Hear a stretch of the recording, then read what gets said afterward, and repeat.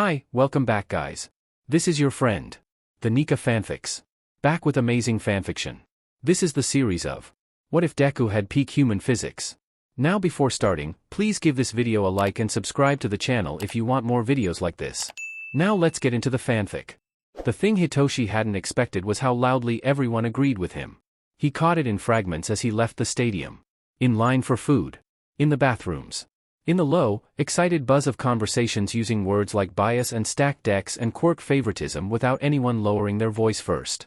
That obstacle course was bullshit if you didn't have mobility. UA's always pretended it's merit-based, but come on. Kind of proves how much the system leans. They said it as if it were new. Like they just noticed. Hitoshi waited for the satisfaction to hit. For the vindication. This was what he'd been saying for years, wasn't it? That the system was skewed, that quirks mattered more than people, that the deck was marked long before anyone stepped onto the field. Instead, it sat in his chest like a dull ache. Because no one was asking what to do about it. They argued. They speculated. They dissected UA's choices like a scandal to be consumed. And then they moved on to talking about who had the flashiest quirk in the finals, who would get sponsorships. Hitoshi realized, distantly, that being right hadn't changed anything. Worse, it hadn't changed him. Straight face. Tomorrow. PE grounds at 4 o'clock. Second year festival won't be over. Sensei says we have to talk to security but we have permission. Hitoshi stared at the simple set of words longer than he should have. When he sent the text to the number Midoriya had given him, he hadn't really expected an answer. And certainly not so soon. The guy's friends were the last two battling it out. He was certain Midoriya would be distracted. Preoccupied. He was joined at the hip with Endeavor's brat. They had to be out celebrating. Instead, the text arrived before he'd left the stands. Now, after dinner and a shower, he still hadn't managed to reply. It felt like a leap of faith. Risky. But he couldn't get the look in Midoriya's eyes out of his mind. The resolute silence as Hitoshi tried to insult him, to goad him into a response. Any response. Midoriya wasn't angry about what he'd said. He'd understood. And Hitoshi had thought he would take him out. He laughed at the memory. Pride cometh before the fall. He scoffed quietly at himself, stretching his sore shoulders. At least he hadn't said that part out loud. After eyeing the bruises he'd earned at the festival, he finished getting ready for bed. He wondered how a quirkless kid got in. How he got past the robots. Now he knew. He was fast. Stronger than he looked. Smart. And maybe just a little unhinged. I'll see you there. He hit send, set his alarm, and went to bed with no hope of sleeping. A haze of smoke shrouded the ceiling, grime clinging to the walls like a second skin. The pool table sat untouched, abandoned in favor of the television's flickering glow. All eyes were on UA. The son of Endeavor. The Yaoyorozu heiress. Children paraded and pitted against one another for public consumption. A spectacle. A symptom. But among the flashy quirks was something unexpected, a quirkless child. Jeers rose first. Laughter. Then confusion when he won. He stayed focused while others clashed, and then snatched the win away from them. Reckless. Daring and clever. More curious still, powerful students chose to stay with him for the second event. Was it pity? No, the easy camaraderie implied that they were friends, confirmed by the announcer. Did they want to protect him? Most commentators scoffed, calling it charity. The hard, mean men around him assumed the same. A stunt. The cameras lingered anyway, hungry for novelty. Kaizum watched, clips recycled as the field was cleared. Bets were wagered around the room as ads aired. I wonder what propaganda they will drape across your shoulders. The quirkless boy didn't wave or try to hype the crowd. He was composed, a hint of nerves, but determined. There was genuine anger when he won, advancing again, but Kaizum approved of the boy's grit. Even if he couldn't hear what was being said, it was clear the other boy was yelling at him. The second loss came cleanly. The boy was nimble and quick, the sentient quirk struggling to catch him. He almost reached the bird-headed boy, alarm obvious even on the avian features. The shadowy quirk was quick to surround both, keeping its wielder in bounds until it could carefully scoop the green-haired boy up and gently, deliberately, place him out of bounds. The boys left the field together, the shadow quirk playfully interacting with their former adversary. Friends as well, then. Real ones. That felt significant. They were set up to be rivals. He lost. People would call him weak, but he left with a smile, ignoring the crowd. The rest of the spectacle blurred together. Children with powerful quirks breaking themselves for applause. More howls of enthusiasm and jeers when the little girl dropped a meteor shower on the popular blonde, grit her teeth and charged again. The boy was spent, and the girl narrowly took the win. In the end, it came down to the boys who had partnered with the quirkless student. They put on a better show than most. The longest fight at the festival. As it dragged on, the announcer reminded the audience that they were friends familiar with each other's quirks and strengths. Endeavor's son took the win. Strategy surpassing brawn. The camera panned to the number 2 hero, who looked proud but restrained. Not posturing or calling attention to himself. Odd. He'd expected to see the man cheering, basking in his son's success, not lingering in the background. More interesting still, at the edge of the frame, the green-haired boy slipped away, vanishing back into the shadows, but he had clearly been speaking with the flame hero. A connection, then. A pipeline. Or a leash. He finished his drink as the talking heads droned on about the festival in the news coverage that followed. One is already calling on UA to remove the quirkless boy. His co-host protested, calling him inspirational. Maybe it was a stunt. Maybe the boy had merit. It was too soon to judge. But if heroism does not require power, then what excuse do the powerful have? Stain set down his glass and stood. The question would haunt him all the way to Hosu. He was pretty sure he was safe. Every channel replayed segments of UA's first-year sports festival on a loop. Reporters gushing over the final round, pundits clashing over the presence of a quirkless hero student. Under news articles, the comment sections were full of people complaining about a quirkless hero student. Because he did what they couldn't. He scoffed, sticking to the shadows. He was brave enough to try. Good enough to make it.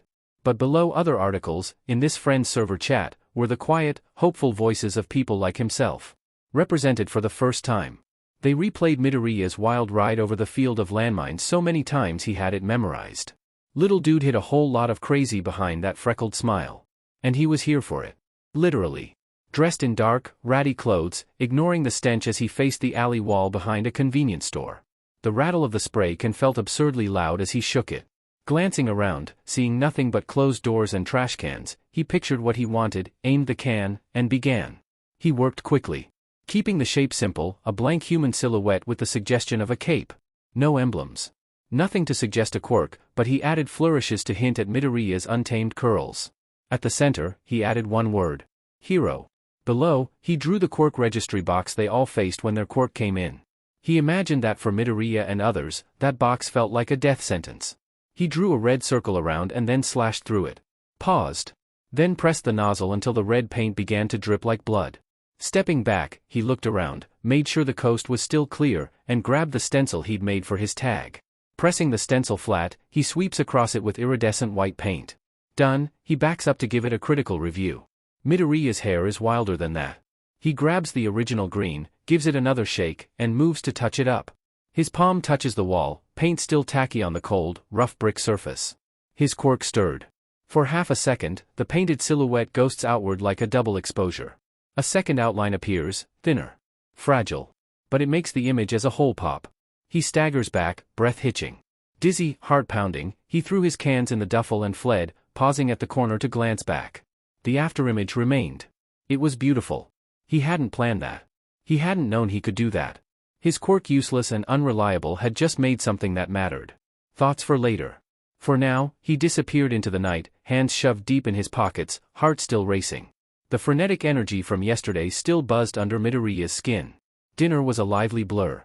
Natsuo and Fuyumi had gotten to the restaurant first, his mother arriving after with Todoroki-san.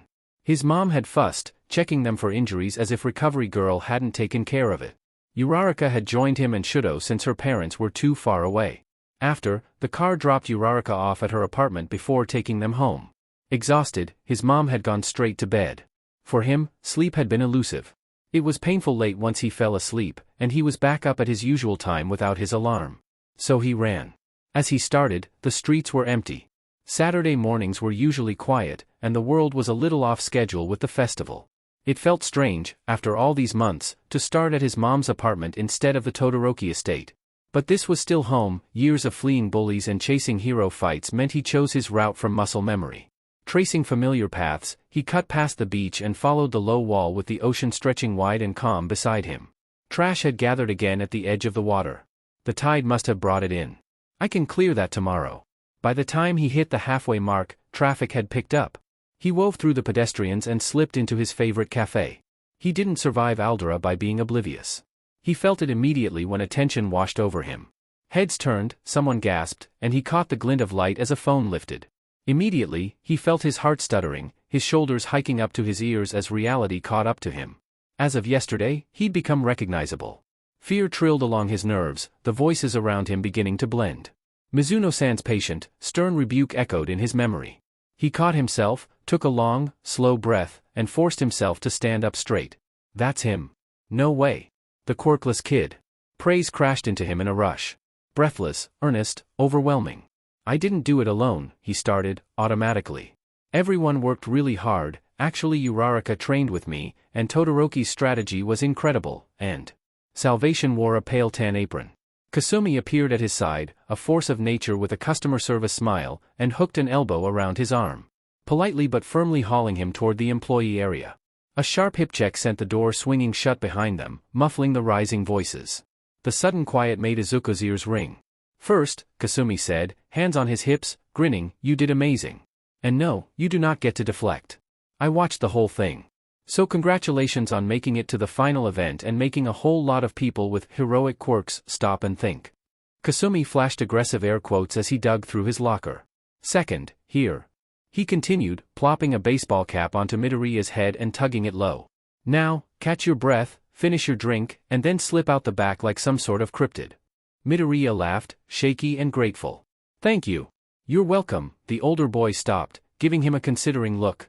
When they say you did well, just take it. You did amazing, and you don't owe anyone an explanation.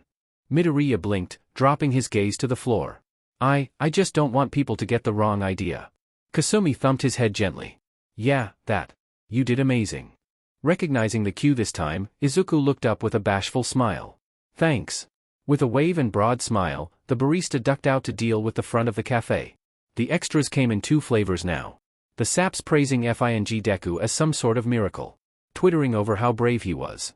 What a good sport he was. How daring. Or they were spitting venom, tearing him apart for being weak. Neither knew the first thing about him. Both made Katsuki want to scream. Everyone who hadn't called yesterday was calling this morning. Idiot friends. Family. Work associates and old acquaintances. Assholes fishing for opinions and gossip. What do you think about Midoriya? If one more a-hole asked, he was going to level the block. So he left. He cut down side streets and found himself in the alley by the arcade where the slime villain had nearly killed him a year ago. As he glanced up at the explosion-scarred brick, he felt a prickling along his spine, and his stomach twisted. That day. Right here. Everything had changed. He just hadn't known it yet.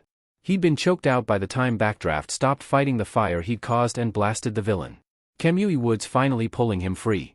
He'd spend the night in the hospital and had to deal with the nonsense everyone was spouting when he got back to school.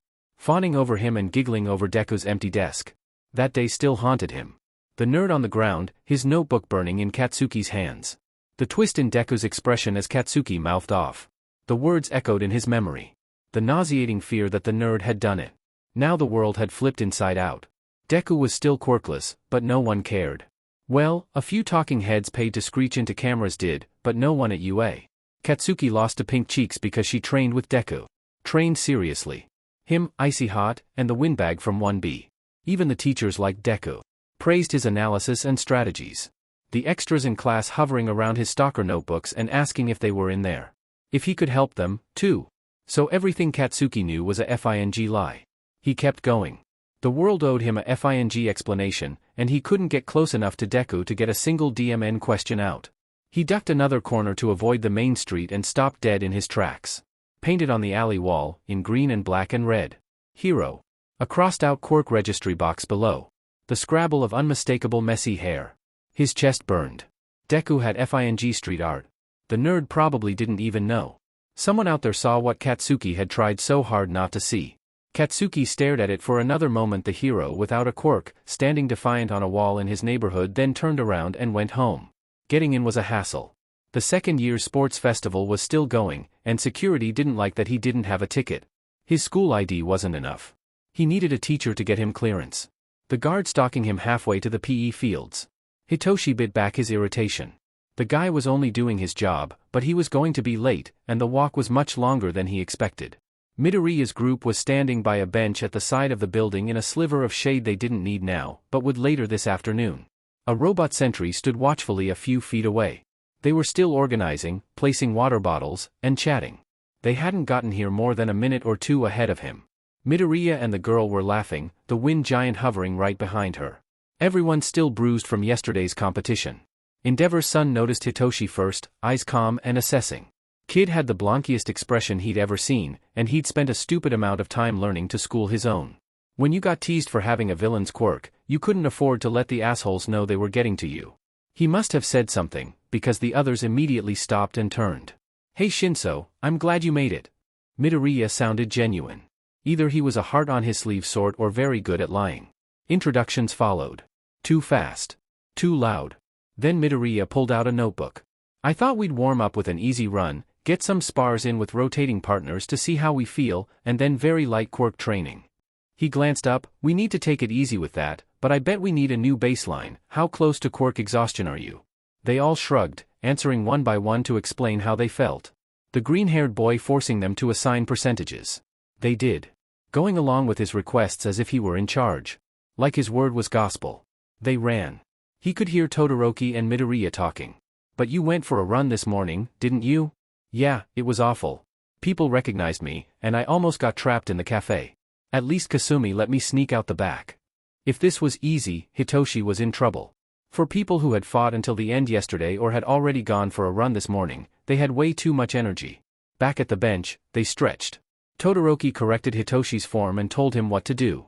He bristled. He wanted to snap. Embarrassed because the other boy immediately clocked that he didn't know what he was doing. Urashi was following along, and when he glanced over, Uraraka was too. The only one doing his own thing was Midoriya, who was thumbing through a notebook with one hand and grabbing his foot with the other. Don't watch him, Todoroki warned mildly. It's unsafe. But you don't stop him? Hitoshi narrowed his eyes, but got a shrug in response. Okay. Midoriya spun up to sit, tucking his feet in close. Do we want to spar or do quirks before? You're even more tired. I don't care. Quirks. Spar. Came as overlapping replies. Midoriya grinned. You're the tiebreaker, Shinso. I guess spar. He was careful to keep his voice flat. I don't think you want to practice with my quirk. Sure I do. Midoriya smiled. Todoroki sighed. Yes, he does. He doubted that. Mito loves quirks. Uraraka promised. Urashi gestured with his water bottle. He'll have so many questions. Hitoshi hesitated, but accepted his fate. Might as well get this over with. Quirks, then. Midoriya flipped to a blank page, writing furiously. It's vocal. You need a response, right? He didn't look up, still writing.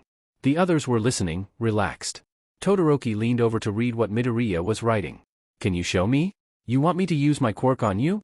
If these other hero brats took this the wrong way, he was in trouble. Yes. He pulled on the threads, control snapping into place immediately. The others startled at the abrupt pause, and he felt a chill as they looked at Midoriya in concern. Todoroki moved closer, protective, and gently slid the notebook from Midoriya's limp hands. His focus split between watching Hitoshi and reading the notes, without losing track of how his friend was doing. He wants to know how complex the instructions can be. Can you make someone write the answers to questions? He slid the notebook back into Midoriya's lap. I don't know, Hitoshi admitted, looking into Midoriya's pale eyes. So he asked. Watching as Midoriya did. There was no struggle. No fight at the back of his mind. When Hitoshi released him, he blinked, took a bigger breath, and reoriented himself. That was really pretty relaxing. Can you order people to go to sleep? Hitoshi discovered that he didn't have answers to most of Midoriya's questions. And each question led to another question. The others nodded sagely, expecting this outcome. Uraraka volunteered, then Urashi, neither as calm in his control as Midoriya had been. After holding the team for the cavalry battle and obstacle course yesterday, he quickly felt the strain. That's okay, Urashi, you're next. Midoriya took notes and asked questions, and one by one, everyone explored how much strain they felt from their quirks. Evaluated just how tired they were compared to their best guess before the run. Then they sparred. You can take breaks whenever you need, Midoriya added easily. No pressure. The others paused, grabbed water, switched partners. Then they steeled themselves and kept going. No one worked harder than Midoriya. He sparred with everyone. Accepting advice as readily as he offered. Pausing to scratch new notes and propose new things to try. Something sour twisted in Hitoshi's gut.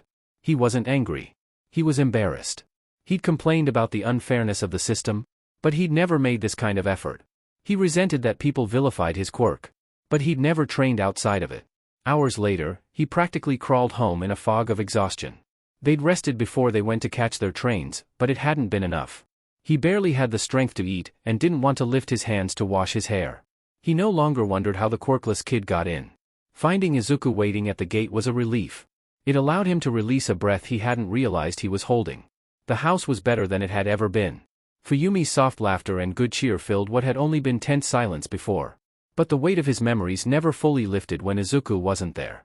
Izuku saw him and waved, bright and unguarded. He jogged to catch up. Inside the classroom, Ida rebuffed their greeting with stiff politeness, eyes elsewhere. Izuku frowned, but turned to greet Uraraka. They exchanged pointed looks, both worried about Ida, but didn't press. Izuku slid into his seat, quickly taking out the notebook he started for the sports festival. Shudo listened as the others chattered, sharing stories about being recognized on trains, congratulated, and stopped for photos. Izuku's experience wasn't unique. But Izuku's were different. Fuyumi had shared articles with him. Ones questioning whether a quirkless student belonged in the hero course. Articles that used words like dangerous precedent and false inspiration. They were unkind. In the comment section, he learned there were slurs for being quirkless.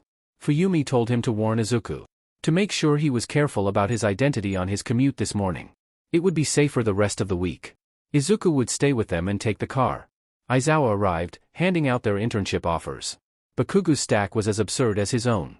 Shiro's was respectable. Izuku received one. Just one. Izuku went further in the festival than most others. He won the first round on his own by being cunning and focused. So it felt like an insult. Like someone had decided to make a point. Not that it mattered, Endeavor made his intentions clear. Izuku's one offer was with the number 2 hero. Still, the slight irritated him. Hero names were announced next. The thought still made Shudo uneasy. For a long time, he'd been unable to think of one. Too caught up in his resentment and anger. Too much effort spent trying to prove something to someone who wasn't even listening. With that admission, Izuku had pulled out a notebook and cheerfully informed him that they were brainstorming. He hadn't been allowed to leave until he had 3 ideas. They did the same for Izuku. After All Might's Lie, Izuku couldn't bear any of his old ideas. Shudo thought the 3 new ones were good. He was looking forward to seeing which one Izuku chose. Straight face. At lunch, their table filled quickly. Uraraka was debating which internship offer to accept. Urashi arrived to discuss the same thing, seeking Izuku's opinion. Several people overheard him, and soon Izuku was surrounded. Izuku gave his thoughts freely, challenging his classmates on their goals. So engrossed in the possibilities and finding the best match, that he wasn't nervous. He also wasn't eating. Shudo was happy that others saw Izuku's intelligence and valued his opinion, but he had to intervene. You're taking up all his time. He won't be able to eat. He moved Izuku's tray closer with a look that brooked no argument. There were a few guilty murmurs and apologies. People backed off, and Izuku finally started eating. Shudo stayed where he was. A buffer. Not because Izuku needed protection but because the world seemed determined to take more from him than it gave. Uraraka caught on immediately, shifting to Izuku's other side. A quiet alliance. At least Bakugo wasn't trying to get close today. But Shudo made sure it stayed that way. Hitoshi was still sore. In fact, it was worse than yesterday. Getting out of bed was a special sort of hell. His mother had the decency to hide her smile as she slid painkillers across the counter. She was waiting for him to complain. He refused to give her the satisfaction. Moving gingerly, he made it to class early and sank into his seat, folding over his desk to lay his head on his arms. Now that he stopped moving, it felt like gravity doubled. The room filled around him. Laughter and chatter as his classmates discussed the third-year festival and their own speculations about who the hero students would intern with. A couple of them clapped him on the shoulder as they passed. Nice work, man. He deflected with half shrugs and vague noises. As far as he'd gotten, it wasn't far enough. He knew that. The praise felt unearned. Sticky and uncomfortable. Like sweaty clothes after a workout. At least you got noticed. The voice came from the row behind him. He'd never really spoken to the other Gen Ed boy. Didn't know his name. Didn't know his quirk. But he knew the tone. Venom, carefully diluted. The kind you could pretend was just honesty. Hitoshi glanced back. The boy's smile didn't reach his eyes. Yeah, the kid went on, quieter now. Guess some people are just lucky. The word hit hard. He'd used it himself. Over and over. A shorthand that let him stop thinking any further. He turned back to his desk, jaw tight. Lucky. Saturday's training flashed through his mind. Midoriya jogging ahead like he wasn't already exhausted. Adjusting drills without comment. Writing notes on everyone. including him. The angry edge in the other boy's voice, so much like his own, made his stomach twist. The realization crept in sideways, unwelcome and undeniable. His bitterness hadn't made him honest. It had made him cruel. He'd thought the system was stacked against him. And it was. He wasn't wrong. But somewhere along the way, he'd stopped pushing back. He'd stopped pushing at all. There was a quote about drinking poison and expecting someone else to die. He couldn't remember it exactly. Only that it tasted familiar. Straight face. Training after school was brutal. Not because it was harder than Saturday. It wasn't. Because now Hitoshi could see. He saw how Midoriya watched, cataloging strain and recovery times. Capturing his thoughts so he could help everyone. Him included. Without expectation. Without reward. The hours. The sweat. The effort. Hitoshi lagged. Physically. Socially. The irritation simmered hot and directionless. No one rose to meet it, though Yurashi looked tempted. When he got snarky, there was no argument. No condemnation. Just silence. When Todoroki stepped between him and Midoriya, it was instinctive. Protective. Midoriya noticed immediately, putting a soothing hand on his friend's arm. "It's fine," he said, calm and steady. "We're good." And they were. They kept going. When Midoriya repeated what he'd said on Saturday, "Take breaks if you need them," it hurt worse. Because no one else was stopping. Straight face. Never one for subtlety, Yurashi huffed loudly while they packed up. "You know what I heard some punk say?" He was addressing Midoriya, angrily shoving his towel into his bag. "That your lucky endeavor took you on. Lucky you got into UA. Lucky you made it past the first round." Midoriya paused, water bottle halfway to his mouth. "Oh. It's bullshit." Yurashi snapped. "You work harder than anyone I know. Inasa. No. It's not fair. You train every morning. You study every night. You." "Yurashi." Todoroki's voice cut in. Quiet, but sharp. The tall boy stopped mid-rant. Midoriya set his water bottle down carefully. "It's okay." "It's not," Uraraka said, gentler but just as firm. "People keep saying you're lucky, like you didn't earn this." Midoriya was quiet for a moment. Then he nodded. "I am lucky." Hitoshi's head snapped up. "I'm lucky I met Endeavor that day," Midoriya continued. "Lucky my mom could afford all the extra train fare. Lucky Shudo wanted to be my friend. Lucky Hatsum likes making me gear." He smiled, small, genuine. "I'm lucky in a lot of ways." "But," Yurashi started. "But luck isn't why I'm here," Midoriya continued. "Luck gave me chances. Then I did the work. Everyone needs luck sometimes." He shrugged, looking away. "Everyone needs help. That's not shameful." Midoriya picked up his water bottle and put it away. "What's shameful is pretending you don't. Or resenting other people for having different luck than you." Silence. "You weren't lucky," Todoroki added flatly. "You almost died that day." Hitoshi, startled, saw the same surprise on Yurashi and Uraraka's faces, but Todoroki didn't linger. He grabbed his bag and Midoriya's, nudging the smaller boy toward the door. "We should go. It's late." The moment passed. Hitoshi stayed frozen. "Luck gave me chances. Then I did the work." Aizawa watched. When he'd signed off on the requests to use the facilities, he noted the time and names. Midoriya asking for his friends was expected. The Gen Ed kid was not. It had been worth sitting in the rafters on Saturday. Today was equally enlightening. Shinsu's anger, the thinly veiled resentment, was familiar. He'd carried some of that, too. But Hitoshi had landed in an unorthodox group, 2 recommendation students with heroic families, a fiercely determined girl with a powerful quirk, and a quirkless kid the world hadn't managed to crush. They accepted Shinso with reservations. Only Midoriya seemed unfazed by Shinsu's barbed comments and sour expressions. Going to school with Bakugo was good for something. Like anyone helpless against robots, Shinso had wrapped his excuses around himself like armor. They were unraveling. Midoriya didn't even notice he was the one pulling the threads. Aizawa timed his interception carefully. "You'll get further faster if you take the chip off your shoulder," he advised once the others were gone. Shinso startled, then scowled at the floor. "I'm so far behind. Everyone told me I'd be a villain. Then I got here to face robots. It was like the school was out to get me with everyone else." He snorted, bitter. "Then I lost the first match to a quirkless kid who passed the same exam I failed." "You're not wrong about the exam," Aizawa said flatly. "It's biased. Always has been." Hitoshi waited for the absolution. It didn't come. "But you don't get to hide behind that," Aizawa continued. "Not if you want this." He gestured for Shinso to follow. "You hear the kids like Todoroki get praised for their quirks. Not for the work they've done." Shinso nodded grimly. But in a world that worships quirks, even the so-called golden child pays a price, Aizawa sighed. Everyone bleeds. We just don't know what their wounds are. Shinso considered that. He didn't know about everyone, but he could believe it about Todoroki. Couldn't deny that it applied to Midoriya. I'm offering you a recommendation for the hero course, Aizawa said at last. If you take it, you'll work harder than you ever have. Hitoshi swallowed. Hard. It felt too good to be true. You'll train with me twice a week. You'll keep training with Midoriya's group. You'll keep your grades up. Yes, sir. I'll email the schedule. Aizawa turned to leave, then paused. One more thing. Sir? Thank Midoriya. Aizawa left before Shinso could respond. Yes, sir, Hitoshi whispered to the empty hall. He hadn't won. But he'd won enough. From here on out, it was all about effort. There were no excuses left to hide behind. Katsuki concentrated on breathing. It was breathe or blow the room up. The classroom buzzed with barely contained energy. Despite the horde of press at the gate, everyone was early.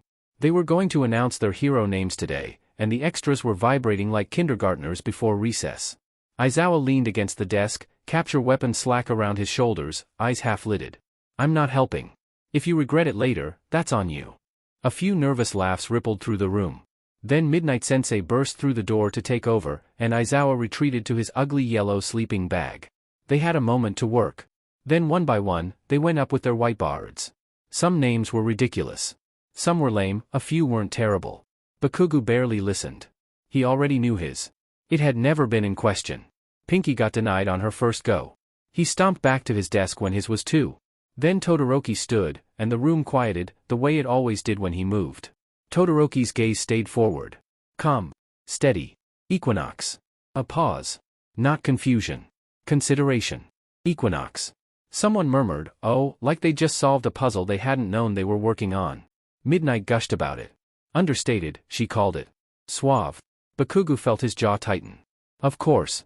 Not fire. Not ice. Nothing theatrical. The point where opposites met and held. It fit. He slumped in his seat, scowling at his rejected name. Approved. Midnight sang, and the class moved on. But it felt like something had shifted. A few more names passed, until Midoriya. Last but not least. Midoriya startled, like he'd forgotten where he was. Idiot. The nerd stood, shoulders tense, hands clenched at his sides. Bakugu leaned back in his chair, arms crossed. This should be good. Midoriya took a breath and turned the whiteboard to face the room. Synergy. The word hung there. No bravado. No punchline. Not flashy. Not threatening. Synergy. For half a second, no one spoke. Then Kirishima blinked. Wait, that's actually really good. Uraraka gave a silent cheer, hands in the air, like she'd been waiting for it. Yaoyorozu nodded slowly, thoughtful. It's very him. Bakugu didn't move. Synergy. Working together. Mutual reinforcement. Strength that only exists because others are present. His eyes flicked, unbidden, to Todoroki. Equinox and synergy. Balance and connection. Not rivals. A system. Something cold settled in his chest. Midoriya didn't look proud. Or smug. He looked relieved. Like saying it out loud had taken something heavy off his shoulders. The connection hero, synergy? Midnight clarified, and the nerd shook his head. No, just synergy. The room stilled in confusion. Every hero had a tagline, something to tell people what they were about. You've seen what people are saying, the nerd focused exclusively on the teacher. She grimaced, wordlessly admitting she had. Her expression was mirrored around the room. They all had. People are already deciding who I am and what I mean. Like, I'm just a thing. He shrugged, but it was obvious he was uncomfortable. I don't think saying more is going to help. So I'm not going to. I'm going to show them with action. Approved, Midnight smiled warmly. From his spot on the floor, Aizawa offered a single nod. That made the nerd smile. Bakugu scoffed under his breath. Stupid. But it didn't have any heat in it, because the problem wasn't the name. The problem was that it fit? And worse. It fit with Todoroki's. A matched set. Bakugu stared at his desk, knuckles whitening, as the class moved on. For the first time, it hit him they weren't trying to outshine anyone. They were building something. And he was standing. Outside it, fists raised, screaming to be let in while refusing to lower his hands. Before, people had hung around him, like they did his mother. Sycophants. Trying to gain power and influence by proximity. Izuku hadn't been like that. Izuku had always stood alone. Not here, though. Here, at a hero school. With people determined to be heroes. People were gathering around him like they were pulled in by gravity. He hadn't just walked away from Izuku, he'd forcefully shoved him away. He didn't want to be dragged down. They were pulling each other up. Shoyuta slouched against the wall, reviewing the day while he watched the class. The students had chosen their names and done fairly well with that. Midnight was delighted. Yamada had been especially excited about Todoroki and Midoriya's. Half of them had turned in their internship decisions. The underground heroes were curious about Midoriya. He'd warned them that Endeavor was unlikely to share. He'd push for diversity in training later. Still, it was disappointing that Midoriya only had one offer. Then again, it ultimately didn't matter. Even if Midoriya had them, he wouldn't go anywhere but Endeavor's agency. He'd been forced to deny Ida's request. Manuel was a decent hero, but the boy's logic for requesting him was half-baked, and with Stain still in the area, he wasn't sending any of his students to Hosu. The next student conversation he needed to have might be more difficult. Bakugo had been stewing since they'd chosen hero names. It would be easy to assume he was upset because his choice had been rejected, but he'd caught the scoff after Midoriya revealed his. Bakugo's faint sneer had morphed into something closer to surprise and then turned bitter. Stolen glances at Midoriya and Todoroki implied that it was personal. But, for all that the blonde stalked Midoriya, Todoroki was equally vigilant in making certain that he could never catch him alone. It was a tiresome cat-and-mouse game to watch. At some point, it was going to explode. Midoriya could not be as oblivious as he appeared. Shoyuta hadn't been able to hear everything, but Midoriya had asked all of them insightful questions about their quirks during their private training, and he'd caught fragments of the conversations as the freckled teen helped his peers with the internship choices. No one that intelligent, surviving in a world where there were people actually out to get him, missed the fact that he was being stalked and defended. It was a three-way race to see who snapped first. Did Bakugo explode, forcing whatever his issue was? Or did the other two run out of patience and lash out? He'd rather not deal with that. Which meant dealing with Bakugo sooner or later. And it looked like soon needed to be today. Bakugo was snapping and snarling at his training partners. He won his spars and succeeded in the exercises, but it wasn't improving his mood. His classmates were brushing him off, trying to defuse the situation by walking away. That seemed to be making it worse. If they did another rotation, Midoriya and Todoroki were going to be in Bakugo's group. He could force the issue. Let it detonate.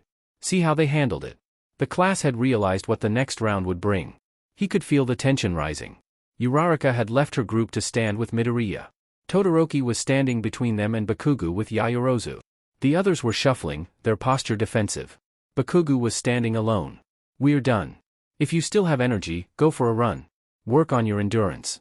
Bakugo, with me. He waited by the door. The blonde stuffed his hands in his pockets and stalked over. I don't know what your issue with Midoriya is. You need to deal with it. Talk to him. Apologize. Make amends. Whatever the situation warrants without using your quirk or violence. He kept his tone flat and neutral. Not being able to work with others will cripple your career and might get you killed. You have an offer from Best Jeanist. I suggest you take it. There was no argument. No defiance. There was no agreement either, but he'd accept listening silently in this case. After Bakugo left, he sat down at his computer to review the latest internship selections. An alert had him changing tabs. Nizu had made a statement. Addressing the rabble-rousers who thought they had a say in which UA department someone went to. Nizu did not suffer fools. UA does not offer accommodations. Midoriya Izuku passed the entrance exam on his strengths alone. He will face the same challenges as his peers and continue to pass, or fail, on his own merits. UA will not arbitrarily decide the fate of a student using bias and fear when a system is in place to ensure that the students in the program are capable. Nizu's statement played on yet another newsfeed loop as the talking heads milked the moment for all it was worth. The soon-to-be-shut-down comment section below the article he read was a lively flame war. Toxic Avengers insisting that they wouldn't want to be rescued by a quirkless hero. Then die, I guess. Most of the comments were mild in comparison. Carefully neutral. Cowards. A few courageous souls openly admired the kid. Admitting that they'd wanted to be a hero once but ultimately were too afraid to try. Convinced that their quirks weren't up for the job. It's not his fault that he's braver and more determined than I ever was. That was sort of the proof of it, wasn't it? Society bought into the lie that we were our quirks. We aren't. We're people first. Some better than others. Kinder. Braver. Smarter. Scanning down, picking out the more positive feedback. He debated another minute and went to change his clothes. He was happy with his new art. He'd been mocked for having a broken quirk. A useless quirk. He'd never understood why it mattered. He never wanted to be a hero. Didn't think he had the stomach for violence. He didn't know what it took to face a villain. To step in front of someone knowing they wanted to hurt him and take the hit. But here he was, taking a risk to praise a kid with less than he had. Maybe he couldn't fight a villain, but he could elevate a message. Midoriya's silhouette stood tall in the background. In front, sometimes overlapping him, he added a dozen smaller figures. Several heteromorphs, the others just people with no visible quirks. More than our quirks. The bell over the cafe door chimed as Izuku slipped inside, shoulders tense. He kept Kasumi's gifted cap low, a strategy, not a habit, and joined the queue quietly. The coffee shop wasn't busy, but he noticed the school uniforms clustered at the corner table. Old instincts flared in warning. He turned his shoulder to them, but still in his peripheral vision. All the news commentary had upset his mother. The articles questioning his place at UA. The op-ed debating whether he was inspiration or liability. Then she made the worst mistake, she read the comment section. He went home to keep her company. To show her he was okay when a promise wasn't enough. To be the reassurance she needed. It exhausted him in ways training never did. It felt like a mistake now. Even with his uniform tucked neatly in his backpack and the cap secure, he felt too identifiable. Exposed. Kasumi glanced up from the espresso machine and read the situation instantly, the careful stillness, the way Izuku lingered near the counter instead of waiting by the window. The tightness around his eyes that had nothing to do with lack of sleep. He slid Izuku's usual across the counter before he could order. "On the house," he said lightly. "You look like you ran into the wind the whole way here." Izuku's smile was small and genuine. "Thank you, Kasumi-san." He'd barely taken a sip when the laughter started behind him. Not cruel laughter. Worse, blithe and entitled. "Wait, is that really him?" "Dude, it totally is. The hair's the same." "Holy shit." Izuku's fingers tightened around the cup. Not fear. Recognition. The sound of chairs scraping. Footsteps approaching. Someone leaned into his space, close enough that Izuku could smell cheap cologne and the sugar from whatever pastry they'd been eating. Midoriya. "Dude. Long time no see." He turned, polite by reflex, years of conditioning. 3 faces from Aldera. Taller now. Older. But the same eyes. The same voices. Izuku's brain supplied their names automatically, the way it catalogued everything: Yamamoto Takashi. Ito Kenji. Tanaka Yui. Students who'd sat 3 rows away. Who'd walked past his desk every day. Who'd looked through him like he was furniture. "Oh," he managed. "Hi. We were just saying," Yamamoto continued, grinning like they were old friends reuniting, "we always knew you'd do something big. Remember? You were always taking those notes, writing everything down. We kinda figured you'd end up some kind of strategist or analyzer or something." Ito nodded enthusiastically. Yeah. You were quiet, but like smart quiet, you know? We used to talk about it all the time." Something cold settled in Izuku's chest. "We used to talk about it. About him. Not to him. Never to him. The whole class was rooting for you, man," Tanaka added, and she sounded sincere. She genuinely sounded sincere. "We all saw how hard you worked." The cup was warm in Izuku's hands. He focused on that. On the heat. The smooth, dense paper. His mind supplied memories with perfect clarity. Yamamoto, laughing when someone knocked Izuku's notebooks off his desk. Not helping. Never helping. Ito, part of the group that accidentally shouldered past him in the hallway hard enough to slam him into lockers. Tanaka, who'd once looked directly at him when he'd asked to borrow a pencil, then turned to her friend and started a conversation as if he hadn't spoken. Not bullies. Not like Bakugu. They were the foundation worse cruelty was built upon. "I don't remember that," Izuku said quietly. Carefully. Aware of other customers who were pretending not to notice. "Come on, man, it wasn't like we were best friends or whatever. But we were classmates. That counts for something, right?" He pulled out his phone. "Anyway, you should totally tag us sometime. People would eat that up. Friends from before UA, you know? The origin story angle. We could do a group photo," Ito suggested, already moving closer. "Just something casual. Look who we ran into." "Your follower count must be insane right now," Tanaka said, leaning in. "I saw you trending yesterday. That's so wild. I bet agencies are already reaching out, right?" They were talking over each other, around him, building a narrative he wasn't part of creating. Kasumi watched from behind the counter, jaw set, hand tight around the milk pitcher. Waiting. Ready to intervene. But this was Izuku's fight. Izuku felt something crack inside his chest. Not anger. Something both more nebulous and painful in its clarity. He wished Shudo were here. His steady presence. But just the fresher memory helped. Shudo. Uraraka. Urashi. Kasumi, just a few feet behind him. Izuku inhaled slowly. Exhaled. I'm glad things are going well for you, he said. Each word deliberate. His voice even. But something in his tone made them stop talking. But I didn't get here because of before. Yamamoto blinked. What? No, we're not saying. You are, though. Izuku looked at them, really looked at them, and saw the confusion on their faces. Genuine confusion. They didn't understand. They assumed he would be happy for their attention. Their retroactive admiration. You're trying to make what happened at Aldera into something it wasn't. Dude, no offense, but you're reading too much into this. I sat alone at lunch every day for years, Izuku said, voice low. Purposefully patient. But unflinching. Do you remember that? Silence. I asked for help with my homework once. Our second year. I asked you, he nodded at Ito, if I could study with your group. You said your table was full. There were 2 empty chairs. Ito's face went red. That was we were just.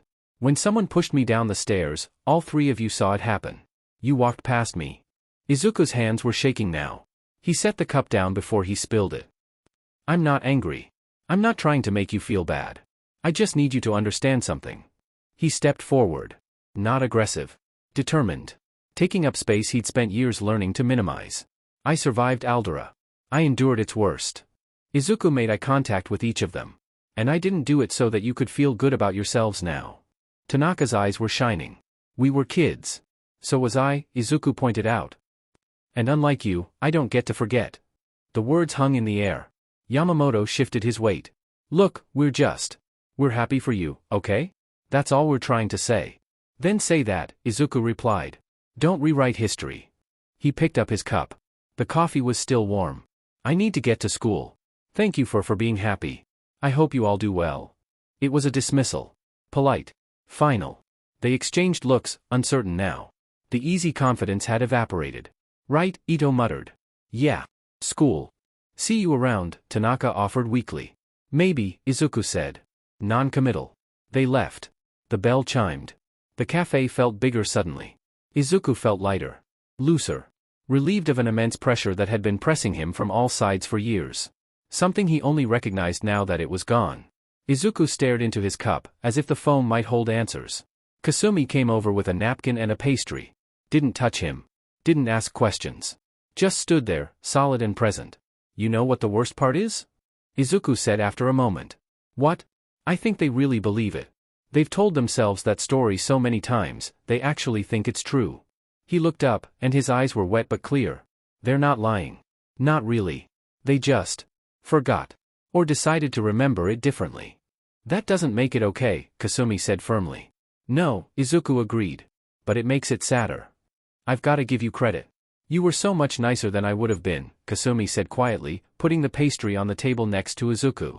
Izuku wasn't sure what to say to that, but he managed a smile and gave a nod in response.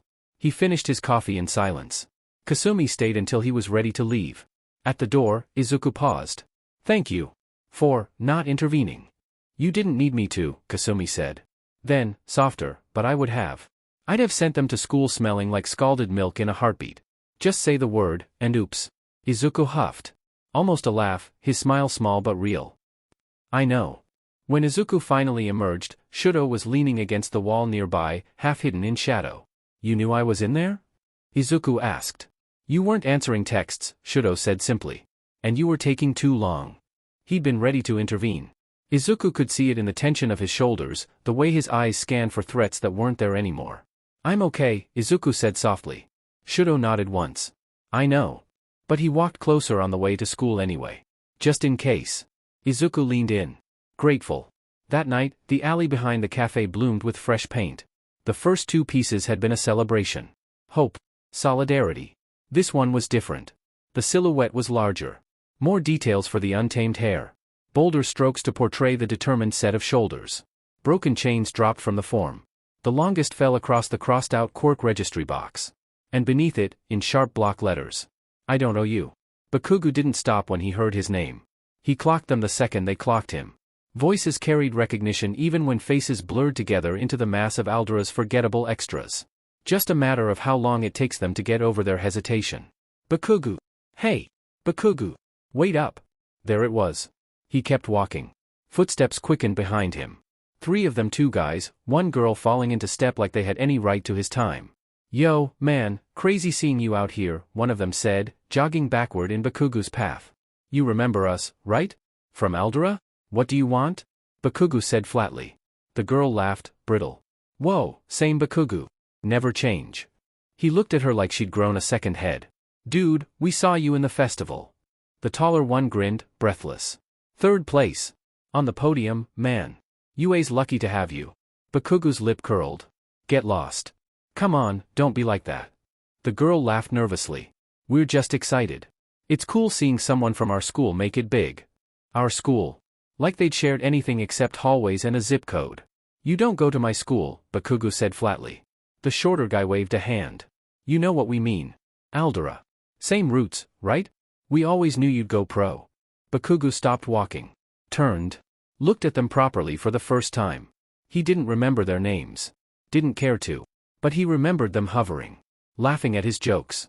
Staying close enough to bask in reflected glory but never close enough to matter. Did you watch Endeavor's press conference yesterday? The girl asked, pulling out her phone. Bakugu's eyes narrowed. About Midoriya? She scrolled quickly to find the clip. It's everywhere. The number 2 hero defending Deku on live TV. Wild, right? The taller guy leaned in, grinning. Bet that's gotta sting a little.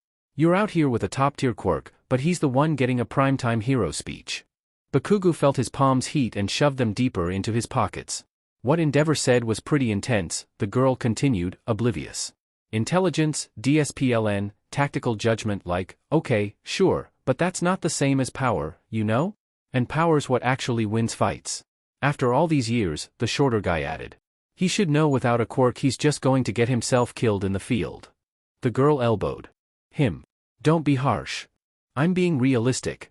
No quirk means no defense. One bad hit and he's done. He looked at Bakugu like they were sharing a secret. You get it, right? You've known him longer than anyone.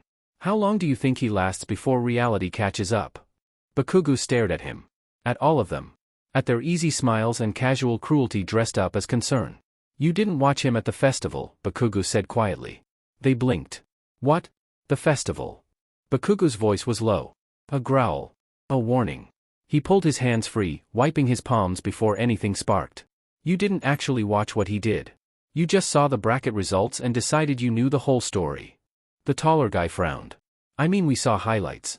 He did okay in the first round, but he won the first round. Bakugu's hand sparked. Brief. Controlled. Beat everyone including a dude who can fly. Well, yeah, but his team won the second event. He found the loophole in the rules and stayed airborne the entire time with that wind BSTRD holding him up. Made it so no one could reach him. Bakugu's jaw clenched. His team grabbed him just for his strategy. They knew they couldn't lose with him. Silence. And the bracket? Bakugu continued, voice rising now. He fought someone with a mental quirk. He had to stay focused and win without saying a word while someone screamed insults in his face. The girl shifted uncomfortably. We're not saying he's not smart. No, you're saying he's weak. Bakugu's eyes narrowed. You're saying he doesn't belong. That Endeavor's wasting his time. That reality's gonna kill him. That's not. That's exactly what you said. Bakugu stepped closer. And you're wrong. The shorter guy bristled. Look, we get that you're competitive with him or whatever, but competitive. Bakugu's laugh was sharp. Humorless. You think this is about competition? He looked at them and saw himself reflected back. The version of himself that had spent years tearing Deku down. Telling himself that he was doing it for just those excuses. All the bullshit he'd believed because he shoved the truth back in its box. Because it was easier than admitting he was wrong. Endeavor didn't defend him because of politics, Bakugu said. He defended him because Deku earned it. Passed the same exam I did. Survived the same training. Made it further than half the people with useful quirks. But without a quirk. He's still here. Bakugu's voice cut through the protest like a blade. Still standing. Still advancing. And you know what that means? They waited. It means everything you think you know about what makes someone strong is bullshit. The taller guy's face flushed. We're just trying to be realistic. No. Bakugu's voice dropped. You're trying to make yourselves feel better about doing nothing. The words hung in the air. Heavy. Unavoidable. You weren't his friends at Aldera, Bakugu continued. You stood on the sidelines and watched. And now that he's made something of himself, now that people are paying attention, you want to find an angle that still includes you. That's not fair. Fair? Bakugo's hand sparked again. You want to talk about fair? He thought of Deku on the classroom floor. In the dirt on the playground. Years of isolation, mockery, and being told he wasn't enough. And the nerd had kept going. Of his own voice, cruel and cutting, take a swan dive off the roof and pray for a quirk in your next life. His stomach turned. Here's what's fair, Bakugo snarled. You don't get to claim him now. You sat back and let every shitty thing happen, and that makes you complicit. The girl's eyes were shining. We didn't mean. Don't care. Bakugo's voice was flat. Final. He didn't have a choice about what happened to him. You did. He pulled out his phone. Held it up. You want a picture? A story? Some proof you knew me and Deku back in the day? They hesitated. Forget it. Bakugo shoved the phone back in his pocket. You don't get that either. He turned to leave. Bakugo. Don't. He didn't look back. Don't follow me. Don't tag me. Don't act like we're connected. He started walking. And if I see you trying this sheet with Midoriya, he called over his shoulder, I'll make sure he knows exactly what you are. Which is what? The taller guy demanded, defensive now. Bakugo stopped. Looked back. Irrelevant. When he passed the alley near the cafe, he slowed. Fresh paint still gleamed under the streetlight. The familiar outline, the faint impression of a cape above a crossed-out quirk registry box. This art sporting broken chains. He stared at it, Endeavor's voice echoing in his head. Idiots thought they needed to show him. Like he hadn't watched it a dozen times. Potential wasted due to prejudice is inefficient. The old man said it as if it were obvious. Like anyone with half a brain should know that. He'd spend years wasting the nerd's potential. Grinding him down. Telling himself he was doing everyone a favor by keeping the quirkless kid in his place. Turned out the only one who needed put in his place was Katsuki. I don't owe you. Katsuki huffed a breath through his nose. DMN right, he muttered, something hot and bitter in his throat. Not anger at the artist. Anger at himself. At all the extras at Aldera who'd laughed at his jokes and encouraged his sheet. All the people who'd watched him tear Deku apart and done nothing. But now wanted to pretend they were friends. And Deku. Deku hadn't put this here. Deku would never. But someone had seen. Someone understood. By morning, another line had been added beneath it. The letters rougher. Angrier. Stop pretending you helped. The TV is muted. It doesn't matter.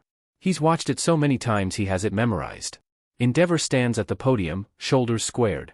Even without audio, Dabi can hear his voice, track the cadence of his speech by the movement of the man's jaw.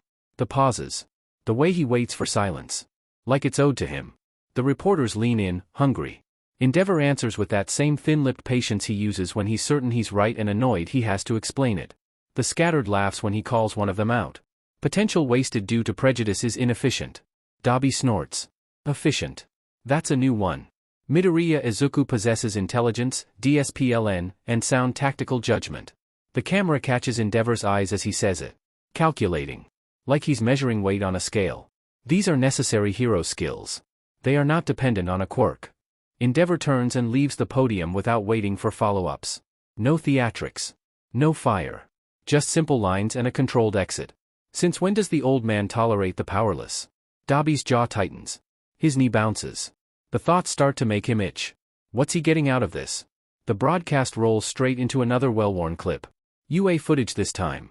He knows this one too, down to the second, when the spokesperson's smile tightens, repeating the principal's talking points with different words. UA remains confident in its admissions process. The sports festival reflects student merit. We do not comment on individual quirks or lack thereof. Spin. Reframe. Contain. Dabi exhales through his nose, slow and sharp. He knows this rhythm too. He grew up in it. Learned early how adults wrap damage in polite language and call it responsibility. The pundits take over, voices overlapping. Safety. Precedent. Courage. Liability. Then the highlights start. The quirkless kid freezes mid-frame. Green hair haloed in the sun. Freckles visible from a distance. Wide-eyed sincerity stamped all over his face. He looks earnest enough that people can pour whatever story they want into him. Inspiration. Fraud. Threat. Mascot. Useful. Dabi unmutes the TV. One commentator sneers about favoritism. Another waxes poetic about bravery. A third scoffs that the boy is clearly being protected. Protected. Dabi laughs, short and humorless. Exploited, he corrects softly. He leans back, chair creaking, and lets his gaze drift to the ceiling. Blue flames itch beneath his skin, restless as his thoughts. A quirkless hero. It's almost elegant. A miracle no one can argue with. A symbol that says, look, the system works, without actually changing anything that matters. No messy redistribution of power. No structural risk. Just one tidy exception everyone can point to and stop asking questions. Endeavor's rebrand clicks into place with a sickening neatness. Patron of the powerless. Champion of fairness. Visionary. Dabi's fingers curl. Heat flickers along his knuckles before he forces it down. And the kid? The kid didn't ask for this. The commentators keep circling, proving they don't know what to do with him either. They argue about safety and optics while the footage cuts, just for a second, to Endeavor in the stands during the festival. Dabi stills. There he is. Watching. Shudo is out on the field, ice blooming violent and beautiful under his command. Dabi expects to see fury. Rage. The old man screaming for fire, for more, for obedience. Instead, Endeavor just watches. Proud. Satisfied. Not cheering. Not shouting. Letting himself fade into the background. The sight makes something sour and hot burn up Dabi's throat. That can't be real. Confusion dampens the rage, just a little. Enough to hurt. Dabi scrubs a hand through his hair, sparks snapping briefly around his fingers before he lets them die. Smoke curls from his nose as he rewinds the footage. Again. Pause. Zoom. He catches it this time. At the edge of the frame, the green-haired kid steps back. Slipping out of sight the second the focus shifts to them. Like prey. Like someone who knows exactly how dangerous visibility can be. Dabi laughs again, softer now. Meaner. So that's it, he murmurs. You're not the point at all. The quirkless kid isn't the story. Not really. He's the pressure valve. The distraction. The moral shield Endeavor can hold up while he reshapes the board behind the scenes. Proof that says I'm not a monster anymore, look what I support now. Useful, then. Which meant safe. At least for now. A boy who'll take the weight without even realizing how much it's bending him. Dabi flicks the TV off. The room falls quiet, broken only by the faint crackle of fire flickering restlessly between his fingers. He stares into the dark, smile thin and sharp. Careful, kid, he says to no one. Symbols don't get to stay human for long. And Endeavor? Dabi's grin widens, all teeth. If you're building something new, old man, he murmurs, heat liking at his scars, I wonder how much it'll hurt when it burns. Izuku almost makes it out. The lunch rush is thinning, students peeling off toward their afternoon classes, when someone calls his name with practiced friendliness. Midoriya-kun. Hey, do you have a second? He slows, arms full of stacked trays. That's his mistake. The boy who catches up to him is tall, polished, his UA blazer worn like a resume. 3 buttons on the shoulder epaulets mark him as a business course student. 3rd year, probably. Izuku doesn't recognize him, but the smile is familiar. Too wide. Too interested. Fake. I'm actually kind of in a hurry, Izuku says apologetically, adjusting his grip on the trays. I need to get back to. Oh, I'll be super quick. Promise. The business student falls into step beside him, smooth as oil. I just wanted to say congratulations on the sports festival. Really inspiring stuff. A second figure materializes on Izuku's other side. Shorter. Sharp-eyed. Gen Ed uniform, but before she opens her mouth, Izuku's stomach sinks. Ashido had been excited this morning, showing everyone an article from an up-and-coming student journalist. She'd talked about having a local celebrity, but she'd missed the subtext. She hadn't read the previous article. The article that called Izuku a walking liability and questioned whether UA's progressive admissions experiment would end in tragedy. Midoriya, the blogger says, not quite a greeting. Her phone is already out, already recording. Nakamura Yui, UA Observer. I'd love to get your perspective on some concerns that have been raised. Izuku keeps walking. I really need to return these. Just a few questions, she presses, keeping pace. It won't take long. The business student still unnamed, still smiling gestures ahead. Hey, the dish return is right there. We can talk while you walk. They've boxed him in. Physically. Insistent. Taking up space he can't reclaim without being rude. Izuku reaches the dish return and carefully slides the trays onto the counter. His hands are steadier than he feels. When he turns back, they're both waiting. Blocking his exit. So, the business student starts, that smile never wavering, I'm working on a project about UA's unique approach to admissions diversity. You're obviously a huge part of that conversation. I'm not, Izuku begins. You're proof the system works, the business student continues, as if Izuku hadn't spoken. That anyone can succeed if they work hard enough. If they want it badly enough. That's the dream, right? He pulls out his own phone, not recording, just taking notes. Professional. How does it feel to be living proof of that? Izuku's jaw tightens. I don't think I'm proof of. See, that's where I disagree, Nakamura cuts in, her tone sharp. Critical. I think you're proof of the opposite. The business student's smile finally flickers. Excuse me? She ignores him, focus locked on Izuku like a targeting system. You're an outlier, she says. A statistical anomaly being held up as a standard. And that's dangerous. She shifts her phone angle slightly, making sure his face is centered. Don't you think it's irresponsible? All these quirkless kids watching you and thinking they can do the same thing. That's not what. Izuku tries again. They can't, Nakamura continues, relentless. They don't have Endeavor backing them. They don't have recommendation students protecting them. They don't have the infrastructure you have. Hold on, the business student interjects, smile gone now, replaced by something colder. More irritated. That's completely unfair. He earned his spot. He passed the entrance exam like everyone else. With help, Nakamura counters. Everyone gets help. Not like this. She turns back to Izuku. You're being positioned as inspiration, but you're really just a cautionary tale waiting to happen. How many people are going to get hurt trying to be you? Izuku feels something hot and tight curl in his chest. I never asked. But you're doing it anyway, she presses. You're on national television. You're in the headlines. Every quirkless kid in Japan is watching you and thinking maybe they have a chance. Her expression is earnest now. Almost pleading. Don't you feel responsible for that? For what happens when they try and fail? The business student scoffs. That's fear-mongering. That's realism. That's projecting your own bias. At least I'm not exploiting him for a grade. They're talking over each other now. Around Izuku. Through him. Like he's not even there. The business student gestures sharply. He's demonstrating merit-based achievement in action. He's demonstrating that exceptions get mistaken for rules. Which is exactly the kind of regressive thinking that holds society back. Oh, please, you just want a feel-good story for your portfolio.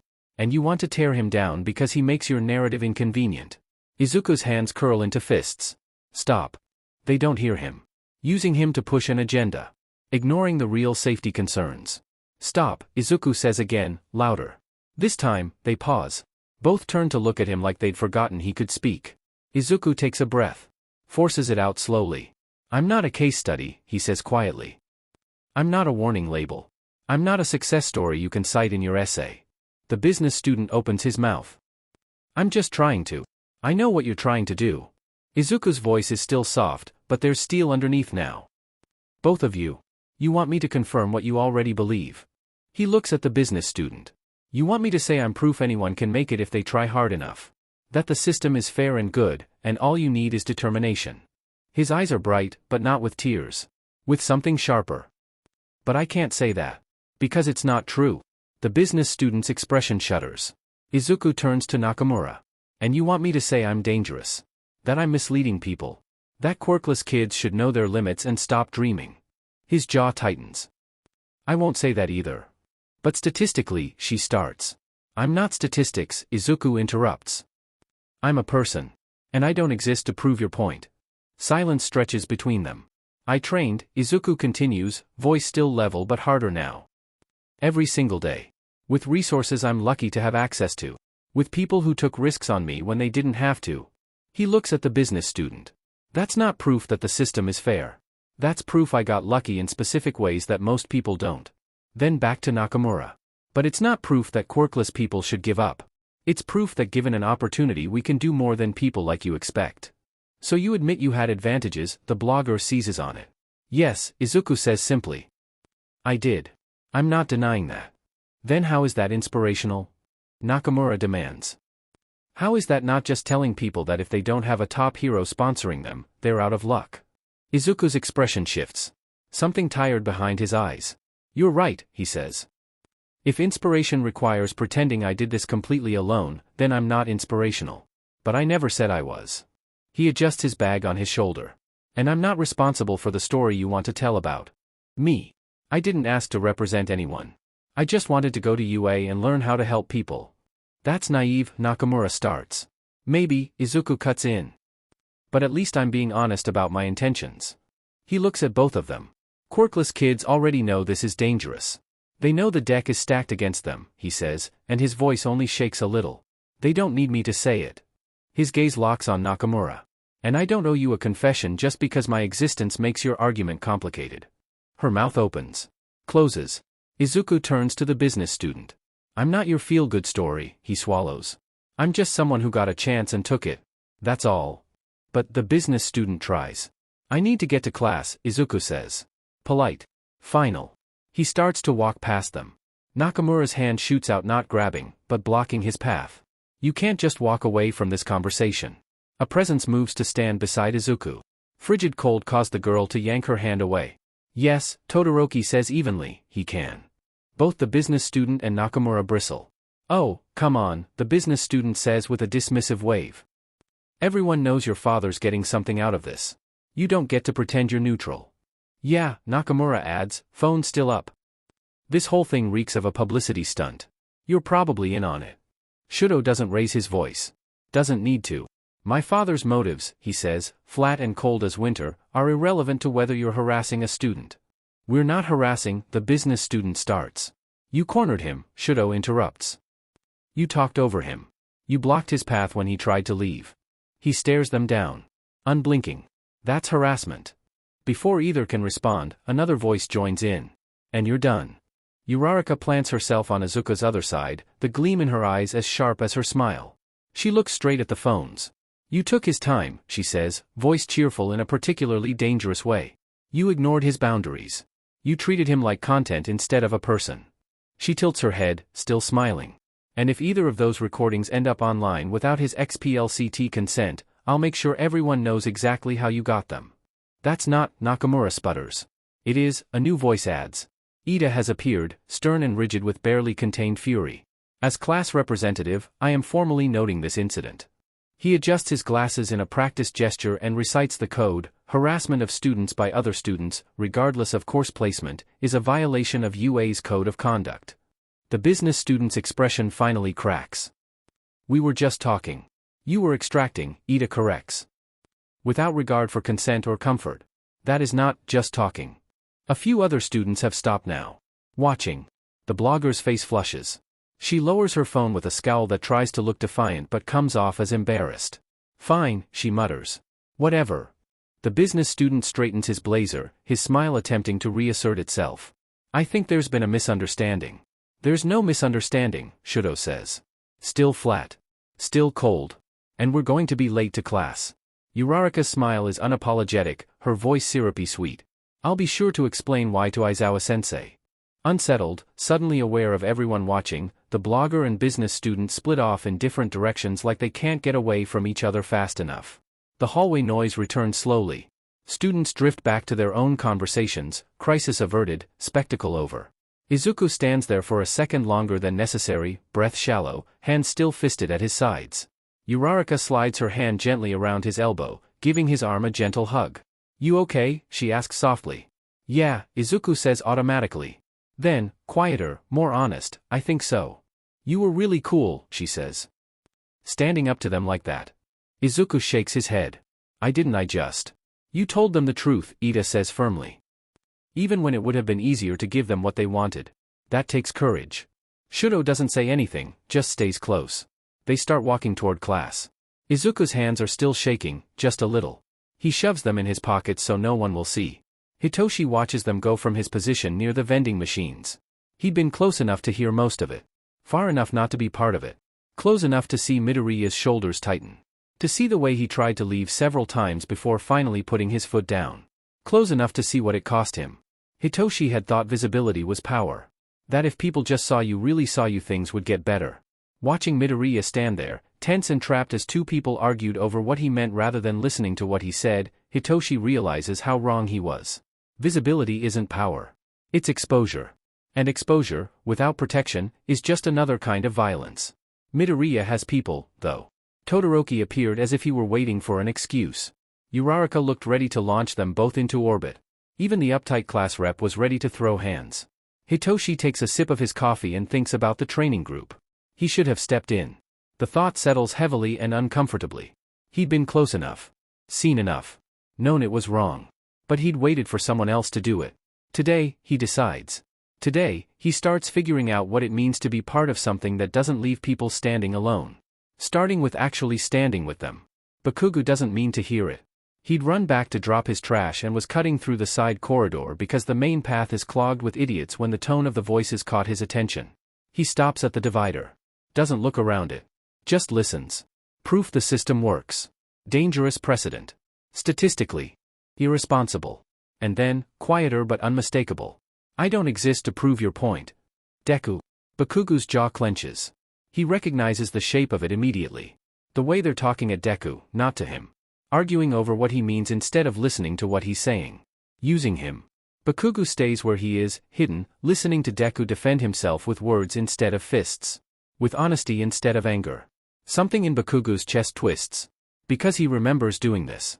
Remembers cornering Deku in hallways and demanding he explain himself. Demanding he justify his existence. Demanding he admit he didn't belong. And Deku had never fought back. Not then. He just taken it. Absorbed it. Made himself smaller so Bakugo could feel bigger. But this Deku, the one talking calmly to people trying to dissect him, this Deku wasn't shrinking. A year ago, Deku would have. He'd have cried and stuttered. Or tried to laugh it off. Reassure everyone. Taken the hit so no one else had to feel uncomfortable. Katsuki would have made sure of it. That version is gone. Good, a bitter part of him thinks. Bakugo hears Todoroki's voice cut in, cold and protective. Hears round face back Izuku up without hesitation. Hears Four Eyes going full regulation mode on the extras. And he stands there, hidden behind a divider, hands clenched to suppress telltale explosions. Because he gets it now. The system he built around Deku at Aldra, the one that taught everyone to ignore him, dismiss him, walk past him. It followed Deku here. Different people. Different methods. Same sheet. And despite everything that's been done to him, Izuku was still standing. Still fighting. Still refusing to disappear. Except now, Izuku has backup. This time, people show up. Bakugo exhales hard through his nose, smoke curling from his palms. He waits until they've gone before stepping out. The words stick with him. I don't exist to prove your point. Simple. Direct. True. And Bakugo, who spent years making Deku prove he didn't belong, finally understands what he took from him. Not just dignity. Not just safety. Agency. The right to define himself. Bakugo's hands spark again. He forces them still. One step at a time, he thinks. First, stop making it worse. Second, figure out how to make it better. Third, he'll get there when he gets there. Young Midoriya. Izuku's shoulders sagged. He turned to look up at All Might, in his skeletal form, with something close to dread. He just wanted to go home.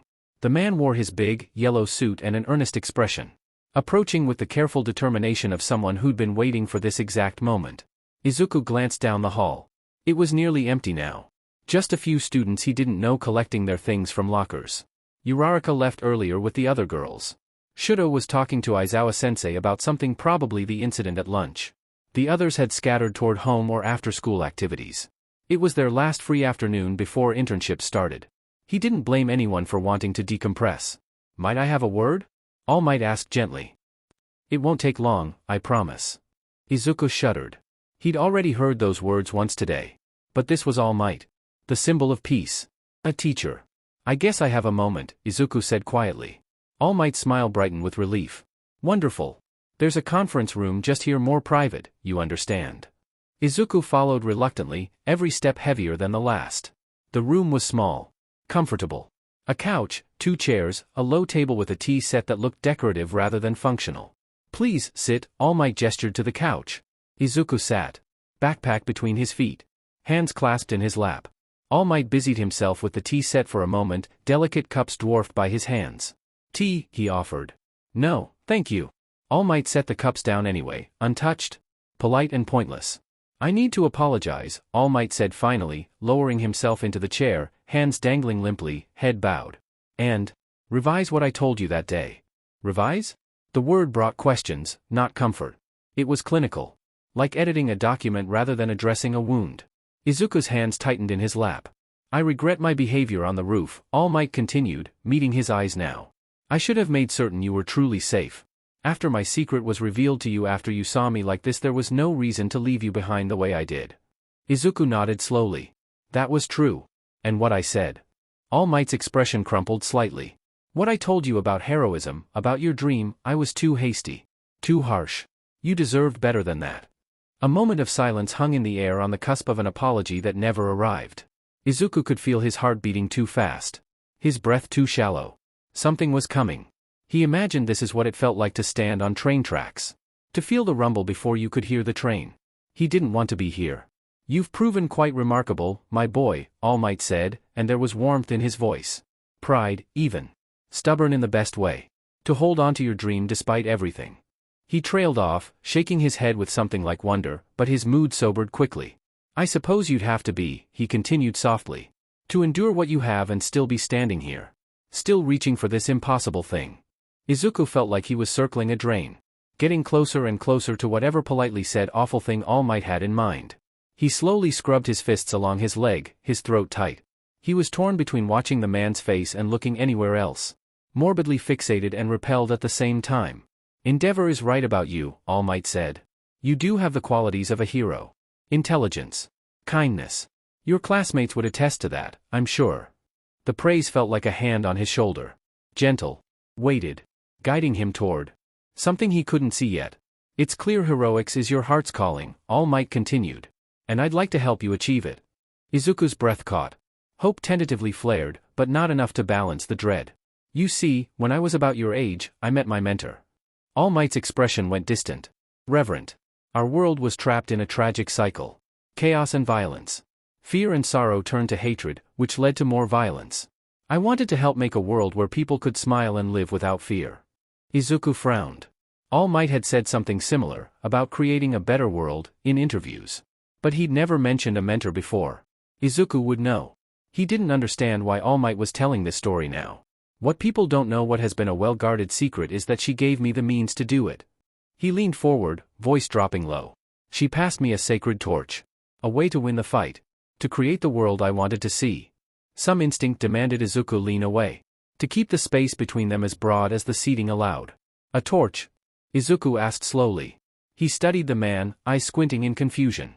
Not a literal torch, my boy, All Might's smile widened. A quirk. A quirk passed down through the generations, from hero, to fight evil and save lives. Everything stopped. The air felt too thin. Izuku couldn't move. Struggled to think past the blood roaring in his ears. A quirk? The words came out strangled. So far away, someone else must have said them. Your mentor gave you a quirk? That? His thoughts stalled. That's impossible. Except, in a quirked world, anything was possible.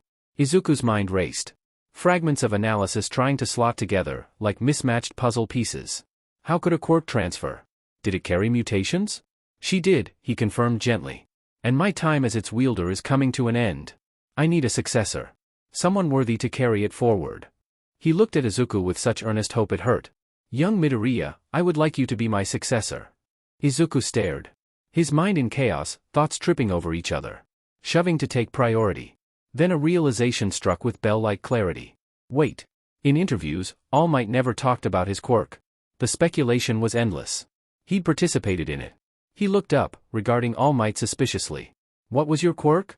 His voice came out quieter than he meant, but he forced himself to look up. To meet All Might's gaze. Before you accepted her quirk, the torch she gave you, what was your quirk?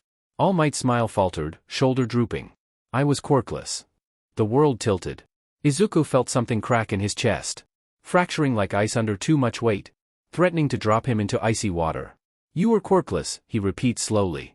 Testing the words gingerly. All Might nodded. I was. I understand what you're facing, my boy. Better than most. I know how hard it is. How impossible it feels. Izuku barely heard him over the howling of his thoughts. And your mentor, Izuku said slowly. She found you. When you were quirkless. When you wanted to be a hero? Yes. Did she tell you that you couldn't be a hero? Izuku's voice was very small. Before she offered you the quirk, did she tell you to be realistic? His fists gripped the fabric of his pants as hysterical giggles made his breath uneven. All Might's expression turned rueful. Uncomfortable. She did, actually. She understood the reality of what we were facing. The enemy was too powerful. Without strength to match it. He sighed, interrupting himself and leaning forward again with a warm smile. But she came to believe in me. As I have you. So she did, Izuku interrupted quietly. She told you that you couldn't be a hero without a quirk. She was trying to protect me. From what? Izuku looked up, and his eyes were bright. Wet. From trying? From hoping? All Might lifted a hand, replying urgently. No, my boy, that's not. She was giving me a chance I wouldn't have had otherwise. She saved me. From being quirkless, Izuku said. The words hung in the air, suspended despite their weight, graced by Uraraka's quirk without her touch. All Might's face creased with distress, blonde mane swaying as he shook his head. From a world that wouldn't let me be what I wanted to be.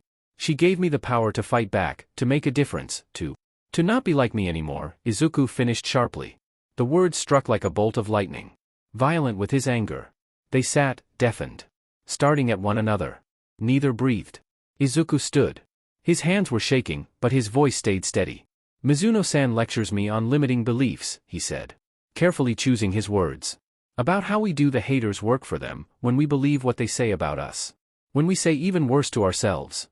All Might's eyes widened, hand lifting again as if he could stop the boy's thoughts with a gesture. Young Midoriya. I guess we found your limiting belief. Izuku continued. He lifted his chin and squared his shoulders, his feet shifting automatically to brace him. You couldn't be a hero without a quirk. So you decided I can't either. That's not what Your mentor found you. Izuku's hands clenched into white-knuckled fists. She found you, and she gave you hope, but she wrapped it in a miracle because she didn't think you could do it any other way. His breath hitched, but he forced himself to take a deep inhale. When he continued, his gaze and voice were steady. My mentor found me on the edge of a roof you left me on. He didn't try to change me. He believed I was enough already. Even if I was going to have to work harder than anyone else. All Might looked stricken. I believe in you, too. That's why I'm offering. You're offering to fix me, Izuku interrupted, eyes sharp and angry. To make me into something that makes sense to you. Something that fits your story about who heroes are. I'm trying. To help. I don't need your quirk. Izuku picked up his backpack. His whole body was trembling. I have training. I have people who believe in me. I have mentors who look at me without a quirk and see potential instead of a problem. He moved toward the door. All Might stood abruptly. Wait please. I'm offering you something incredible. Something that could change everything for you. Why would you refuse? Izuku paused at the threshold, turning to look back. Because you're not offering it to me, he said quietly. You're offering it to who you wish I was. All Might's face went pale. You look at me and see yourself, Izuku continued. Someone who needs saving from being quirkless. But I don't need saving.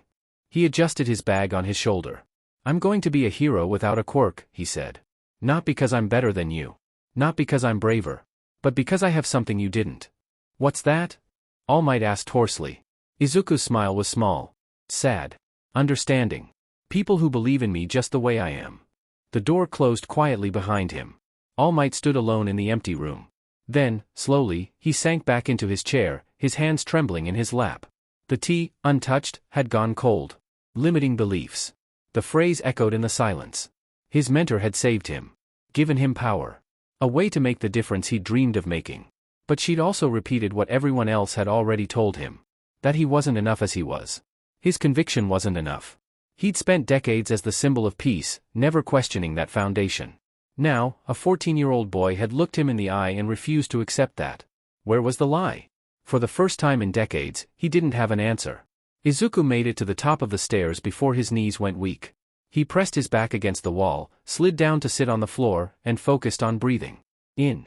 Hold. Out. In. Hold. Out. His hands wouldn't stop shaking. A quirk. All Might had offered him a quirk. The thing he'd been told his whole life he needed. The thing he'd spent years praying for. The thing that would make him normal. Acceptable. Safe. The thing All Might himself had needed. Had used to become the symbol of peace. The man he'd revered for most of his life. And he'd said no. Izuku pressed his palms against his eyes. He didn't regret it. He didn't. But his chest hurt, and his hands were shaking, and he couldn't stop seeing the look on All Might's face. Like Izuku had rejected salvation itself. Maybe he had. Maybe All Might was right. Maybe without a quirk, he'd always be one step behind. One mistake away from ending up like. No. Izuku took a shuddering breath. Mizuno-san's voice cut through the spiral. He could practically feel the tip of her nail beneath his chin, forcing him to look up. To stand straighter. Don't do the haters' work for them. No. He'd worked too hard. Come too far. Had too many people believing in him to start doubting now.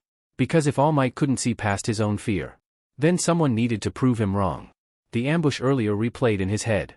Someone needed to prove that everyone who thought someone quirkless was lesser was wrong. Izuku pushed himself to his feet. His legs felt weak, but they held. He pulled out his phone, his shaky hand struggling to text. He didn't hear the footsteps approaching. Shoyuta walked Todoroki to the gate. The boy had come to him, voice flat, gaze sharp with fury, to report that Midoriya had been cornered and harassed by 2 students. Ida had sent him a text earlier saying the same thing. Shoyuta had forwarded the text to Nizu. He'd add Todoroki's recounting when he got back to the teacher's lounge. Midoriya was not at the gate. With a promise to find the other boy, Shoyuta left Todoroki there. Posture rigid. Eyes fixed on the main entrance with the intensity of someone on guard duty. Shoyuta did a sweep of the halls, moving swiftly. He spotted familiar green curls at the top of the stairs near the administrative offices. The kid looked wrung out. Pale, tense, trembling like a chihuahua on a rainy day. He hadn't looked like that before. Something else had happened. Sighing, he approached slowly, scuffing a step in warning. The boy didn't react. Midoriya. He kept his voice low and soft. The boy startled anyway, and Shoyuta braced, half afraid the kid would fall down the stairs. There was no point in asking the kid if he was okay. He clearly wasn't. Todoroki is waiting for you at the gate. I'll walk you there. He got a jerky nod in response. Midoriya walked half a step behind, tense and silent. If you need to talk to someone, I'll listen. If you ask for help, I'll do what I can, or find the resources you need. Another jerky nod.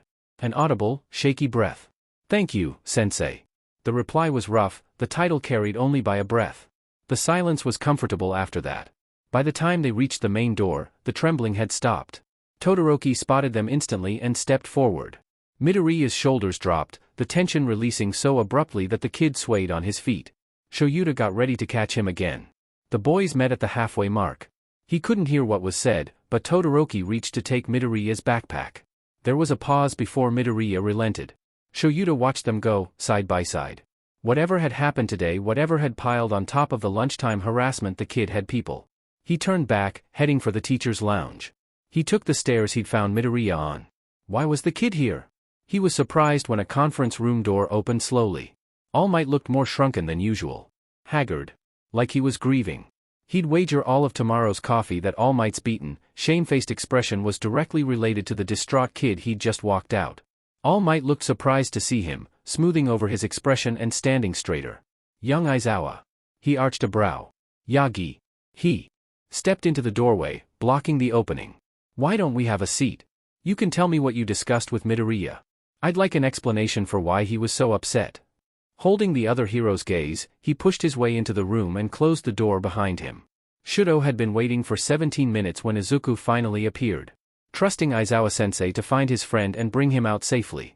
He catalogued the signs automatically. Pale. Tense. Eyes downcast and expression pinched. Bad. After what had happened at lunch, someone made it worse. He started walking without conscious choice, needing to get to his friend to fix what he could. Angry that the world would not treat the boy who saved him with his rightful share of kindness. Hey, Izuku said. His smile was wrong. Too small. Too strained. Hey, Shudo replied, holding out his hand for Izuku's bag. Izuku blinked. You don't have to. I want to. Izuku let go, at least one weight off his shoulders. They started walking. Shudo didn't ask what happened. Didn't push. Izuku would tell him. Or he wouldn't. Either way, Shudo would be there. They were home before Izuku spoke. Settling onto the couch with tea and a blanket that was almost too warm. Homework could wait. The mood was pensive. Shudo waited. All Might offered me a quirk. Shudo blinked. He what? He looked down, expression carefully neutral. He offered me a quirk. A quirk? Shudo repeated, grappling with the implications. Yeah. That can be transferred. Apparently. Shudo processed that. And you said no. It wasn't a question. Izuku's smile turned a little more real. A little more sad. Yeah. Shudo took a moment, running the words through his mind again. Good, Shudo said finally, leaning to rest his head on top of Izuku's. Izuku blinked. Good.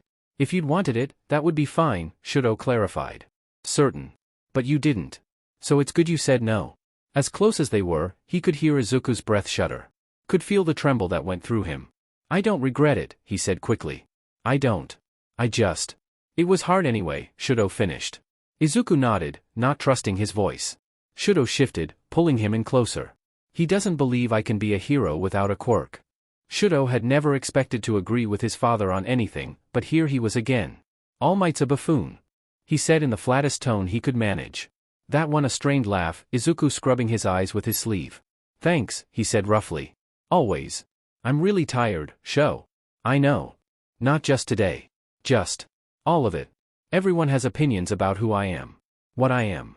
Izuku sighed deeply. The sound rung out of his bones, and Shudo nodded. He understood that better than most. For what it's worth, he said quietly, I like who you are. Izuku's breath hitched. So does Uraraka. And Ida. And Yurashi, he's loud about it. A pause. Shinso, probably. He keeps texting you. Izuku's soft laugh was wet and shaky. Yeah. He does. Izuku leaned more heavily against Shudo's shoulder and closed his eyes. You can sleep, Shudo said. I'll wake you when dinner's ready. Okay. Within minutes, Izuku's breathing evened out. Shudo sat very still, watching the shadows gather outside the window, like threats he couldn't put a face to. All Might had offered Izuku a quirk. Izuku said no. Shudo wasn't surprised. In the time he'd known him, Izuku had never wanted to be someone else. Had never expressed jealousy over anyone's quirk. He just wanted the world to let him be himself. Shudo would make sure he could. Whatever it took. Straight face. He should have expected the enthusiasm. With a formal class structure and heroics training, they had not been to the agency in weeks. Now they were back. Not as children, because his father was Endeavor, but officially as heroes in training. And everyone loves Izuku.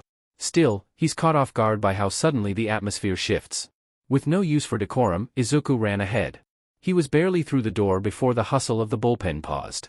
Screens flickered with live patrol feeds, a few on the phone, but Izuku's arrival made an instant splash. Midoriya. There he is. The sidekicks erupted into cheers.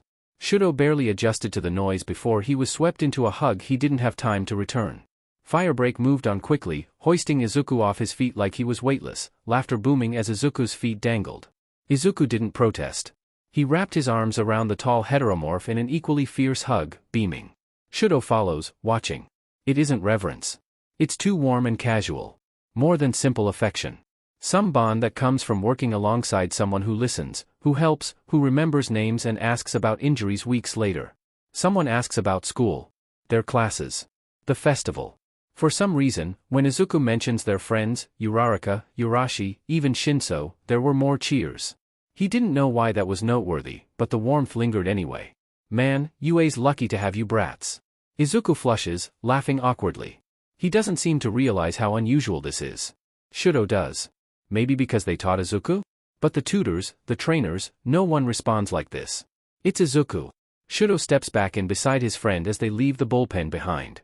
They were halfway to the locker rooms, ready to get their hero costumes on, when a firm voice stopped them.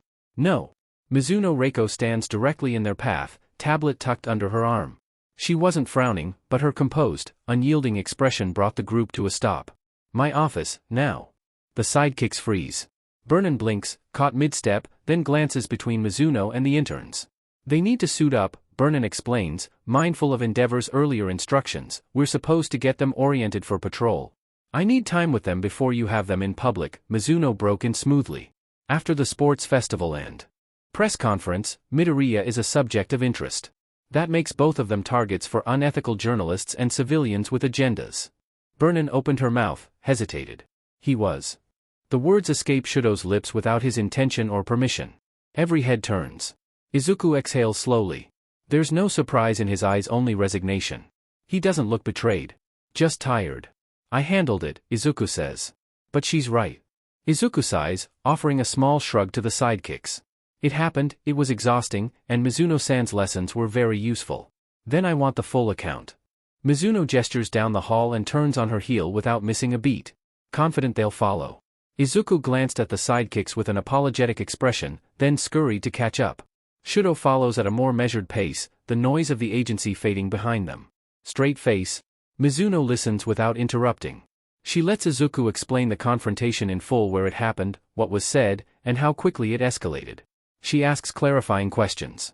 Not accusatory ones. Practical ones. Who was recording? How many people? Whether names were exchanged. When Izuku finishes, she exhales and makes a note on her tablet, already drafting an email to Nizu. This will happen again, she says flatly. You are not a person to them. You are a talking point. Izuku nods, gaze lowered. Shudo nods as well, grim. For the rest of their week, Mizuno insists on daily sessions first thing in the morning. She combs news feeds and social media. Flags emerging narratives. Ready to practice responses with Izuku, not to memorize canned statements, but how to redirect. How to disengage. How to protect himself without apologizing for existing. How to stay grounded when they try to upset him. When someone asked why Shudo is required to attend, Mizuno didn't even look up. If they can't reach Midoriya, who do you think they'll go after? No one argued after that. Straight face. Their costume debut came that afternoon. Izuku flushed under the praise, visibly giddy despite himself. Burnin called it a little simple, but Mizuno's quiet nod carried more weight than Burnin's critique ever could. Endeavor said nothing, but that might have been praise. As proud as he was, Shudo also felt a little silly at all the gushing over their hero names. No, they didn't deliberately plan to match. Then Izuku confesses to him privately that he'd chosen Synergy because Shudo had chosen Equinox. So, it was sort of on purpose on his part. It's a good choice either way, Shudo replies.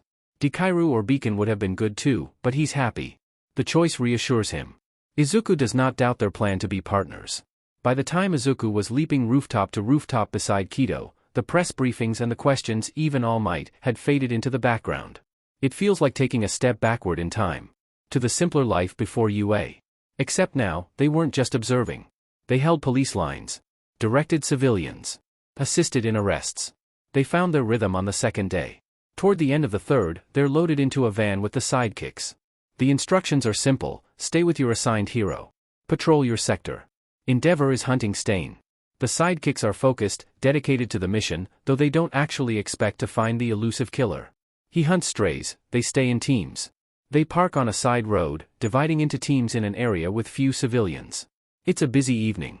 People running errands, off to see shows or restaurants, many still heading home for dinner. Typical for any city at this hour of the day. An explosion shatters the mundane evening. Car horns begin to blare. Screams rise like a tide. A store alarm trills.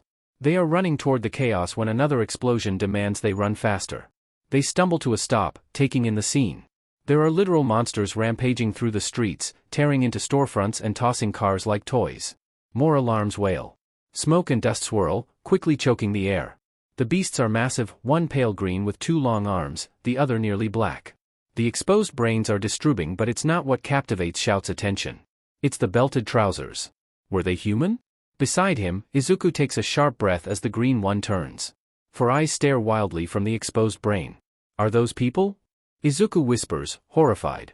Shudo's stomach turns. If they were human, they weren't anymore. Endeavor didn't hesitate, barking orders into the comms. Firebreak evacuation. Take Equinox and Synergy. They move, not listening to what else is said. A building has already caught fire, with smoke pouring out of the lower windows. A pair of civilians stagger out, but others are likely trapped inside. Then a massive beast crashes into the street between them, flinging half a truck and its contents ahead of it. The smell of gasoline fills the air, spilling from the damaged truck. Canisters tumble free. Shudo and Firebreak dove left. Izuku went right. A tank detonates, fire roaring between them like a living wall. Shudo looked back once, hesitating. Then Izuku's voice crackled to life in his ear. Firebreak, he addressed the senior hero, voice steely, I'm clearing the building. Copy, Firebreak responded. Report when clear. Shudo wanted to say something. Stay safe. Be careful. Don't. But the comms were already crackling with other urgent calls, and Firebreak was barking orders. It was time to contain the behemoth. His ice and flame, her living water, working in brutal concert. The creature was wrong in so many ways, bulky, with blistered, rubbery blue skin stretched tight over an oversized frame. Heat rippling off it in waves, steam leaking from the toothy, distended jaw. More steam vented from metal gills along its neck, hissing violently every time his fire struck. For all its size and strength, the humanoid beast seemed to drink in the heat instead of recoiling from it. Firebreak didn't hesitate. She strode straight through Todoroki's flames, boots hissing as water vaporized around her legs, and slammed a pressurized surge into the creature's chest. The impact staggered it, but only briefly. It roared, vents flaring wide as steam blasted outward in a blinding cloud. The building shuddered. The support structure groaned.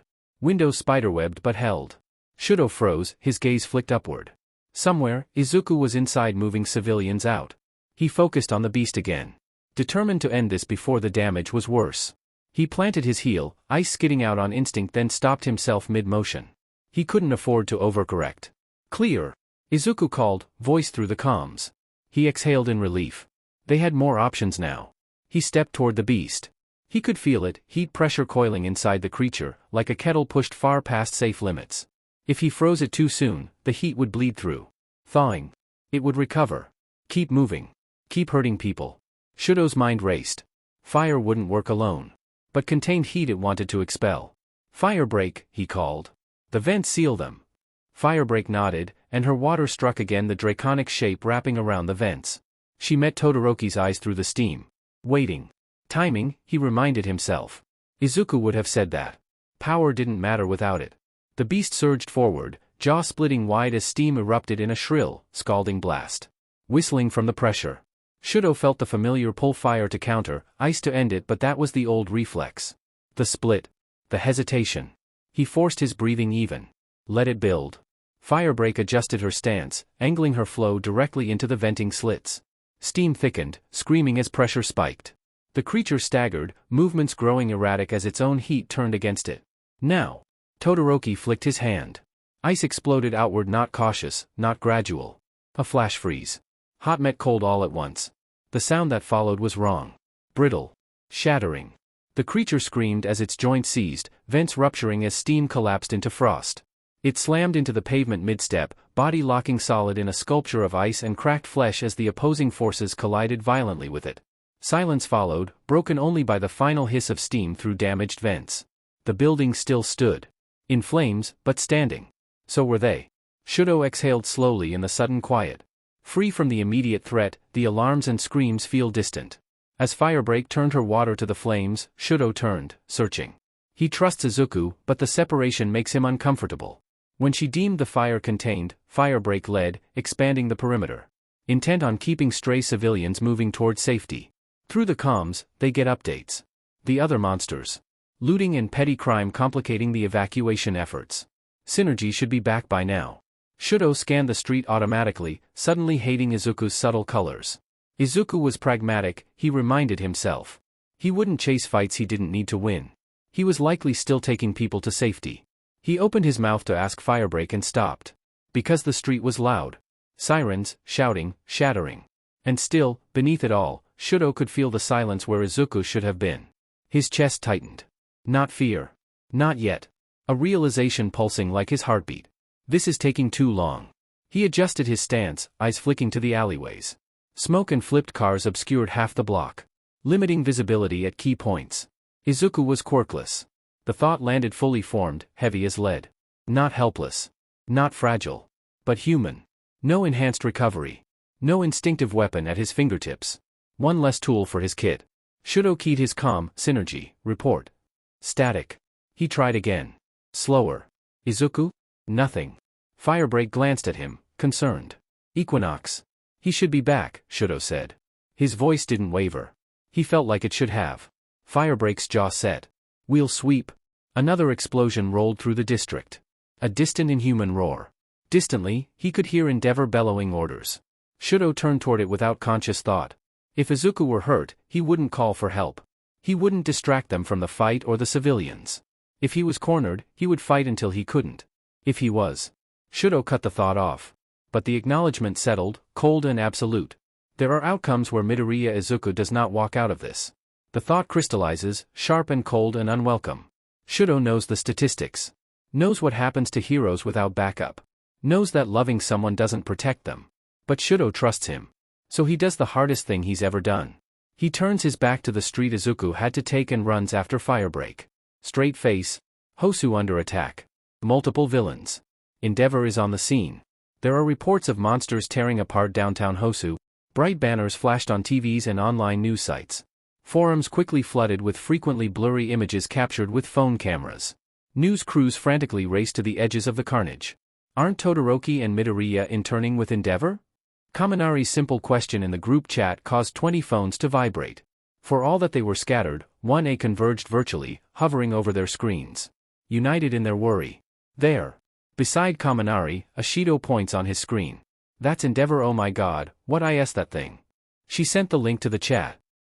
Yaoyorozu sat with her 1B counterpart, shoulder to shoulder on her bed, wide-eyed at the live stream. The camera shook, the footage grainy and unstable. A civilian recording from a distance that was definitely too close. The monster filled the frame. Massive. Grotesque. A humanoid body, but an inhuman face and exposed brain. And then. Wait, she hunched, focusing like she could force the camera to track where she wanted. Was that? The camera swung wildly. When it steadied, two figures were barely visible at the end of the street, battling another monster in front of a burning building. Shrouded in smoke or fog. Waves of water and spears of ice, brightly lit by flashes of fire. Todoroki, Yayorozu breathed, fingers pressed to her lips. Where's Midoriya? Uraraka demanded, gripping the couch cushion. Where is he? Gunhead rested his hand on her shoulder as they gathered before the agency TV. The footage cut as the station switched feeds. A different angle. A news helicopter now, circling at a safer distance. Smoke frequently obscured the view as the city burned. They could see Endeavor engaging something massive. Other heroes scattered through the district. But the first year's nothing. I can't see them, Kirishima muttered. There's too much smoke, or it's all too far away. They're fine, Tetsu said firmly. They're with Endeavor. Behind the boys, Fourth Kind said nothing. Because Endeavor was blocks away from where Kirishima had pointed out the Todoroki boy by his ice. Different footage. Closer now. Someone had gotten past the police line. A different beast. Just as large as the others, but bulkier. Pale gray instead of black. Fast and savage as it fought. Two familiar heroes engaging at one of them, Endeavor's sidekick, Firebreak. The other. That's Todoroki. Uraraka pointed, jumping to her feet in alarm. Ice and fire in alternating attacks. The monster was fast, shrugging off attacks that should have slowed it down or driven it off. The beast barreled forward, slamming through walls of ice. Todoroki took a hit. Visible even from this distance the way he staggered, the ice shattering around him. No, Uraraka whispered. Gunhead squeezed her shoulder, offering what comfort he could. They all lost someone eventually. But to lose a first-year student? His sidekick stood close, silent as a vigil. Shoyuta sat at the bar, staring blankly at the TV. Knuckles white on his glass. Barely breathing. Only distantly aware of Namuri, Hisashi, and Vlad around him. Hands on his shoulders, another on his arm. Pressed close. Silent. Firebreak moved ahead of him, redirecting water from a broken hydrant toward flames to clear their path. Ice spread beneath his feet to stabilize shattered pavement, and Shudo kept pace. Kept focused. Refused to look back. The street opened into a wider intersection, half-collapsed storefronts lining either side. A bus lay on its side, windows blown out. Civilians had been cleared, leaving the heroes free to fight, but they weren't winning. In the circle of heroes, Shudo saw Manuel, the hero Ida had tried to intern with. Like Firebreak, half his attention was on firefighting. Still no Izuku. Shudo scanned the battle again. Slower this time. He forced himself not to rush. Panic narrowed vision. Panic caused mistakes. Think. Izuku had gone in for the civilians. Toward the path of highest need. He always did. Once the civilians were safe. He'd do that again. He'd return to the fight. Shudo looked up, gaze skimming around the edges of the roofs for anything that broke the skyline. A scream cut through the noise sharp, close. Shudo pivoted instantly. A monster crashed into the intersection like a meteorite. It hit hard enough to crater the asphalt. Shockwaves rippling outward and rattling what was left of the storefront glass. Shudo's breath punched out of him as he dug his heels in. This one was different from the first, even bulkier, built for power. Its limbs were stubby, joints bending at unnatural angles. Or designed for a different environment. A dull, pebbled gray hide smooth over thick muscle, less defined than the first, but Shudo wasn't foolish enough to think it would be weaker. A ridged fin stuck out from its spine like a warning. Its eyes solid black and bulbous locked onto him immediately. Firebreak swore under her breath. That's ours. Shudo didn't answer. Ice surged forward instinctively, layered thick and reinforced. An attack heavy enough to win against most opponents here at bought seconds. The creature hit the barrier full force. Claws tore into the ice with a screech that set Shudo's teeth on edge. The juggernaut ripping through it as if it were drywall instead of compressed ice. He swapped, heat following ice, forcing flame through the fractures, trying to drive it back. The monster shrieked, flesh blackening and sloughing off, then knitting again, smoking as it healed. It didn't slow. It didn't retreat. Cold didn't bother it. Fire barely did. It lunged. Firebreak took the flank, water snapping out like a chain, looping its torso as she hauled back with everything she had. The street groaned and cracked under the strain. Shudo reinforced, redirected, boxed it in. The thing twisted. With a wet, grinding sound, it tore free and surged forward again, faster than something that size had any right to be. Dread chilled him. Shudo brought his arm up, ice forming a steadfast pillar. The impact crashed through his guard. Pain detonated across his ribs as he was thrown back, boots skidding across shattered pavement. He caught himself with ice at the last second, sliding sideways, breath sharp and ragged. Breathing hurt. The creature turned, rows of teeth parting as it crouched to strike again. Its fin sliced the air as it coiled. Desperate, Shudo raised his arm, flame this time. A sharp whistle cut through the chaos. Metal teeth slammed into brick beside the monster's head, anchoring deep. A thin steel wire snapped taut. The beast moved forward. Synergy swung in. For half a second, Shudo's brain rejected what he was seeing. The monster moved forward, directly into the cable. The cable wrapped around, allowing Izuku to use the monster's face as the fulcrum for his trajectory. Someone who couldn't fly should have more respect for gravity. Izuku landed squarely on the creature's shoulders, bow staff already in motion. He brought it down in a brutal, two-handed overhead strike, driving the blow into the exposed crown of its head with practiced precision. The impact rang. Shudo felt it more than heard it. Part of him wanted to laugh sharp, disbelieving. That was the same move from the sports festival. At least it was practiced? The beast staggered, and Izuku leapt, using the recall function on the cable gun to zip out of the way. Fire! Equinox obeyed, fire surging to engulf the creature before it recovered from the blow. Blazing, the thing swung, orienting toward Izuku's voice and lumbering forward. Movements disjointed, blind but relentless. Izuku darted forward, dropped low under the Leviathan's arm, bow staff smashing against a knee. It stumbled a step and Izuku rolled clear, coming up near Shudo. He closed the distance, keeping to Shudo's ice side. With both of them clear, Firebreak had room to strike. Dragon Coil. Using water from the broken hydrant, a spectral serpentine form lashed around the monster, absorbing, but not extinguishing Shout's fire. The superheated water was deceptively clear. Duck! At Firebreak's warning, Shudo twisted, his ribs screaming as he pulled Izuku close and shielded them with a dome of ice. Shudo wouldn't wish that death on anyone. But the remains of the beast didn't twitch.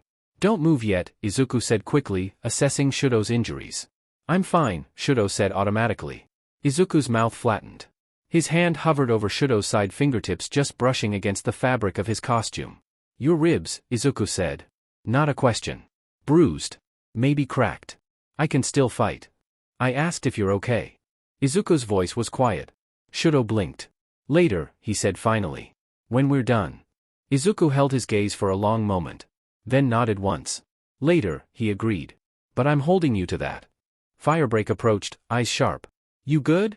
Yes, Shudo said. Izuku nodded once in confirmation, but shot him a stern look.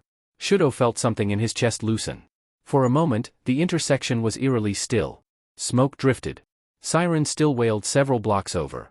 Shudo could still hear Endeavor, but further away now. Izuku let out a breath he'd clearly been holding and stayed exactly where he was, shoulder brushing Shudo's. You scared me, Shudo said quietly. Izuku blinked, then huffed a tired breath. Yeah. Same. Firebreak clapped Izuku on the shoulder, brief and firm. Good instincts. Both of you. The comms crackled with new orders.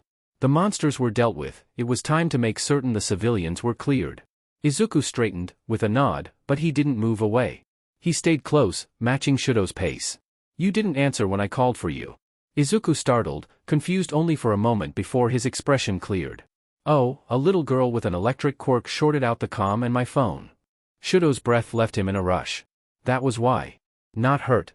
Not trapped. Just a quirk accident, and a child who needed help. I think she's going to be like Kaminari, Izuku continued, oblivious to Shudo's relief, but more focused? Like a living taser. The jolt was pretty solid for someone her size. You got shocked, Shudo interrupted flatly. Izuku blinked. Well, yes. But she was scared, and I startled her, so? You got shocked and kept going. She was 4, Shudo. And terrified. I couldn't leave her. Something in Shudo's chest did something complicated. Of course not, he agreed quietly. But did you get checked out? Later, Izuku promised, green eyes scanning the road ahead as they rejoined the group. But Izuku's mind was on the girl, and Shudo listened as he devolved into muttered speculation on her quirk. Stain recognized Midoriya immediately. Smiling kindly, reassuring, as he guided a coughing, weepy herd of civilians to a police checkpoint and medical help. He carried a little girl on his back, chatting, almost cheerful. As if the city wasn't a war zone around him. With the civilians safely handed off to medics, the boy turned without hesitation, jogging back the way he came to look for more. A freckle-faced collie that wouldn't leave one of the sheep behind. Stain followed. From the rooftops, it was easy to track him. The boy moved with purpose, not speed for its own sake. Looting had already begun. It always did. A man smashed a window. The boy's head snapped toward the noise. For a beat, the thief holding a stolen TV and the hero-to-be stared at each other. Stain leaned forward, eyes narrowed. Then, rightly, the boy turned away. The thief ran. It didn't go as peacefully half a block up. The jewelry store was the target, but an elderly couple had taken shelter in the doorway. The punk hauled the man out of the way by his jacket, cursing. The woman crying out in dismay and fear behind them. Knocking the assailant away, the little hero put himself between the couple and the threat. When the man fled, he didn't pursue. Instead, the boy helped the man back to his wife, checking patiently for injuries. Then directed the shaken couple toward shelter and kept going. No posturing. Just action. Stain felt something dangerous stir in his chest. This boy didn't perform heroism. He simply was one. When the boy vanished into the smoke toward Endeavor's battlefield, Stain considered, then chose to follow. Studying Endeavor's experiment. When the monster dropped, Stain went still. Towering over the heroes, as much shark as man. The kind of monstrosity that would require multiple pro heroes to contain. And the quirkless boy was running toward it. No. Not toward it. Toward his friend. Endeavor's son was holding the line. But the beast wasn't going down. Ignoring its injuries to press the attack. The boy was getting pushed back. Midoriya didn't hesitate. Agile as a squirrel, he scaled a broken wall for height and flung himself forward. Reckless. A grappling line shot out. The boy swung in using the beast's Mishapen face as an anchor. Point and landed a blow that would have killed most things. The beast staggered, dazed. The Todoroki boy capitalized. Fire surged. The third hero wrapped the creature in water. The water exploded violently. Stain could feel the heat brush past him. Coordinated. Brutal. Efficient. When the beast fell, Midoriya didn't celebrate. Stain watched as the boy immediately checked his classmate for injuries. Watched as Todoroki leaned into the touch, trusting. Todoroki was holding his ribs injured, then. Not badly, but enough. Then Midoriya positioned himself immediately at the other side. Not in front. Not behind. Beside. Equals. Stain watched them move through the aftermath together. Clearing rubble. Looking for civilian stragglers. Todoroki is clearly in pain, but Midoriya adjusted his pace to accommodate. A real partnership. Not the hollow teamwork of heroes just posing for cameras. Stain felt his grip tighten on his blade. Endeavor had done this. Somehow, the fame-seeking false hero had created something genuine. Or, had he simply been smart enough to recognize what was already there? The boys turned as one, following their mentor back toward the other heroes. Back toward Endeavor. Because of course they did. They were part of his agency. His investment. Stain could kill the boy now. Prove that heroism died the moment it aligned with false idols. Or, he could let him live. Stain lowered his blade. Not as mercy, as a test. For the boy. For Endeavor. For the society that would wrestle with what this meant. Let's see what you become, Stain murmured. Little hero. He melted back into the shadows. The night was still young. And there were false heroes to cull. Still glued to their screens, the audience held its breath as the monster lunged again. Anticipating horror and unable to turn away. Then a figure in dark green swung in swiftly. The line that tethered him was obvious to those familiar with it, but invisible at this distance. The camera zoomed, focused, caught the moment synergy landed on the thing's shoulders and brought his staff down on its exposed brain with a two-handed overhead strike. In a dozen hero agencies, his classmates leapt in cheers. Holy shit. Did he just? That's insane. Uraraka was on her feet, hands over her mouth, eyes wide. On screen, synergy leapt clear, and Equinox's fire engulfed the monster immediately. Firebreak's water followed, superheated steam rising in a massive cloud. When it cleared, the creature was down. The camera view pulled back for a wider shot, obscuring the goriest details. But the boys were standing. They did it, Kirishima breathed, grabbing his phone. Diving into the group chat. That was so manly. Yaoyorozu sat down abruptly, hand over her heart. She didn't disagree, but that's not what she said. That was incredibly reckless. Ashido's reply was quick. But it worked. He used the thing's face as a swing point. Siro was laughing, half horrified, struggling to type. Who does that? Jairu sank onto the couch, accepting a side hug from a sidekick. Mito, apparently. The footage is still playing on multiple sites. The aftermath didn't provide much more on her classmates, but they were all eagerly searching for any hint of where they were. Urashi dominated their training group chat. His play-by-play reactions ended just as enthusiastically. Midoriya. Todoroki. That was the most passionate thing I have ever seen. You are true heroes. Shinso snorted, sinking into his couch, limp with relief. His mother beside him, coverage playing on the muted TV. Inko's hands shook as she set down her teacup. On the screen, her sweet, determined baby was fighting a monster. He's all right, Fuyumi said gently from beside her. Look, he's moving. He's fine. He promised me he'd be careful, Inko whispered. He was, Rei said softly. He saved Shudo. That creature would have, she stopped. Took a breath. He saved him. Mizuno Reiko stood in the bullpen. All the hero staff were out, in Hosu, or on their regular patrols, but the non-combat staff had gathered. Every TV had a different feed, her gaze flickering from screen to screen. The grappling line. The swing. The strike. Gasps around her. Then cheers. She ignored them, gaze locked on the screens. What they chose to show. What the ticker line at the bottom of the screen was saying. Which channel was their sympathetic audience? Who would work with her? Who, against her? That the hero coming in for the dramatic save was UA's quirkless student would explode across the news channel soon. That clip would be viral within the hour. She returned to her office with a fresh thermos of tea, opening her accounts across multiple news sites and social media. Downloading the clip she liked best, she prepared to draft the agency's post on the event. Shoyuta couldn't tell if he needed to inhale or exhale. He swallowed, blinked, recognizing that his lungs were burning as much as his eyes. Someone was talking. He turned and met Hisashi's worried gaze. "They're okay, Sho," Hisashi was rubbing his arm, but there were still other hands on his shoulders. "That crazy little green bean reminds me of you, swinging in like gravity can't touch him. We just need to get him a scarf, or a whip," Namuri purred, squeezing his shoulder before she removed her hand and dragged her chair closer. Vlad clapped his hand against his shoulder, then returned to his seat. They sat a moment longer while he pulled himself together. The news helicopter circling the city. The carnage a spectacle for the masses. He gave them a nod and stood. He couldn't sit here any longer. They were fine. They were fine. They were fine. A promise looping in his head as someone picked up the tab and they made their way to their agencies. There'd be slack to pick up because others had rushed to the scene, and he needed to be useful even if he was just making calls. Vlad and Hisashi were talking about Midoriya's maneuver during the sports festival with the metal panel. Once again, the kid was in the spotlight. Hopefully, the lights didn't burn him. Laptop open, door locked, Bakugo watched Deku swinging in on that grappling line like some kind of acrobat. Landing what should have been a killing blow with nothing but momentum and a stick. Working with half and half like they'd done it 1,000 times. Bakugo sat back, jaw tight. Third place. He'd come in third at the sports festival. Bronze medal. Podium finish. Izuku hadn't made finals. Now Deku was taking down monsters while Katsuki was learning how to comb his hair properly and mind his FING manners with best genist. He'd spent years telling Izuku he was useless. Worthless. That he'd never be a hero. And Deku had just proven on national television that Katsuki had been wrong about everything that mattered. The worst part? He wasn't even surprised. When they finally made it back to the agency, it was nearly morning. Izuku's everything hurt.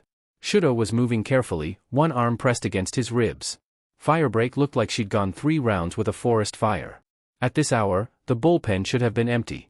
Instead, it was full. Every off-duty sidekick. All the on-duty support staff. Even Mizuno pried herself away from her computer to join them. They erupted when the doors opened. Not cheers this time, relief. Raw and overwhelming. The medical staff swept the boys up quickly, poking and examining as they began to herd them toward the infirmary. Shudo was honest about his ribs, so Izuku didn't need to comment. Endeavor stood at the back of the room, waiting until the boys were gone to redirect his team. He understood their reactions, but there was significant work to be done before they could rest. The infirmary staff is efficient. Shudo whisked off for x-rays while Izuku hovered near the door to wait for him. Another nurse gestured for Izuku to sit. "You too." "I'm not." Shock does funny things, and adrenaline wears off. "Sit down before you fall down." She checked his pupils. His hands. His shoulders. Made him describe every hit. Electric shock? Minor. The girl was scared.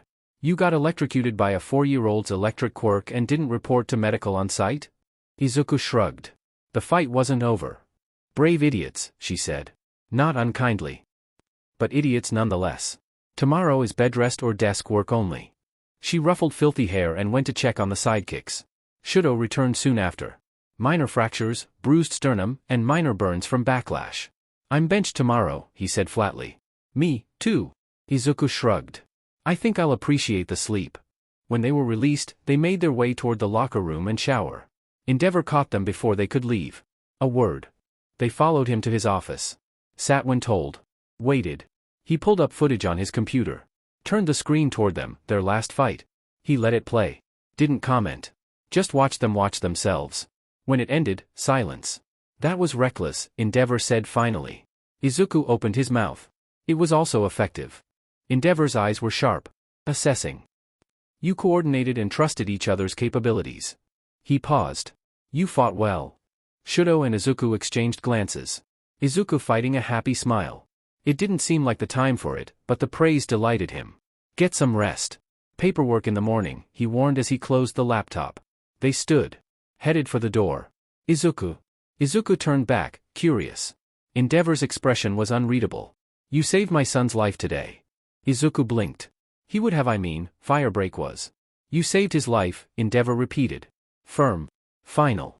He's my friend and my partner, Izuku said quietly. That's what we do. Something in Endeavor's expression shifted. Yes, he said. It is. Izuku smiled softly, gave a nod, and, after a quick glance at Shudo, slipped out of the room. Shudo stayed behind for just a moment. Thank you, he said, solemn. Endeavor looked at him. Gaze narrowed in confusion. For what? For seeing him. When no one else did. Endeavor's throat worked. I did less than you think. I'm not sure it's worth praise. Maybe not, Shudo agreed. But you're better than you were.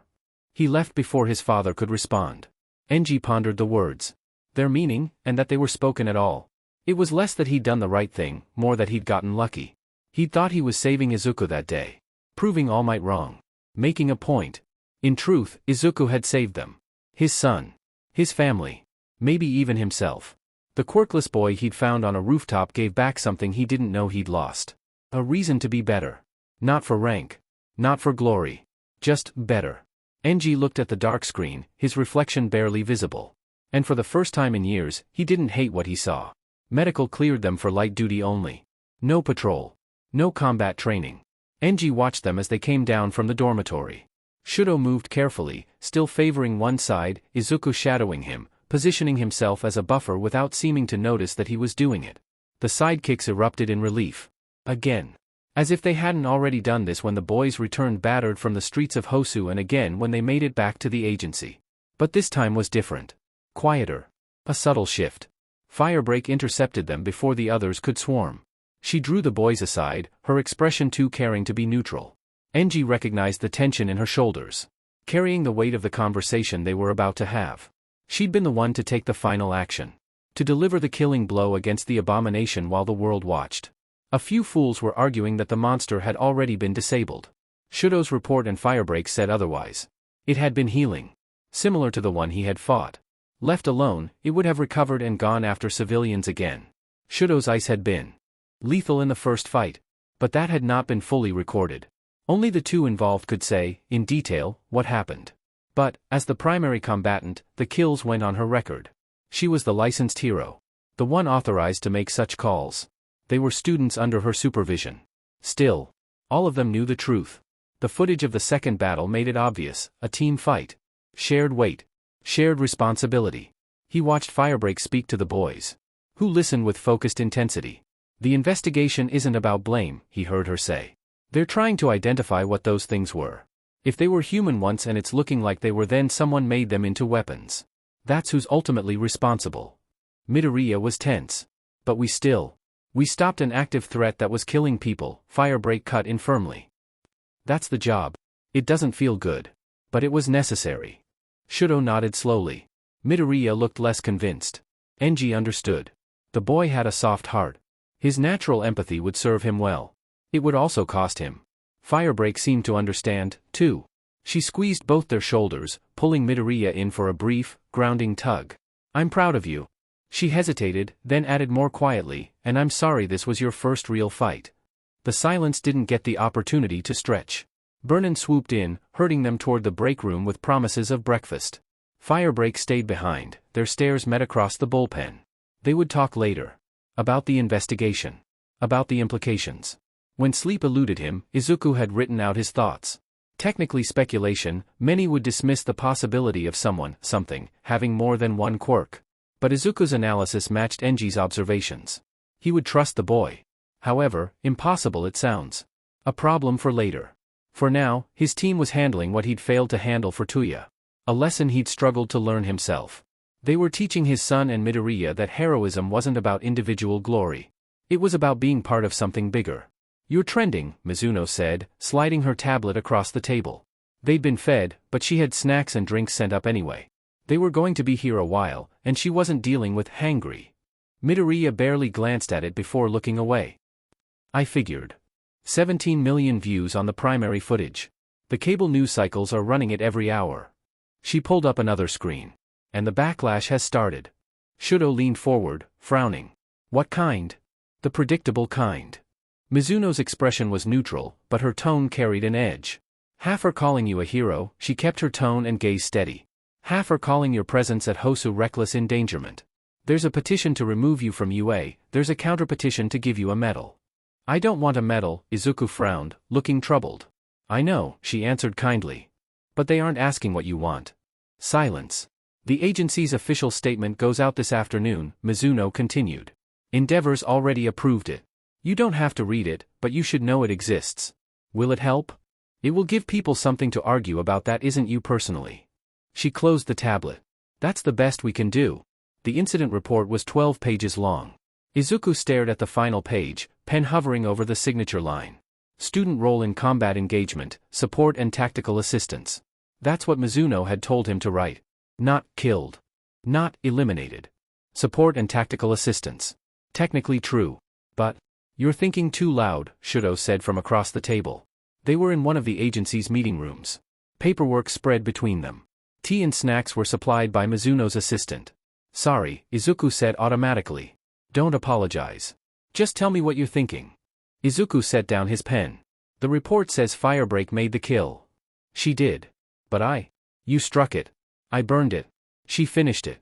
Shudo's voice was matter-of-fact. "We all did our part. That's how team combat works." "I know. But," Izuku struggled to find words. "It feels like I'm hiding behind the technicality." "You're not. The report is accurate." Shudo paused. "But that doesn't mean it's not hard." Izuku looked up. "Is it hard for you?" Shudo was quiet for a moment. "Yes. But you're handling it better than I am." Shudo's eyes met his. "I keep seeing the moment before they went down. Wondering if there was another way. If we could have contained them instead. If whatever was done to them could have been undone. For the first creature, her water closed the vents, forcing it to overheat. It didn't survive the sudden contrast with my ice. We both killed it." He shrugged. Izuku nodded with a sigh. He hadn't seen much of Shudo's first fight. He'd heard it. He'd felt the building shake, but he'd taken the civilians away before the final blow. But Firebreak's right. It was actively killing people. It would have healed up and gone after civilians. He looked up, his expression difficult to read. "It would have brought that building down on top of you and the people you were saving. We didn't have time to find another way." Izuku studied Shudo thoughtfully. Worried. Then picked up his pen again with a reluctant nod and a sigh. "That little girl is safe. The people you brought to the perimeter are safe. We did what we had to do to keep them that way." When Izuku didn't respond, Shudo tilted his head, studying him.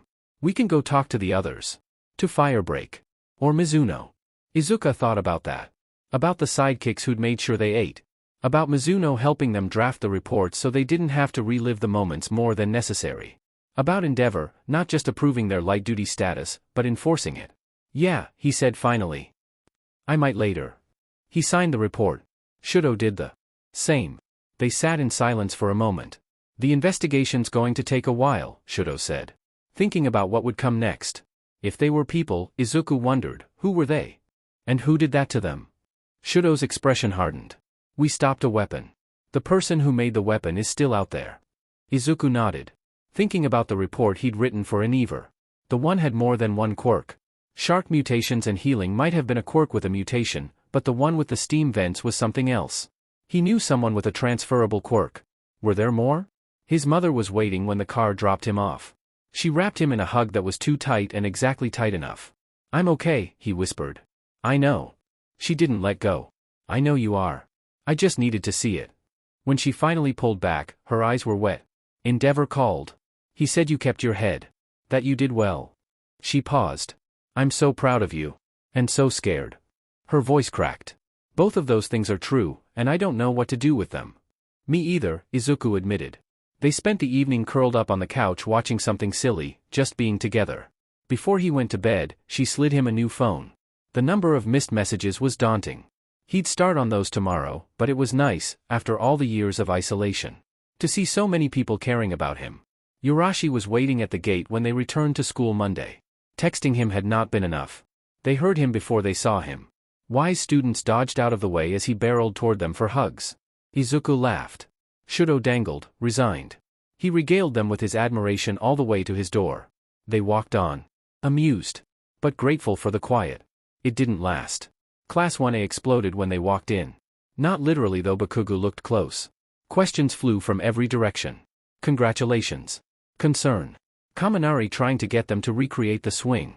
Ashido already planning a "you survived Hosu" party. Aizawa let it go 30 seconds, then a few more. Then Midoriya began to look uncomfortable. His quirk flared, and 18 pairs of eyes snapped in his direction. Izuku caught the collective swivel and turned. Being a hero is a job, he reminded the class sternly. They did theirs. They're fine. Move on. He released his quirk. We have work to do. The class settled reluctantly. But Izuku could feel eyes on him all morning. Assessing. He kept his head down and took notes. So what was it like? Kaminari asked. They were at their usual table. Uraraka on one side, Shudo on the other. Ida across. A few others had drifted close. Scary, Izuku said honestly. Loud. Confusing. But you took down that thing. Kirishima leaned in. That's so manly. We took down, Izuku hesitated, he hated calling them monsters and creatures. Shudo and Firebreak did most of the work. You saved Todoroki, Yayorozu interrupted quietly. We saw. Izuku's throat tightened. He would have done the same for me. Yes, Shudo agreed. But I didn't need to. The table went quiet. It's not, Izuku struggled for words. It's not like the festival. It's not about winning or losing. It's about making sure everyone gets out. Did everyone get out? Jairu asked softly. Izuku's hands clenched under the table. His silence spoke loudly. The mood at the table sobered. Shudo kept his attention on his food but leaned closer. Shoulders bumping. Every block the mutants appeared suffered casualties. Some of the heroes were badly injured before Endeavor arrived to fight the biggest one. The conversation shifted after that. To lighter, safer topics. Taking turns telling stories about their internships. But Izuku noticed Ida hadn't said a word. And when lunch ended, the class rep left without looking at anyone. Bakugo caught him in the hallway. Not cornered. Just there. In his path, hands tucked into his pockets. An unfamiliar twist to the usual scowl. Izuku stopped. Shudo lingered at his shoulder. Bakugo's eyes flicked between them. Something complicated crossed his face. You're an idiot, he said finally, gaze locked on Izuku. Okay, Izuku replied slowly. No idea where this was going. Using that thing's face as a swing point was insane. It worked. It could have gotten you killed. Izuku met his eyes. I know. They stared at each other. Bakugo broke eye contact. Then, quieter, don't do it again. He walked away before Izuku could respond. Shudo watched him go. That was? I don't know what that was, Izuku admitted. It felt like something important. Unless Izuku had gone crazy, that had sounded like I was worried. After school, the group assembled as usual. Uraraka. Urashi. Shinso. But it felt different. We're not going easy on you, Shinso said when they started sparring. Good, Izuku replied. They weren't. And Izuku was grateful. Because if they treated him like glass, like something fragile that needed protecting, he'd know they thought Hosu had broken him. Partway through, Urashi called a water break. They collapsed in a heap, breathing hard. You guys are different, Uraraka observed. Different how? Shudo asked. I don't know. Sharper? More serious? We fought someone who wanted to kill us, Izuku said, unable to look at the others. That changes things. You're okay, right? Shinso checked, voice low, making eye contact with Izuku, though his gaze briefly flickers to Todoroki, too. Yeah. Mostly. Izuku said. They sat in silence. Then Urashi jumped up with his usual enthusiasm. Again. And they went again. Because that's what you did. You kept going. When the third years pushed them out, they hit his favorite cafe, and then wandered into the park to continue. No one ready to say goodbye yet. Dabi watched from the alley across the street. The quirkless kid, the little masterpiece, and their friends. After stopping for coffee, they entered the park. Still going despite what should have been an exhausting day. All of them quirkless now, mindful of the law in the public space. Neither were favoring anything. Whatever injuries they'd taken were healed. Dabi had seen the footage. Everyone had seen the footage. Team effort. The kind of thing Endeavor had never taught Tuya. On the lawn, the kid landed a hit, offering their opponent a hand up. When the kid went down, he rolled to his feet, grinning. Accepted a water bottle from the little masterpiece as they took a break. The quirkless kid had something Tuya never did. So did the little masterpiece. Bodyguard. Shadow. He could slap half a dozen disparaging labels on what he saw, but he knew the word he was avoiding. Friend. The kid laughed at something. Cheerful. Dabi's hand smoked. He caught the kid looking around. Wary. Time to go. He'd make his move soon enough. He had questions. And the kid seemed like the type who'd answer them. Even if he shouldn't. Izuku put his hands in his pockets so he didn't fidget. He wondered if that's why Bakugo and Aizawa-sensei did it so often, too. All Might bursting into the room made him jump. The loud, "I am here," reminded him of sticky slime and windy rooftops. He shook off the memories and forced himself to stay where he was. To not take the half-step back into Shudo's shadow. He didn't need protecting. Sometimes, it felt nice anyway. The exercise was interesting. They would start in Zone A, the staging area. Move through Zone B, and establish control of Zone C to project their objective. In this case, a little drone. The restricted area was marked clearly. They were warned that drones arriving from Zone B would attempt to cross the line to steal or destroy the objective. But not all the drones were hostile. The rules were simple. Ensure that nothing hostile enters Zone C. Keep their drones safe. Do not destroy the neutral bots. Do not cross the line. Hosu rose unbidden in his mind. Zone C was the police line. The ambulances, the medical staff, and the injured civilians were the objective.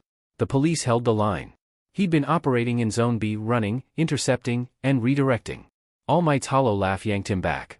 Sometimes the bravest thing a hero can do, All Might declared, hands on his hips, is stand still and say, no further. The man was posing. Izuku would have loved that. Once upon a time. Now, something sour, dark, and heavy crawled through him from gut to heart. Coiled and squeezed. Grief. Betrayal. He sniffed. Wiping at his eyes before tears could gather, and angled himself so he was only looking out at the foe city they'd be fighting in. His shoulder turned toward his one-time idol. All Might called out the teams. Todoroki, Yayorozu, Azui. Bakugo, Shiro, Kirishima. Ashido, Kaminari, Sato. Jiro, Aoyama, Tokoyami. Ida, Uraraka, Midoriya. Shoji, Ojiro, Koda, Hagakure. His name didn't follow Shudo's. For a moment, Izuku's breath caught. Not surprised, not when he'd yelled at the man. He'd half expected there to be some response, but disappointment settled heavy anyway. Izuku felt the class glance at them and then back at All Might in blatant disbelief. Felt the sudden cold radiating off Shudo. Aizawa-sensei divided them up for everything except team exercises like this. The perception that they were the favorite team, and the need to live up to his expectations, was a heavy, but welcome burden. But All Might had a point to make. And everyone could see it. Izuku glanced at the man. The smile was a mask that hid his intentions. Fixed, polished, and unreadable. He reached for Mizuno-san's lessons. Standing straight. Shoulders back. Chin up. Do not let them see you cowed. Maybe this was punishment for refusing the man's offer. Maybe All Might expected him to fail without Shudo by his side. Whatever it was, if Aldra couldn't break him, this wouldn't. Shudo watched Izuku go. Furious. All Might had separated them deliberately. The man didn't even try to hide it, testing them. Or punishing Izuku. Shudo didn't know which was worse. Yayorozu touched his elbow, concerned, but he couldn't turn away as Izuku walked out with his team. Maybe today the symbol of peace would learn what Endeavor already knew. If not today, soon. He barely suppressed the flames that wanted to leap from him. To roar at the man who would not stop targeting Izuku. But Izuku was calm. Unhappy and resigned. But calm. Shudo took a deep breath and kept quiet. Izuku would handle this. Something was rotten. Katsuki wrinkled his nose. He'd been waiting to see how the nerd would handle finally being in All Might's class. He'd expected excitement. Vibrating in place. Shameless hero worship. Instead, nothing. Todoroki Midoriya was practically a brand name at this point, and All Might was staring straight at the nerd while he called the teams. As if daring someone to protest. The nerd was looking anywhere else. Half and Half looked ready to set the man on fire, and that was the most expressive he'd ever seen the fucker. Katsuki didn't know what was going on, and it set him off. Maybe he didn't need to know. Without thinking about it, he walked up, planting himself between the nerd and the man who had been Deku's favorite hero since they were in diapers. In the corner of his eye, he saw Uraraka approach, hovering over the nerd as he got out one of his ubiquitous notebooks. Katsuki crossed his arms, braced his feet, and blocked All Might's view. And if All Might moved to make eye contact with Izuku again, Katsuki would move too. He turned his attention to the screen as the exercise began. Icy Hot's team was solid. Too cautious for Katsuki's tastes, but they got the job done with only a few points lost. Then it was his turn. He managed to fail and win in the same goddamn second. Figures. This was an exercise designed to trip him up. Seething, he stomped back to his spot between Izuku and All Might. The other teams weren't any better, but that didn't soothe his ego. Then, the nerd was up. The class shifted, watching All Might warily as the team went past. Four Eyes immediately started his idiot hand chopping, barking orders and assuming he was in charge because he was class president. Extra was going to screw this up. Katsuki could see it. There was nothing he could do. Icy Hot had his fists clenched, gaze glued to the screen. Ponytail was beside him, hand on his arm as if that would do anything. He saw it coming, too. Then, it went better than expected. This sheet was clearly in the nerd's wheelhouse, and the terrain suited him. He was fast enough to intercept, but never looked tempted to get near the line. No matter how the drones zipped in, threatening. No amount of goading worked. The nerd didn't move until they were genuinely a threat. Like he could read robot body language. It was impressive as hell. Four Eyes was the problem. Barking orders as if he were right. The nerd ignored him. Then he grabbed Izuku's shoulder, protective or a warning, just as a drone veered close. Izuku pivoted hard, grappling line already firing, compensating for the interference. His shoulder twisted at an angle that had to hurt. What the hell? Katsuki growled. He caught others looking at him. He didn't lower his voice when he replied, flinging a hand toward the screen and Ida. Like the nerd needs his protection. The room shifted, some murmurs of agreement. He took note of who looked uncomfortable. Which of the extras might disagree with him? Icy Hot caught his eye. The nod was shallow, barely there. More of a slow blink. But it was agreement. Appreciation. Then Izuku's team passed. With the highest score. He shot All Might the smuggest smile he's ever mustered. He didn't know what was going on, but whatever the old man had expected, it wasn't that. No way he was cheerleading. But he knew who would. Kirishima was predictable that way. He leaned closer to the redhead's shoulder, voice too low for most to overhear. How manly was the nerd? It was a Pavlovian response. The moment Izuku walked back in. Midoriya. That was so manly. In the teacher's shared office, Shoyuta slouched in his chair, capture scarf loosely pulled around his neck. After the disaster with the media earlier today, he was out of patience with people and their nonsense. He leaned, one elbow on the table, as footage played on the screen for a second time. The room was dim, quiet. Filled with the glow of the monitors and the faint hum of the equipment. His coffee was untouched beside him, already cold. Scrubbing a hand down his face, he reviewed his notes. They use this test every year. It was challenging, but not usually this disastrous. Ground Gamma provided students with a good mix of obstacles, blind corners, open spaces, and elevated platforms. It didn't matter what the kids were protecting, next time, he'd make it another student. Or he'd pit them against each other instead of robots. The rules were objectively simple. But out of 6 teams, only 2 passed. Zero snatching Bakugu out of the air to keep him from crossing the line. Then Bakugu blew up a drone, got tagged, and blew up the second drone, passing and failing in the same breath. Kaminari panicking, shorting out all the robots, himself, and a teammate. Dark Shadow, Mina, and Hagekure all easily baited into crossing the line. Maybe it wasn't explained well enough. He glanced at the teacher responsible. All Might shifted uncomfortably. Or, the problem could be their inexperience. Their difficulty in understanding the exercise. In evaluating threats or simply in restraining themselves once the adrenaline hit their systems. He saw 2 students who had none of those issues. All Might, he said flatly, without looking away from the screen, explain why you separated Todoroki and Midoriya. All Might stiffened. I thought it would be a valuable learning opportunity, he said. Both boys rely on each other quite a bit. It seemed prudent to assess their individual performance. Shoyuta paused the footage. On the screen, Todoroki holding a flank alone, though overall, he had worked efficiently with Yayorozu and Azui. Using Hisashi's computer, he pulled up Midoriya's team, pausing where the boy was forced to reroute by his teammate. Shoyuta jabbed a finger at the frozen frame. That wasn't an assessment, Shuta's voice was flat. At least, it wasn't assessing what you intended. All Might's brows knit, gaze flickering between the two boys on screen. Their first years. They need to learn to function independently. They can function independently, Shoyuta said, turning to look at him. If you've read over my notes for their classes, you should know that. What you interrupted was a team that works. He hit play again, rolling the footage to where Ida grabbed Midoriya's shoulder, deliberately blocking the shorter boy's path and his ability to participate in the exercise. Shoyuta sighed through his nose. And that? All Might leaned closer. Ida was acting out of concern. That's the problem, Aizawa said. He slowed the playback, watching Midoriya adjust angle changed, timing altered, route lengthened. No panic. Maybe irritation, but his visor made his expression difficult to read. You see this? Aizawa asked. Midoriya didn't argue. He compensated because someone else decided they knew his limits better than he does. All Might's shoulders slumped slightly. He is quirkless. Yes, Shoyuta snapped. He knows that. People have been reminding him of that his entire life. He plans around that little detail. Your fear doesn't protect him, it insults his intelligence. He switched to Todoroki's footage. Shudo took a hit that would have rattled most students and immediately corrected, repositioned, and held his position. But there were pauses in his motion. Hesitations. He was waiting for his teammate to step into the gaps. Neither Yaoyorozu or Azui knew to. The video ended. Silence settled. They still succeeded, All Might said quietly. They did. Shoyuta replied. Despite interference. Shoyuta leaned back, gaze distant for a moment. Midoriya stayed calm.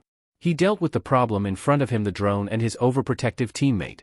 He shouldn't have had to deal with the second one. His gaze cut over as he continued, did you, or did you not, watch the Hosu footage? Shoyuta stared the other man down. He'd have to lie to say anything other than yes. They had a meeting about it Monday morning. Assuring the staff that both boys were well. Would be in class. And to not let the notoriety interfere with their school day. I did. All Might nodded, solemn. Did you read the reports Nizu sent? I have. Now the man looked troubled. I am disturbed that young Midoriya was out there alone. Shuta's eye twitched. That's what the man took away from that? He was leading civilians to safety. Then he returned to his team. He sighed, frustrated with the older hero. He did exactly what he was supposed to do. While he was gone, Todoroki did exactly what he was supposed to do. He trusted Midoriya would reappear. Stayed with his mentor, and continued to hold the line just like the exercise. Shoyuta stood, reaching for his scarf. I'm pleased with them. He looked back at All Might, eyes sharp. By separating them, you lost the opportunity to have them demonstrate the qualities we were looking for. Together with Uraraka, Yaoyorozu, or Azui, they would have had a perfect run. You could have shown everyone what the exercise was supposed to look like. Don't separate effective units because you have a personal bias to satisfy. He was angry now. And don't let well-meaning students police each other's worth. Every time Ida decides what Midoriya can handle, you validate that choice with your silence. Is that the lesson you want them learning? But if something happened to one of them, if they'd grown too dependent. They're not dependent. They're coordinated. There's a difference. And, after Hosu, they're experienced. If you can't see that, you're not qualified to teach them. All Might bowed his head at the declaration. I will reflect on that. Aizawa headed for the door. Do. Because those two boys didn't just pass your exercise. He paused, hand on the handle. They showed you how hero work should function. You just won't pay attention. All Might was once again left standing in an empty room. That had been happening with distressing regularity since the entrance exam. Always after a conversation involving young Midoriya. His gaze drifted to where Midoriya was frozen on screen. Ida hesitating. Intervening with the intent of keeping Midoriya safe. All Might has too. And each time, they've become another obstacle Midoriya has to find a way around. Another variable in his plans. They were getting in his way with their fear. He thought back to young Midoriya's words. Felt the truth of them sink in. They had limiting beliefs. Were trying to plaster them onto Midoriya. To force him to abide by them. And getting upset when he refused. He clicked, letting the video play out. Watched the boy recalculate and continue. Uraraka moved in tandem with him. Trusting his ability and judgment. He would take a page from her book. He would learn to trust. To bite back his fears instead of giving them voice. He would give himself a chance to learn what a determined quirkless boy was capable of instead of trying to decide for him. Hosu had proven the boy right. He was a hero. Without a quirk. A brave, somewhat reckless one. Endeavor was right. Midoriya had all the qualities a hero needed. Ida had been concerned and had acted on that to the detriment of his team. But All Might hadn't missed Todoroki's icy glare. Young Bakugo's stance. What did it say that those students saw him as a threat? He had to do better. Resolve in place, he turned the monitor off. He would see them again Thursday. Thursday, he would do better. He had to. Straight face. The headline cycled endlessly. Quirkless prodigy proves merit-based heroism viable. Hero Daily. Amid chaos, collapsing lines, and overwhelmed prose, a quirkless first year acted with. The Midoriya problem, when sentimentality trumps strength. Shueisha Publishing, editorial by Chitose Kazuki. Is this progress, or a dangerous redefinition of heroism that shifts risk onto others? Hosu's unexpected hero, how one student changed the conversation. UA Observer. In the space between evacuation lines and emergency sirens, UA's quirkless student. Dabi scrolled past all of them. They didn't know sheet. None of them saw what Dabi saw. But that was expected. They didn't care. They spit out bullshit for the masses who read what they already believed. If they really wanted to know? It was easy. The quirkless kid had a deeply ingrained routine. Dabi noticed it earlier, in the days before they scattered for internships. Hosu hadn't changed it. The kid was like clockwork. Morning runs early, before the city fully woke. The route varied depending on his starting point, but always went past the beach where trash had been cleared away. Then, through residential streets still quiet with sleep, ending at a small cafe where a barista seemed to expect him. Afternoons were always spent with friends until he returned to the Endeavor's estate by car or his mother's by train. Dabi had expected the kid to take time off after Hosu. To rest. Recover. All the gurus love to blab about self-care. Listen to your body.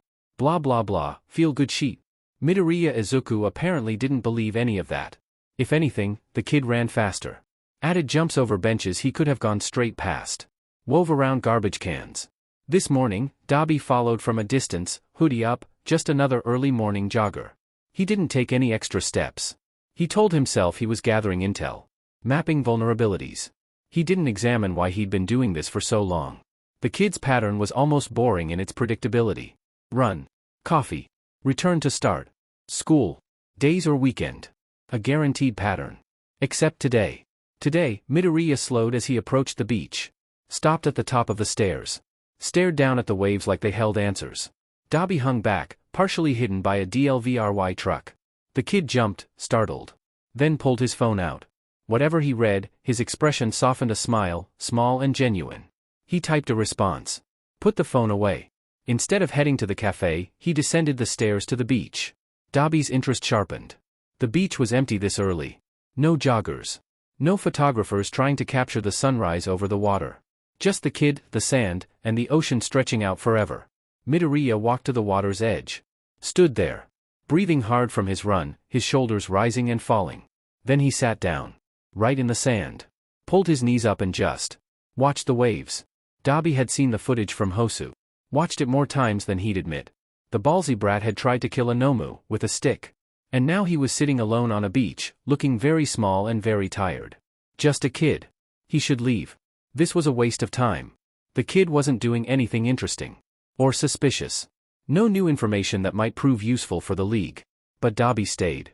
Because something about the way the kid sat still, quiet, like he was trying to disappear into the morning felt familiar. Felt like every morning Tuya had snuck out of the house after training. Found a place where no one could see him. Let himself stop performing. Let himself hurt. A seagull landed nearby. Midoriya watched it. Didn't move. Didn't try to feed it or scare it away. Just existed beside it. Dabi pulled out a cigarette. Lit it with his fingertip. The small flame felt good. Not like the fires that wanted to pour out of him every time he thought about Endeavor's press conference. Midoriya Izuku possesses intelligence, DSPLN, and sound tactical judgment. These are necessary hero skills. They are not dependent on a quirk. Endeavor defending a quirkless kid. Publicly. Definitively. Endeavor, who'd thrown Tuya away the second his quirk proved incompatible with his body. The bitter irony would have been funny if it didn't make Dabi want to burn the entire city down. The kid stood abruptly. Brushed sand off his shorts. Started walking up the beach, not toward the stairs, but along the waterline. Dabi crushed out his cigarette and followed. There was no cover here, but he hung back, pretending to look for shells. The kid stopped at an outcropping of rocks. Sat and pulled out his phone again. This time, he made a call. Dobby was close enough now to hear fragments. No, I'm fine. Yeah, just needed some air. I will, promise. Love you too, Mom. He hung up. Stared at the phone. He poked at something on the screen and started talking. Observation log, day 7? Post-Hosu. Recovery girl healed the electrical burns. No new scars. New bruising on left ribs is tender but improving faster than expected, probably because of the ice. Shudo's been sneaking me when he thinks I'm not paying attention.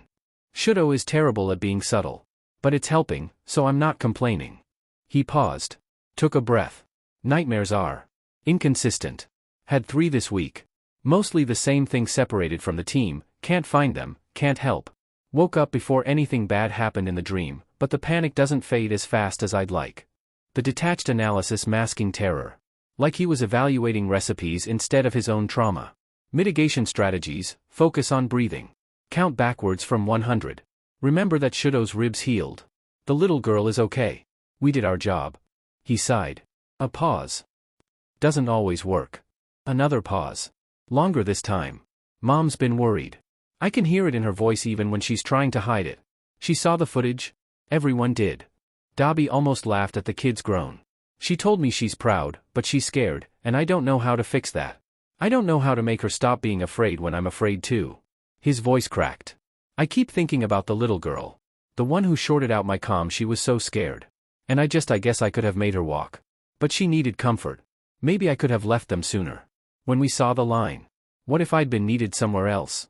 And I couldn't hear the order? Or the couple at the jewelry store? What if someone died because I took too long with them? How do you make the right choices? Silence. Just waves and wind. Endeavor said we did well. I think he was proud. Shudo says he was. But I keep seeing that moment when the creature hit Shudo, and I wasn't fast enough. If I'd been faster, if I'd been better, he wouldn't have gotten hurt. The kid's voice shook. Note to self, stop spiraling. This is what Mizuno-san calls catastrophic thinking. You did your best. Shudo's fine. Everyone's fine. The nightmares will fade. This is normal post-combat stress response, and you need to. His voice broke. He stopped recording. Put the phone down. Pressed his palms against his eyes. Dobby should leave. This was private. Personal. The kind of moment no one was supposed to see. But he couldn't move, back pressed to the massive boulders that formed the jetty. Because he recognized this, too. The desperate need to prove you're handling it. The certainty that if you just work harder, be smarter, be better, maybe next time no one gets hurt. Including you. He'd analyzed. Strategized. Cataloged his failures. As if he could fix them if he could just understand them well enough. Right up until he burned. The kid took a shaky breath. Picked up his phone. Deleted the recording. Then he stood, shoulders squared, and hopped down from the wall. Walking toward the stairs. Toward routine. Toward normal. Toward pretending everything was fine. Dobby made a choice. He stepped into view. Midoriya froze. His body language shifted instantly, weight balanced, stance widened. Slightly. Not aggressive. Ready. You're the kid from the sports festival, Dobby said. Keeping his distance. Hands visible, arms loose. And you are? The kid's voice was steady. Polite. But his eyes were measuring the distance to the stairs. To the wall behind him. To the water beside him. Smart. Someone who's been watching, Dobby said honestly. That made the kid tense further. Watching. The news. The press conference. Hosu. Dobby pulled out his cigarettes. Slow. Non-threatening. You're all over the feeds. Hard to miss. Right. Midoriya didn't relax. Are you a reporter? Dobby scoffed. Do I look like a reporter? Emerald eyes scanned him. Not harsh. Not judging. Assessing. You look like someone who doesn't want to be seen, Izuku answered carefully. Perceptive little sheet. Dobby lit his cigarette. Let the flame linger at his fingertip longer than necessary. Blue. Distinct. The kid's eyes widened slightly. Recognition, but not the kind Dobby expected. Curiosity instead of fear. That's a really high-temperature flame, Midoriya said. But you're not burning your skin. You have a heat-resistant secondary mutation? Or is the flame temperature control part of the quirk? Dobby blinked. Of all the reactions he'd expected, that wasn't one of them. Does it matter? He asked. Yeah, it's interesting, the kid said. Then, carefully, what do you want? Good question. Dobby took a drag. Wanted to see if you were real. Real? The kid looked genuinely confused. The footage could be edited. The press conference could be staged. Endeavor's good at selling narratives. Dobby gestured with the cigarette. But you? Sitting here having a breakdown nobody's supposed to see? That's real. Midoriya's jaw tightened. I wasn't. You were. It's fine. Normal, even. Dabi shrugged. You killed something that used to be human. Most adults wouldn't handle that shit well. You're what, 14? 15. The reply was slow to arrive. Factual. The gaze sharp and steady. Like the kid had noticed something and filed it away before he chose to answer. 15. Congratulations. You're ahead of schedule. Most pros need a decade to rack that up. The kid flinched, gaze dropping away for the first time. Dabi felt something uncomfortable twist in his chest. Guilt, maybe. He wasn't here to hurt the kid. He wasn't sure why he was here at all. Look, Midoriya said slowly, I don't know what you want, but I need to go.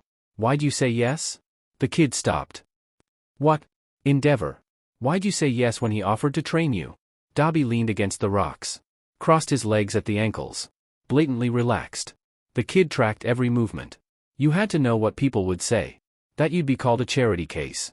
A PR stunt. A pet project. Midoriya's expression shifted. Guarded. That's not really your business. Humor me. Why should I? Because I'm curious. Dabi took another drag. And because you're standing here analyzing me and my quirk instead of running, which means you're curious too. They stared at each other. The rolling waves measuring time. The kid broke first. He believed I could do it, Midoriya said quietly. When everyone else said I couldn't. Just like that. Yes, no, the kid answered with a snort and a bitter smile, eyes rolling. Not just like that. I work hard. I train constantly. I study. I plan. His hands clenched.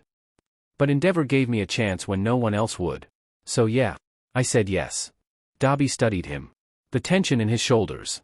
The defensive set of his jaw. The way he stood, like he was ready for this conversation to turn hostile. You know he's not a good person, right? Dabi said. Midoriya's head tilted, gaze never wavering. I know he's trying to be better. Trying doesn't erase what came before. No. But it's something. The kid studied him. People can change. They can, he stopped himself. They can what? They can choose to be better than they were, Midoriya finished thoughtfully, gaze dropping off to the side. Every day. That's all anyone can do. Dabi laughed. Short. Bitter. You really believe that? Don't you? His gaze snapped back up, nose scrunched. As if not believing was weird. The question hit harder than it should have. Did he? Tuya had believed it once. Had thought, if he just tried hard enough, burned bright enough, proved himself, Endeavor would choose him. He'd been wrong. But this kid, this quirkless kid who shouldn't exist in Endeavor's world, was standing here defending the man who'd destroyed Tuya's family. How's Shudo? Dabi asked suddenly, looking away. Midoriya went very still. Why do you want to know? Answer the question. His gaze swung back, tone unintentionally sharp. He's fine. Why? He happy? The kid's expression shifted. Suspicious now. Like Dabi had just crossed a line. Who are you? Someone who used to know him. Before. Dabi dropped the cigarette. Crushed it under his heel. Is he happy? Midoriya considered. Then, slowly, he's happier than he was. He opened his mouth to say more, but protective impulses stopped him, teeth clicking shut with a grimace. Because of you. Midoriya shrugged. I'm just there. You're always there, from what I've seen. The kid's eyes narrowed further, weight shifting ever so slightly. You've been watching more than the news. Sheet. Dabi straightened. Like I said. Curious. About what? About whether Endeavor's redemption is real or just another performance. Dabi held the kid's gaze. About whether he'll break you the way he breaks everyone who gets close. He won't. You sound sure. I am. Why? Because even if he tried, he wouldn't be the first. And I'm not alone, Midoriya said. He started to say something more, but his jaw snapped shut on those words again. An ounce of self-preservation kicking in. And if Endeavor decides you're not useful anymore? Then I'll keep going anyway. The kid's voice was steady. Certain. The training and resources he gave me made me stronger. I used that to get into UA. But if that ends, I'll find another way.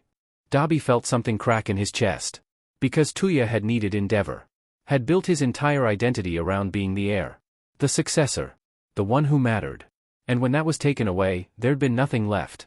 But this kid had built himself on something else. On a determination that existed outside of anyone's approval. You should be more careful, Dabi said. Quieter now. People are watching. Not all of them friendly. Like you? Yeah. Like me. Are you going to hurt me? Dabi considered. No. Why not? This brat is full of good questions. Because you remind me of someone, Dabi said finally. Someone who tried really hard to matter. Who worked himself to death trying to prove he was enough. Understanding flickered in Midoriya's eyes. Concern softened his edges. What happened to him? He burned. Dabi smiled. No humor in it. Be careful, kid. The world eats people like you. People like me? People who think hard work and good intentions are enough. Dabi started walking. They're not. I hope you figure that out before it kills you. He made it 3 steps before the kid spoke again. If you still talk, Midoriya said quietly, thoughtfully, gaze never leaving Dabi's eyes, to the person who burned. Tell him it wasn't his fault. That the world failed him. Dabi stopped. But tell him something else too, the kid continued, oblivious to why the stranger had frozen. Tell him that other people making it doesn't mean he couldn't have. That the system being broken doesn't mean he was. Dabi looked back. Wide, green eyes filled with sincerity met his gaze. Tell him it wasn't his fault. For a moment, Dabi couldn't breathe. Then he turned away. I'll think about it, he said. He walked away before the kid could see his hands shaking. He made it 2 blocks before he had to stop. He leaned against a filthy alley wall, chest tight, hands smoking. The kid didn't know. Couldn't know. But somehow, he'd looked at a stranger and seen straight through to where he still bled. Dabi's breath came in harsh gasps. He should report back. Tell Shigaraki the kid was vulnerable. Predictable. Dabi pulled out his phone. Stared at Shigaraki's message. His thumb hovered over the keyboard. He deleted the message before he could think too hard about what he was protecting. Call it curiosity. Call it guilt. Call it whatever let him sleep at night. But for now, the League didn't need to know about Midoriya Izuku. Not yet. Because Dabi had just met the living proof that endeavor could change. He didn't know if that made him want to save the kid or destroy him. He took his time walking home. While turning memories over in a new light, he stacked up a new list of questions. He knew where to find the kid. Shudo found himself hovering. Izuku had returned from his morning run shaken. Not enough to take action, but badly enough to notice. His hands had stopped shaking by the time they were in the car, but he didn't want to talk about it. Offering an assurance that it had just been an odd conversation. Uraraka noticed, too. She received a similar story, an odd encounter that wasn't bad. The guy was polite, just off. And maybe he needed more sleep. She suggested ending their extra training early. Making a stop at Izuku's favorite coffee shop. A few glances and the barista caught on, something was wrong. Izuku's happy hum was proof that the barista knew what to do with scant information. Once homework and dinner were done, Shudo grabbed a blanket and draped himself almost on top of Izuku to ground him. Put on a movie they'd enjoyed weeks ago. Something familiar. A happy ending. Tried to create the strongest sense of safety he could. Halfway through the movie, Izuku's breathing evened out. Victorious, Shudo turned the volume down and drifted off as well. Lulled by the steady heartbeat under his ear. He had spent days planning this. Preparing. He chose a wider wall this time. Not hidden, not brazen either. A service corridor between buildings where footsteps echoed, and voices carried. A place where people passed in 2s and 3s going to and from offices and shops. He started with fragments. Pieces. Hands without arms. Sleeves without bodies. A scuffed sneaker toe, a cracked visor edge, the suggestion of a shoulder turned toward something unseen. Each fragment painted in a different palette, a different weight of line. None of them impressive on their own. They floated apart at first, scattered across the concrete like they didn't belong to the same story. He worked slowly. Patiently. Drawing lines between them. Not straight connectors. Curves. Shared shadows. Overlaps where one fragment's negative space became another's outline.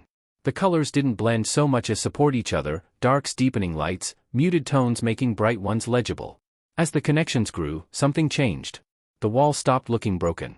The fragments began to read as a crowd in motion. Not uniform. Not synchronized. But oriented. Leaning the same way. Facing the same direction. A single word. Synergy. It wasn't centered. It didn't dominate. The letters were built out of the same connecting strokes he'd already used, as if the word had been hiding inside the mural all along. No letter fully closed. Every shape borrowing structure from the next. If you isolated a single letter, it looked unfinished. Together, it was solid. At the base of the mural, where people's eyes naturally fell, they added one last detail, faint, almost invisible lines radiating outward, like sound waves. They didn't point to the word. They came from it. By morning, people stopped. Someone recognized a sleeve like theirs. Someone else saw their own boots. A third noticed the spacing between figures and instinctively stepped closer to the people beside them. No single piece was heroic. That was the point. The power wasn't in any one fragment. It was how they added up. By the time photos started circulating, the comments all echoed the same sentiment in different words. I found myself in there. It pulls you in. You can't help but stand closer. Truly greater than the sum of its parts. He watched from across the street, hood down, coffee cooling in his hands. Tracked the social media posts with satisfaction. Because this one wasn't about a symbol. It was about what Midoriya Izuku did, whether he meant to or not. As much as he might divide the discourse, he pulled people together. He started a conversation they should have been having a decade ago. He didn't shine alone, but he was shining brightly. Maybe he should have chosen Beacon. He chuckled, thumbing through the new posts, and finally went about his day. A young journalist, nervous, over-caffeinated, or both, caught Midoriya 3 blocks from campus. Izuku noticed the phone first held at chest height, already recording. Then the press badge. This was the last strike. Shudo was never letting him go anywhere by himself ever again. Izuku wouldn't even blame him. Midoriya-kun. The guy older than him, but not by much, jogged to match his pace. Sorry, I know you're busy, but can I ask you something? Just real quick? Izuku's first instinct was to say no. He'd already been burned by that. His second was to remember what Mizuno-san taught him. Declining creates its own story. He did his best to find his inner endeavor and kept walking. He was short, but he kept up with Shudo easily. If the vulture ran out of breath, maybe he'd leave Izuku alone. If you must. He picked up his pace slightly, shifting his bag. Gaze ahead. If this went badly, he wanted witnesses. He could see the UA gate. Great. Okay. The journalist fumbled with his phone, making sure the angle was good as he was forced to keep jogging. So there's been a lot of discussion about your position at UA. Some people say you're inspirational, others say you're being used as a political statement. Do you feel like? He took a breath. Like you're being used? By Endeavor, by the Hero Commission, by the system. Izuku blinked. Then frowned in confusion. Of all the questions he'd expected, that wasn't one of them. He thought about it. Actually thought. Long enough that the journalist shifted nervously, glancing toward the gate as if he knew that's where his time would be up. No, Izuku said finally. Shaking his head, glancing at his harasser. He frowned, trying to make sure he'd understood correctly. I asked to be here. Endeavor offered to help train me, and I said yes. This is my choice. A beat. I'm here to help people. If they tell me to stop, I'll stop listening. But no one has yet. He shrugged. So I think that means I'm doing okay? One more block. He saw Ida walk in, lamenting that his overbearing classmates' tunnel vision meant he didn't see them. The journalist blinked rapidly. That clearly wasn't the soundbite he'd expected. Right, but he scrambled for his next question. There are people saying your success is being used to dismiss legitimate concerns about quirk-based discrimination. That you're the exception that proves the rule. How do you respond to that? Izuku considered. There are legitimate concerns about quirk-based discrimination. I don't think I prove anything. Just one more. The journalist threw a panicked glance toward the gate, checked the phone to center the view. He looked tempted to step in the way. To stop Izuku's forward progress. Izuku shot him a knowing look and let his next step land heavier. One of them was solid. Strong. Not winded. One was flimsy and easily trampled. Not that Izuku would. Shudo would. Uraraka would, with a smile. He tried to find his inner Uravity. There's street art going up across the city with messages about you, more than our quirks, synergy, stuff like that. People are making you into a symbol. What do you think they're trying to say? Izuku's eyes widened slightly. There's street art? About me. You didn't know? The journalist looked surprised. No, he shook his head. I don't really look at social media. So you haven't seen the public response? The people following your example? Saying your strength is an inspiration? Izuku's expression turned thoughtful. Troubled, even. His steps slowed. I don't think people follow me because I'm strong, he said slowly, like he was working it out as he spoke. If they follow me, I'd want it to be because I try to be kind. Even when it would be easier not to be. So it's not about proving a quirkless kid can stand at the top? The green-eyed gaze turned sharp. If anyone thinks being quirkless is the point, I think they're kind of missing it. The journalist stared at him. Missing what? They'd finally reached the campus gate. He bowed reflexive, automatic and apologized. Sorry, I have to get to class. With a swipe of his card, he was through the gate, leaving the journalist standing on the sidewalk with a clip he had no idea how to title. 3 hours later, Izuku's phone wouldn't stop buzzing. He turned it off. He was in English when Mike-sensei paused mid-lecture, phone buzzing in his pocket. The normally unflappable teacher pulled it out, glanced at the screen, and went very still. Then he looked directly at Izuku with an expression that said, "What did you do?" Izuku shrank in his seat. He had no idea. "All right, little listeners," Mike said, voice unusually quiet. "Change of plans." Whatever he intended to say next died on his lips as he looked at the students. Already worried and tense. Midoriya anxious and shrinking. Todoroki edging toward hostile. Mike-sensei ended class early so they could see why Izuku was trending. They watched the viral clip together. Izuku, with his head on his desk, buried in his arms. Uraraka gave him a sympathetic pat on the back. There'd been some light teasing about fame, but Mike-sensei was quick to step in. Not everyone wanted fame. "I'm not sure he's got a choice." Jiro had her phone out. She slid it across Izuku's desk. "Street art." The guy had said he had street art. "Hero." Bakugu's phone joined hers. "Different street art. More than our quirks." "How many are there?" he whispered, awed. Horrified. Overwhelmed. The art was beautiful. Someone had made something beautiful about him. It looked hopeful. He wanted to cry. Mina had handed her phone over next. "I don't owe you. Stop pretending you helped." Shudo reached over to place his phone beside Mina's. Synergy. He looked from one screen to the next. Baffled. Humbled. With shaking hands, he picked up Mina's phone. "I don't owe you," he whispered, but it was the words below, in a different paint. By a different hand, that caught his attention most. "Stop pretending you helped." That felt personal. They knew him. People were watching him. His mind raced back to the scarred man on the beach. People are watching. Not all of them friendly. His ears rang. He tried to swallow the sudden knot in his throat as a chill went through him. People were watching him. He looked up at Mike-sensei, trying not to shake. It was easy to be amazed. He was sure Mina or Kaminari would be thrilled. Why was he afraid? Present Mick's smile was sympathetic.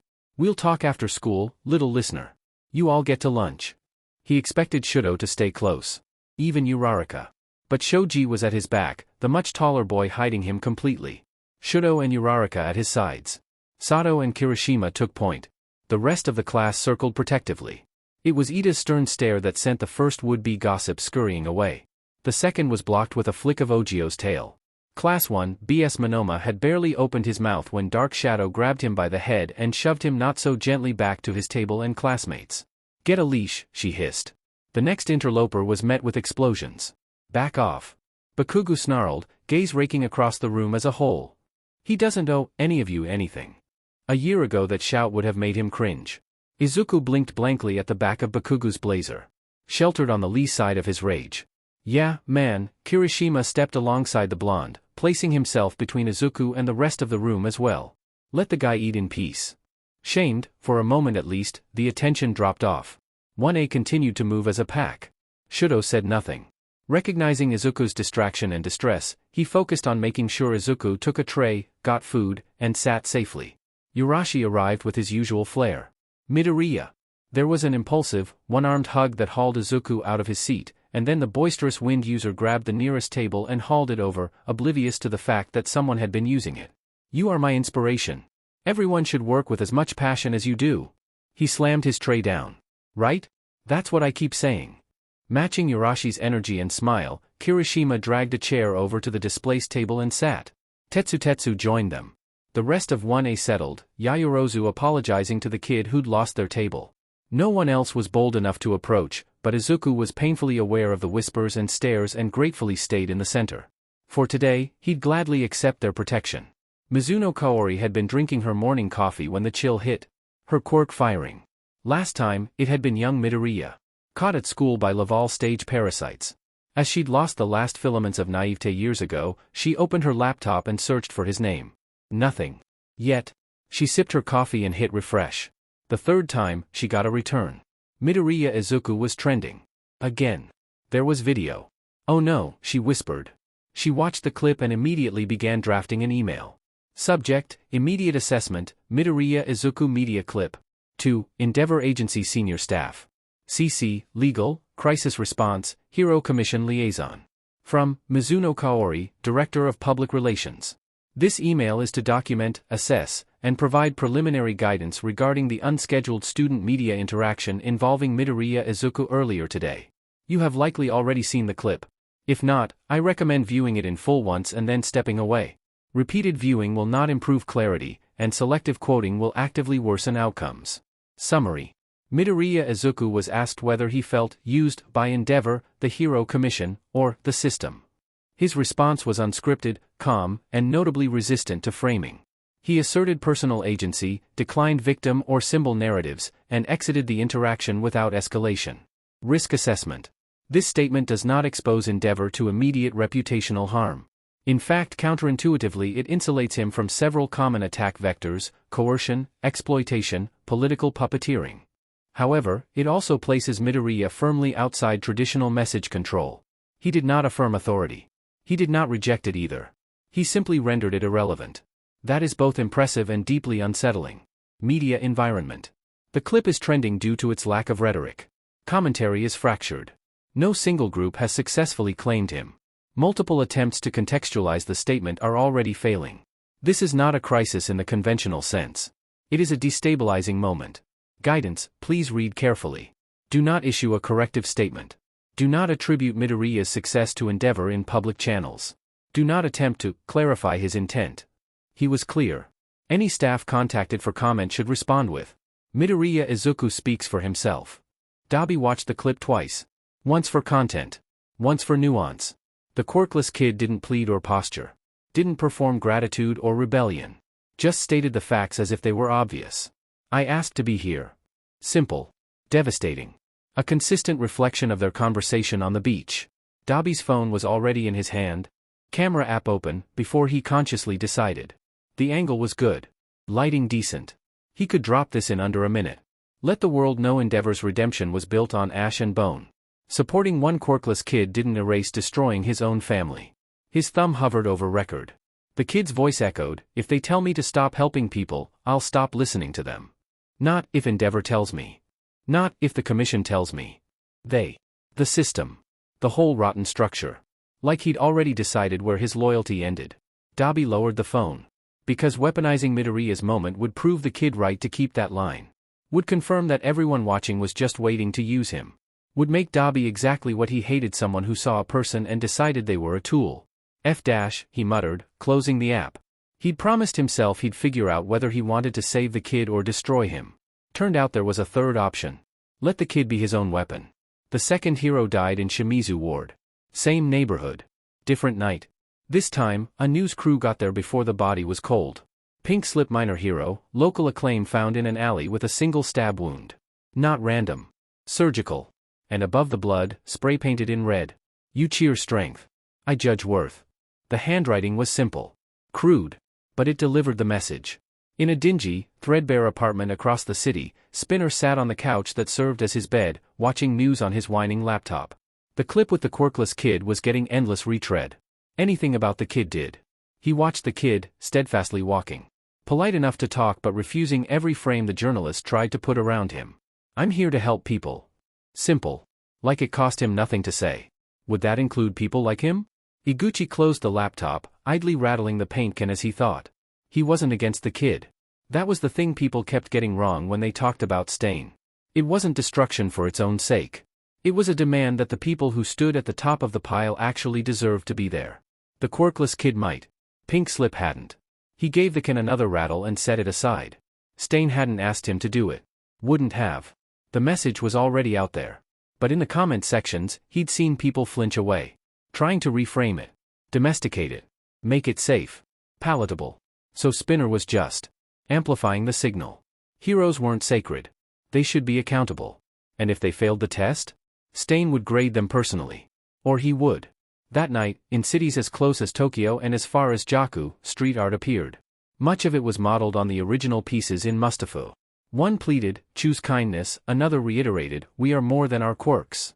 But near Daika City, someone sprayed over a Hearts and Minds recruitment billboard in bold dark green letters. "If they tell me to stop helping, I'll stop listening." And underneath, in different handwriting, "So will we." Shigaraki clawed at his neck, irritation crawling under his skin like insects. Stain. Stain. Stain. Everyone babbling about the hero killer and his message. When they weren't droning on about the quirkless NPC who'd convinced everyone he was a player. He didn't get it. The kid had no quirk. No power. The world was supposed to make sense. Quirks were power, power was worth, that was just how it worked. The boy had neither, but people were painting walls about him, parroting his words like they meant something. On the bar, the picture of the boy in question stared past him. Short. Unremarkable. He shouldn't matter. So why did everyone keep talking about him? And while they gushed about Stain and this little error in the system, no one was talking about his Nomu. About what real power looked like. About him. The phone disintegrated in his hand. Dust scattered across the papers spread on the bar. He brushed off the dust to look at the stolen schedule. We need to make a statement. Shigaraki's grin was all teeth as he turned to Kurogiri. Stain has his message. The NPC gets a fan club. Everyone's ignoring the Nomu that leveled city blocks. He spread his hands. So let's give them something they can't ignore. Shoyuta sank into his chair, determined to rest until the meeting began. He crossed his arms, stretched out his legs, and closed his eyes, tracking his friends and coworkers by sound alone. Quick light steps with a sharp heel. Namiri. She was headed to the coffee pot. Her mug landed heavier than normal. Nails clicking on the ceramic. She sounded agitated. Long, light, slow strides with a softer heel. Zashi. The brush of a hand on fabric. The tall blonde paused at Namiri, but neither spoke, just checking in. Then Zashi came to the desk and settled into his chair, fussing with papers. Restless. A long, heavy stride, heels hitting firmly. The jangle of gear almost obscures quick, soft steps, and the rustle of fabric. Snipe and 13. The others arrived, and then, a prickling of his nerves. He couldn't hear steps, but he knew who it was. Nizu. I'm sure by now all of you saw the clip of the ambush interview with Midoriya Izuku outside our gate. Grumbles of assent. Tension and a thin veil of anger permeated the room. None of them liked the press right now. Not after Tuesday's mess. Excellent, the principal sounded pleased, but Shoyuta noted the delay. We have one more hero arriving, and then we'll begin. Shoyuta refused to open his eyes. Kept his breath steady. The only one missing was All Might. He was running short on patience for the man. The older hero could not manage his time or his biases rationally. The door opened. Firm, heavy steps, but no heel strike. Not dress shoes. No rustle of a fabric from a too large suit. The presence finally prompted him to open his eyes. Endeavor. The flame hero had his quirk off. He looked displeased, but that was typical for the man and, in light of yesterday, reasonable. He never looked affectionate, but Shoyuta was certain the man cared for Midoriya, and anything that affected the green-haired teen would affect his son and family as well. He sat near Snipe, his attention on Nizu. Let's begin, Nizu chirped, not nearly as chipper as usual. With your permission, Endeavor, I'd like to forward your PR director's email to my staff. You may. The man crossed his arms, chin sinking toward his chest. Shoyuta supposed that's what patience looked like with the flame hero. His phone buzzed, and like the rest of the staff, he took it out to read the email. Midoriya speaks for himself was a safe stance to take. UA's legal staff has reached out to the publication, protesting their ambush of one of our students, a minor, without a guardian present. That cannot undo the damage done, but we will work to dissuade others. This is the second time he's been caught, that I know of, the principal continued. Here, inside UA, we have addressed the student body, but it may be best if someone speaks to Midoriya about his morning runs. He goes regularly? Attention turned to Endeavor. Yes. He leaves early and then returns to get ready for school. I have not known him to skip a day. Shoyuta was surprised when Hizashi interrupted. I kept our little listener after classes yesterday, Hizashi explained. Before his crew went to the gym. We talked a bit about the attention. He paused, looking worried. Turns out this reporter isn't the first person to catch up with him on his morning run. He wouldn't say much about the encounter, insisted that nothing bad happened. His use of air quotes implied his doubt. But he didn't deny it when Todoroki-kun said that the meeting had bothered him. Hizashi spread his hands out on the desk. I'm hoping someone he trusts more can get the story out of him. He needs to vary his route, and we need to add security, Endeavor muttered, leaning forward to rest his elbows on the table. Would this have been Wednesday? Hizashi considered it and nodded. Both events occurred departing from his mother's residence. But given the increased media focus and public attention, I offered to move Midoriya-san to a secure apartment building. She accepted. That move will happen this weekend. Izuku will be staying with us. I will add a sidekick to shadow his run. A car will take the boys to and from UA. Excellent, Nizu nodded. A lesson on the dangers of habits and visible routines can be added to their curriculum. Next, I believe it's pertinent that everyone be aware of the street art and clashing headlines. Our young student is the center of a media storm, and some individuals may become hostile. Nizu pressed a button on his tablet, activating a display of the art they had found. Shoyuta had been surprised to find it on patrol. It hadn't felt threatening. He'd been proud. People needed representation. These conversations needed to happen. Then Hosu happened. There was more art. And his student was no longer safe. Our local artist is clearly a fan, but it has gotten more complicated. The display changed to a dirty alley blocked with police tape. That Stain has a fan is disappointing. That they've chosen to add graffiti to his work may draw unwanted attention to young Midoriya's fan art. Shoyuta let them sit with their thoughts before he brought out the rest of the bad news. That's not our only concern, he hauled himself upright, aware as everyone turned toward him. That, he pointed to the screen, was in Iharacho, Shimizu Ward here in Shizuoka. A few chairs creaked, almost covering the shuffling of clothes as the heroes in the room came to attention. That was too close. Shoyuta had worse news for them. The night of the Hosu attack, Midoriya was separated from his team. He's given a full accounting of his actions, and the approximate times match the expectations. He let that sink in because it was important. Endeavor was practically burning holes in his head with this stare. A warning he didn't need. He had nothing negative to say about the boy's behavior or performance. Native was a local hero in Hosu.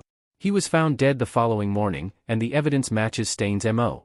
While Midoriya doesn't report encountering Stain, we cannot ignore the possibility that the man saw him. He's just as likely to know him from the sports festival as anyone else. He added, and the room shifted uncomfortably. Since then, there have been 3 deaths here in Shizuoka. Pink Slip is the latest. She was in the stands for the first year's sports festival. She was not shy about her negative opinion of Bakugo and Midoriya. Nizu did him the favor of pulling up her hero license to display on screen. Slugger was a local hero in Mustafu. Most notably, he was on scene during the slime villain attack 1 year ago. The attack that Bakugo Katsuki was the victim of. Next is Slide Engo. He's frequently in Shizuoka, but according to his agency, he had travel plans outside the prefecture. There's no documented hero-related work to bring him here. Shoyuta groused, looking over his notes. Something about that fact was waving red flags, but he had to leave that to the police and commission for now. Hizashi caught his eye, watching carefully. He slid the paper over. Maybe Hizashi would see something he missed. Across the table, Endeavor's eyes moved to the paper without asking to see it. His jaw tightened once. Then he was still again. Slide Engo is on record making negative comments about Midoriya and vocal in his belief that Midoriya should be removed from the hero course. He sat back, watching as Nizu flicked through images and put them on screen. Midoriya was the first victim of the slime villain attack. Endeavor's voice rumbles through the room. Every head turns to him in surprise. That's the day I met the boy. Midnight gasped as she cut in. He's curating his kills around Midoriya? The expressions varied, but her horror was echoed on every face in the room. It appears so, Nizu lamented. What happens if Stain decides he falls short? 13's worry rippled through the room. Nobody answered. Nobody had a good answer. Hizashi pursed his lips. That's a dangerous obsession for our little listener to be the target of. Nizu sighed, turning the screen off and folding his paws. Light has begun to shine through the cracks in our society. Young Midoriya is the one holding the torch. Melodramatic, but Shoyuta supposed the mammal wasn't wrong. Maybe the tyke shouldn't be outrunning. Snipe Drawl didn't hide his concern. Living in fear will not serve him, Endeavor dismissed. The sidekicks will shadow him, and additional backup will remain close. For now, Stain does not appear aggressive towards him, but we cannot trust the sanity of a madman. We will add police presence and security near shops the students frequent before and after school. All concerns, even rumors, should be brought to the group's attention immediately. We will overcome this challenge and see what changes our very talented student brings to our society. The Chimera looked entirely too enthusiastic. Shoyuta glanced at the time. With a sigh, he got up. All Might was still missing. On one hand, he didn't have to listen to well-meaning nonsense. No one had to mediate a fight between the number 1 and 2. But it also meant he wasn't here to take the kids to the USJ. At least there was a contingency plan. Snipe, if you're ready, we need to get the kids on the bus. Shudo was the rock in the storm of chaos swirling around him. He let it roll across and drip off his awareness a shower of voices and frivolous words. He understood that his classmates were excited, but he didn't understand why. He considered that. Then amended the thought he didn't understand why they were this excited. The field trip was still on campus. It was a class exercise they would repeat multiple times while attending UA, part of the not-so-long road to earning their hero licenses. The only real difference between this and Hosu was the lack of actual dying. He wouldn't see body bags here. Maybe they didn't read the syllabus? But there was a second trip in the fall probably to assess what they'd learned. Maybe the timing had to do with the provisional license exam? He could ask Izuku what he thought. Later. Right now, tucked between Shudo's side and the bus, Izuku was fussing with his costume. After Hosu, Izuku had spent several hours brainstorming improvements. Then 2 afternoons in the support lab sacrificing himself as Hatsume's alpha tester, sorting out which modifications they should keep. Which ones she would make and refine. The process, he'd been blithely informed, was ongoing. He'd only stayed the 1 afternoon. Hatsume and Izuku were more animated than Kaminari after a third energy drink, bouncing ideas like ping-pong ball, and rarely finished their sentences. As much as he enjoyed seeing Izuku that engaged, it was tiring to keep up with. The end results of those sessions were subtle. At a glance, the costume didn't look much different, but the equipment was in flux. Izuku took notes after every practical heroics class for future adjustments. Proving Hatsume's claim. They'd added armor to the shins and forearms greaves and vambraces? There had been an enthusiastic detour into medieval armor that Shudo had mostly missed, though Hatsume had latched onto it eagerly. Similar pieces had been added to his own costume. He could feel the added weight, even if it barely showed. Izuku looked ready for things to go wrong. But after all the revisions, Izuku was still getting used to the new configuration. Shudo watched as he adjusted the buckles that held the grappling gun and the newer weapon on his other hip. Based on the cartridge's colors, Hatsume had added effects. In the background, Ida was yelling. Shudo half listened, tracking the loud boy's movement. Understanding the need to get on the bus in an orderly fashion, but unwilling to let him too close to Izuku. When they boarded, the others teased Ida for the unnecessary stress. Something about the seating arrangement. Shudo tuned them out, accepting the aisle seat while Izuku curled up comfortably by the window. Aizawa-sensei and Snipe-sensei boarded, and the bus rolled out. By the time they arrived, Izuku had settled, apparently satisfied with the fit of his gear. Bakugo was the new target of teasing, crackling with restrained indignation. Izuku shrank into his seat, mostly out of sight, but his attention stayed locked on the exchange and, more importantly, Bakugo's reactions. Nothing escalated beyond yelling, which Aizawa put an end to. The final minutes passed quietly. The USJ was even bigger than he expected. There was a quiet conversation between the teachers before 13 stepped forward to welcome them. Her words washing over him, though a few sentences stuck out. For most of you, this will be the first time you are using your quirks to save people. Shudo felt the attention shift briefly, but noticeably toward him and Izuku. He did his best to ignore them. Izuku stood close enough to feel his warmth, calm despite the sudden scrutiny. That helped. Your powers are not for hurting others. This time, his attention shifted sharply, lancing across their little crowd. He'd have skewered Bakugo with it if he could. Before the lesson could begin, a ghastly black portal spiraled into existence. It grew with the confused murmurs of his class. Then people stepped out of it, many with masks and visible weapons. Izuku sked in a sharp breath. Shudo recognized it: 2 villains. Is this part of the class? Someone, Kirishima? The innocents would be laughable if they weren't all in danger. This is real, Aizawa-sensei was blunt, pulling his goggles into place. Those are villains. Gasps from his classmates rippled at the edge of his awareness.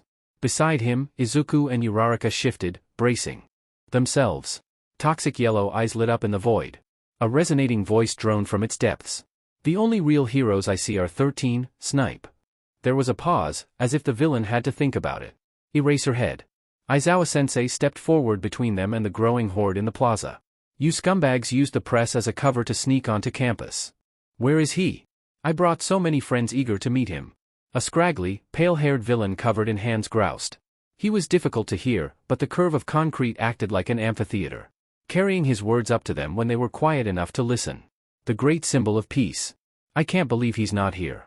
The sinister rasp in the otherwise soft voice gave Shudo chills. Maybe if I kill a few students, he'll make an appearance. The manic gaze swept across the students, and he's not the only symbol we can break. Aizawa-sensei's scarf flared, his hair lifted. Anger and warning. A final figure emerged from the portal. Oh no, Izuku's whisper was filled with horror. Alarmed, Shudo stepped back, bumping into Izuku, who was rigid at the sight of one of the man-made mutants from Hosu. Dark-skinned, similar to the one who hurt so many heroes before his father arrived. Fire worked. Shudo stepped forward again, leading with his left. Sensei, Shudo warned. Whatever the heroes had seen or read, they weren't prepared for the fight about to happen. 3 pros wouldn't be enough. Why aren't the alarms going off? Yaoyorozu's voice was strained. Izuku replied quietly. A villain must be jamming it. Izuku's hand was at the earpiece securing his visor. He had comms built in now. They must not be working. The whole campus may be under attack, Shudo added. The possibility couldn't be ignored. When he checked his phone, there was no signal. Back to the bus. Snipe ordered, jolting them into action. Alert the main campus. Snipe adjusted, flanking Eraserhead, leaving the rescue hero to herd the students. Uraraka grabbed his elbow, probably Izuku's too, but neither boy moved when she pulled. He knew how fast those creatures moved. He wasn't turning his back on it. He wasn't taking his eyes off of it. Neither would Izuku. Shuffling behind them indicated that some students had begun to move. None quickly. You can't fight them alone. Izuku's voice was steady, but Shudo could hear the worry. Your fighting style isn't suited for this. He was facing Eraserhead. I'm not alone. Eraserhead tilted his head. Snipe nodded, drawing his weapon. We leave it to you, 13. Snipe gave 13 a nod as well, prowling to the edge of the steps with a full view of the plaza. Eraserhead leapt, scarf and hair like a war banner. The motley assortment of villains didn't understand the threat their sensei represented. Snipe was also poorly known, even if he wasn't the cryptid that Eraserhead was. But the Void villain had known. 13 shooed them back, the class moving reluctantly for the door. How annoying. The villain covered in hands clawed at his neck, his beast idol beside him. The worst pros are the ones who live up to their reputations. Something in that statement made fear crawl up his spine in a way Shudo hadn't felt in a very long time. Izuku crouched lower, ready. We have to go. Uraraka pulled harder, demanding. They gave way, following the rest. Then another inky portal swirled to life in front of them, blocking the path to the door. There is no escape for you. Like a nebula and black hole in one, unnatural and lethal. The villain took shape, towering over them. Gleaming yellow eyes like pools of malicious static. It is a pleasure to meet you. We are the League of Villains. It may be impolite, but we invited ourselves into this haven of justice, a fitting place for All Might to take his last breath. The yellow eyes flickered, then narrowed. 13 pushed a Shido behind her. There must be a change of plan we could not foresee. No matter. Explosions erupted without warning as Bakugo launched an attack. Kirishima by his side. Through the smoke, yellow eyes gleamed. You children should be more careful. The man seemed unaffected, otherwise, someone might get hurt. 13 begged Bakugo and Kirishima to get out of the way. Izuku left his side, shoving Ida forcibly. Get help. I'll scatter you across this facility to meet my comrades and your deaths. With that pronouncement, thick black mist lashed out around them, cutting off Shudo's view of the others. He reached out blindly to grab Izuku, but only touched air. The ground vanished beneath him, and he was falling. When the violent purple mist cleared, he was standing amid rubble and flames. Alone. All the years in the training room isolated, cut off roared through him. His breath faltered.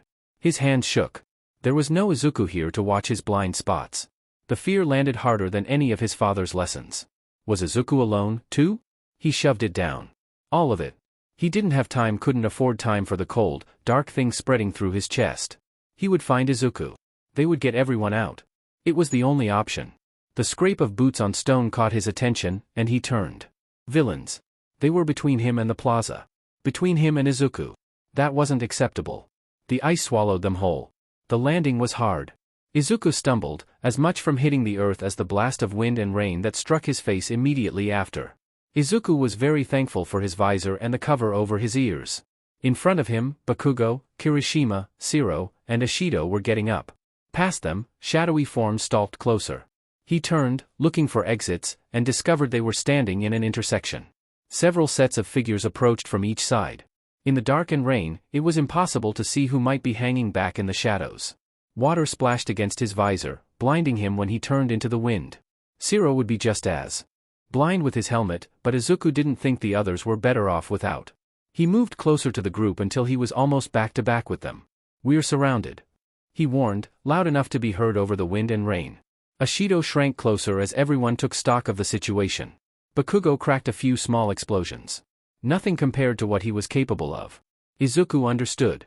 In the rain, the cold, the blonde was at a disadvantage. Izuku looked at the rest of the group. The wind would hinder Shiro's mobility. He had no idea how well the tape would hold on perpetually wet cement. In his notebooks, he'd already speculated that Ashido might be hampered by heavy rain. She'd have to increase the acidity significantly to counter the dilution. He wondered if that would burn her. Now was a terrible time to find out. This way. He darted forward, tapping Kirishima on the shoulder as he passed. They would have to lead. Kirishima jumped and fell into step beside him. 3 figures. Blurred by the rain into uncanny valley-esque forms, but clearly heteromorphs. Hardly ideal, but he hoped that was the extent of their quirks. He ducked the first swing, slower than the Hosu monster, and he aimed at the knees. Felt the crack of bone through the staff, popped back to his feet, and plowed toward a woman who looked part rhino. Massive. Bulky. Slow. Kirishima threw himself forward to take her punch. She focused on him. Izuku swung from the side, and the staff caught her across the throat, clotheslining her. She went down gagging. He switched the hand leading and swung for her head as he passed. He wasn't going to pause to try the door. Charge! Kirishima looked startled, but didn't hesitate. They hit together a pair of human wrecking ball. The window shattered. They rolled across the shards. Izuku got to his feet and hurried to help Ashido and the others through. He was half afraid Bakugo wouldn't follow, but the blonde climbed in right behind Zero. Out of the rain, it was blessedly quiet. Easier to think. A dozen threats were coming in behind them. No idea what lay ahead. Midoriya, Kirishima's voice was tight. What do we do? Izuku hadn't expected them to follow his lead.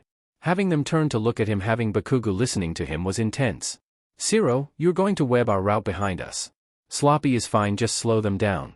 Ashido, they're tracking in water slick up the tile. And we keep moving. But it's dark, she peered past him into the building. He pulled out his flashlight and connected it to his visor. Yes, it is. Turning, he led them through the building slowly. He could hear crunching glass as the villains finally followed them in. They reached a foyer, a cafeteria maybe, or a training room. Whatever it was supposed to be, it would serve his purpose. You might not like my plan. He unclipped the flashlight, examining the room and ceiling, careful not to blind anyone. What is it, nerd? Bakugo's tone was surprisingly calm. Patient, even. Zero, this becomes the trap. Think the middle of a spider nest, leave us a path out. Mina, see that wall there? He put the light on it. It's load-bearing. I need you to weaken it. Start with the doorway we just came through. He dragged the beam of light from the doorway to the wall, drawing the path he wanted her to cut. Zero and Ashido dashed off. Kirishima, you're with me. We hold the line. He flashed a quick grin and got an anxious, determined one in return. What the F am I supposed to be doing? Bakugo demanded. Izuku turned. He hadn't been sure his one-time friend would listen to him. But, if he was asking, I need you to get ready to bring the building down. He watched the blonde's eyes go wide. What? Kirishima asked, dumbfounded. Izuku held eye contact with Bakugo. When we clear this room, blast that support wall, precision shots, the wall only. It needs to come down in a wave, not all at once. They'll have to fall back or get trapped in the rubble. He took a breath. It's not a real building. I doubt it'll kill any of them. He took a deep breath. But I'd rather it be them than us. Grim silence followed. They could hear the villains approach. They were out of time. Izuku moved to the door and turned his flashlight off. Katsuki watched Izuku move with shitty hair to block the doorway, buying time for soy sauce and Pinky to finish. Buying time for his waterlogged but to warm up. Hold the line. The exercise he'd F'd up. He ground his teeth together. He was the objective. What they had to protect. F that. A quirkless fight would warm him up. Just thinking it felt like chewing glass. But it was true. I need the fight to warm up, he grumbled in response to Izuku's curious look as he took Kirishima's other side. It didn't take long for the villains to brave the doorway and charge. They were outnumbered. Katsuki found himself on the flank. He couldn't tank hits like Kirishima. He wasn't practiced with a weapon like Izuku. And, well, the nerd could fight. Go! Don't tell me what to do! Katsuki snapped on reflex as he fell back. He saw the shape of the plan coming together. Set! Ashido yelled. Izuku ordered them back with Zero leading through his maze. Fire! Katsuki didn't need to be told twice. With the others at his back, he faced the room and the assholes who thought they had them. You'd better know which way to run, nerd. He aimed at the wall. Villains scattered as he fired off precise explosions. 1, 2, 3. Someone had him by the back of his costume, dragging him along. He could hear Izuku saying something to the extras, but explosions were loud, and he needed to concentrate. Bakugo 2 o'clock. Blast it. Izuku's voice landed like a punch. Just a wall, but if he was facing 12, that was he didn't question it. He exploded. Drywall rained down through the smoke. They kept running, him backwards, a second hand on his arm to keep him steady. 11 o'clock. He shifted. Fired. More drywall. Ceiling. Tiles fell, shattering into even smaller pieces against the ground. Something crashed behind him, and he heard the rain again. Go go go. Katsuki was spun around, the building groaning. They burst back into the rain through a busted door. Dust billowed out after them, immediately dispersed by the wind and rain. The nerd never slowed down. The others right on his heels. Then Izuku hit the brakes so hard they almost ran him over. He pivoted sharply and started shoving Pinky toward a narrow gap in the buildings. Not quite an alley, but close enough. More villains, but this time they weren't surrounded, and the fuckers didn't know where they were. Now what? Kirishima knelt, ducking below Izuku as they peeked around the corner. The door, or the wall that will take us to it, should be that way. Izuku pointed the way they'd been running. Villains blocking the path. So we just need a new plan to get around them. Pinky sounded confident, but Katsuki had a bad feeling. 3 of them were handicapped. Izuku hadn't answered. He was staring into the rain and dark like he could divine the answers in the drops. I'm going to lead them away. What? Shitty Hair sounded distressed. We're splitting up? Pinky spoke at the same time. That's smart. Katsuki cut her off. The others froze, looking at Katsuki like he'd lost his mind. He really wished he could see Izuku's eyes through the visor. Shitty Hair's tough, but he's slow. The rest of us can't use our quirks for sheet in this, and no one can see. He leads them away. We get an opening to run through, get to the door, and back to the plaza. He looked at Izuku. Right? Yeah, Izuku nodded. That's my thought. Even with thermal vision, they won't be able to tell I'm alone at first. Then quit wasting time, Katsuki pulled the others back. Just don't F up and forget the part where you're supposed to meet us at the plaza. I won't. Izuku leaned around the corner, looking back once. See you at the plaza. And then he was gone, the dark material of his costume blending in quickly. Katsuki silently cursed the whole way, shoving the others when they hesitated. Dragging them up when they stumbled. He wanted to turn back.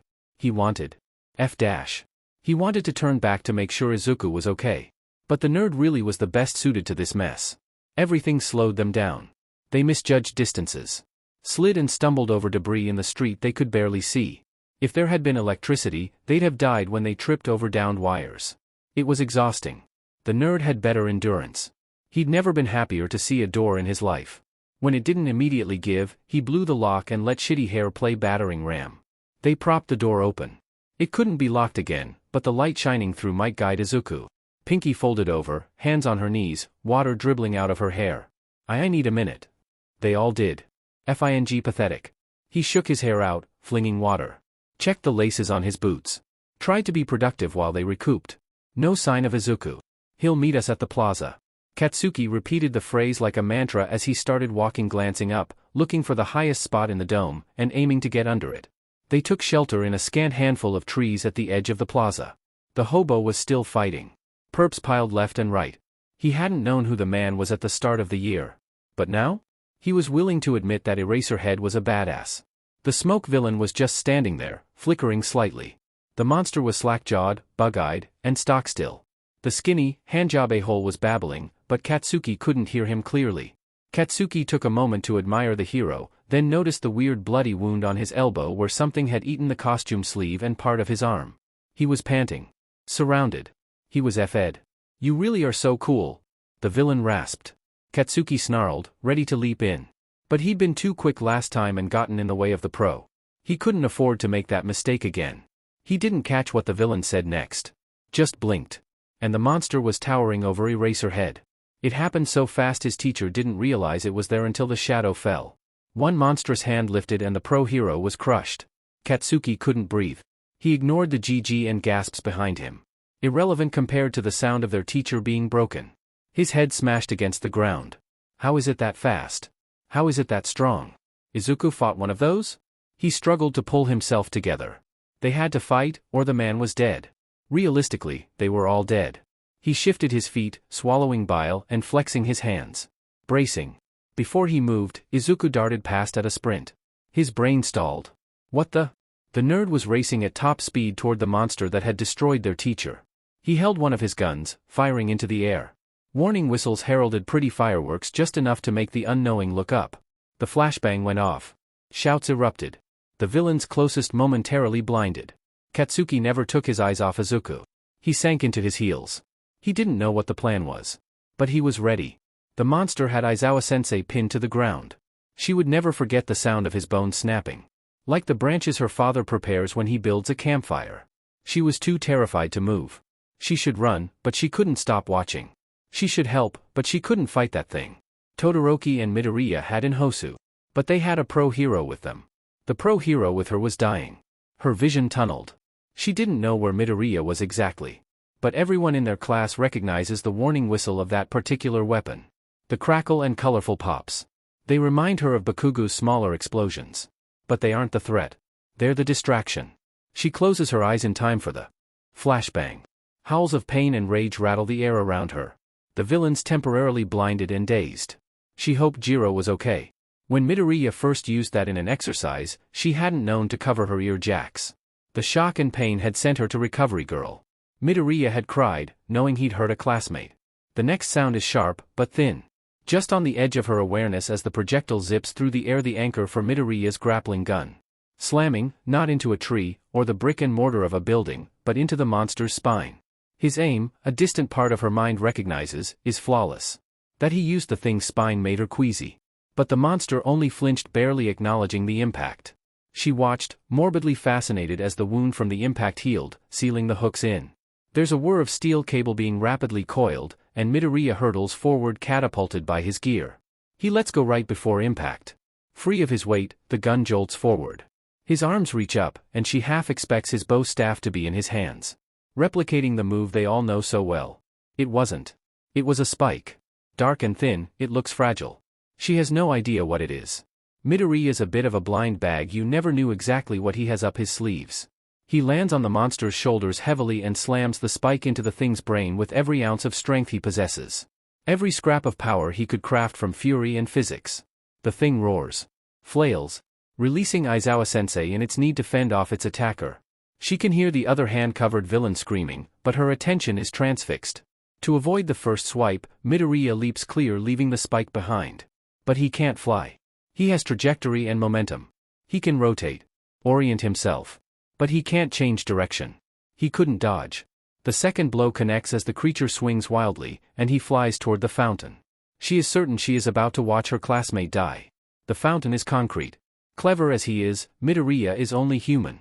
Bakugo rockets forward in a series of bone-rattling explosions, snagging Midoriya midair. More explosions alter their course. Ice sweeps out, forming a steeply curving slide. Bakugo skids along its arc, letting it carry them out of the center of combat to relative safety, dispersing some of their momentum in the process. Relief floods through her. She doesn't know where he came from, or when he arrived, but Todoroki is here. He and Midoriya fought one of these things. Todoroki and Bakugo are the strongest in the class. The boys regroup a short distance from the shore where she's hidden. Midoriya is clearly hurt, but on his feet. Determined.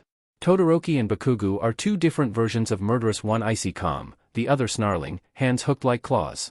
The monster stopped flailing. Standing idle once again. Kurogyri, bring me the quirkless. The hand-covered villain's tone makes her shiver. Openly hostile, Bakugo and Todoroki move, intending to intercept. Midoriya squints, thinking. A swirl of black spins to life at the green-haired boy's back. Mido. It's all she managed before the void swallows him. The other boys pivot too late. She slaps her hands over her mouth. Tilting only her eyes to look down, the water is rippling. She wants to cry. After an exercise when he'd caught her, Midoriya pointed out that she's invisible, not imperceptible, and water, snow, mud, were all her enemy. It had never been something she'd needed to consider before. Most people were that perceptive. She looked between the villains, the monster beside her gruesomely injured teacher. The smoke villain that transported them. The man covered in hands. Invisible was not safe enough. Ojiro saw the sparkles, but he couldn't hear the pops that he knew went with them. Wherever Midoriya was, that flare meant the green-haired boy wanted a distraction. In front of him, Snipe paused, looking at them too. Well, that ain't good. The man picked up his pace and Ojiro hurried to keep up. They climbed one last wall. It gave them a decent view. Time slowed. Snipe's gaze swept from the plaza to the doorway. In the middle of the plaza, Aizawa was down in a pool of blood. Kirishima, Shiro, and Mina close, but with no cover if they moved. A monster towered over his friend. Bakugo and Todoroki side by side. Midoriya by the other villains, facing them alone. Another group by the door. Uraraka, Shoji, and Sato hovering over 13's fallen form. Tokoyami was running toward the center. He leveled his weapon at the man covered in hands. Shigaraki thought it was going well until he looked up and the explosion blinded him. He was going to dust every single one of these hero brats. The Nomu was screeching.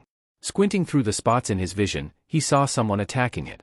Whoever it was, they were knocked clear, but grabbed by the explosion-quirked brat before they splattered into the fountain. That's when he recognized him. Green hair. Small frame. Dark green costume. Gray visor. The quirkless kid everyone was talking about. The quirkless kid who had bashed his Nomu in the head with the stick to distract it. Kurogyri, bring me the quirkless brat. The warp deposited him badly. He staggered. Almost went to his knees. Then stumbled back a step. Pain sliced through him as he shifted his injured arm to balance. Beneath the vast dome, sound was swallowed, muted, warped. The air felt pressurized. Unconscious villains were scattered across the concrete in loose clusters. Some crumpled where they'd fallen, some slumped against each other. Testament to Eraserhead's battle. To one side, the edge of the flood zone. On his other, between him and the stairs, the fountain. He didn't look at the bloodied, cratered concrete below his teacher. But the massive, slack-jawed creature that kept the man pinned loomed large at the edge of his vision. In front of him, the villain was younger than Izuku expected. Maybe the same height as Shudo. Thinner. Which implied fast, not strong. The hand over his face didn't hide the wild red eyes fixed on Izuku with an uncomfortable mix of curiosity and contempt.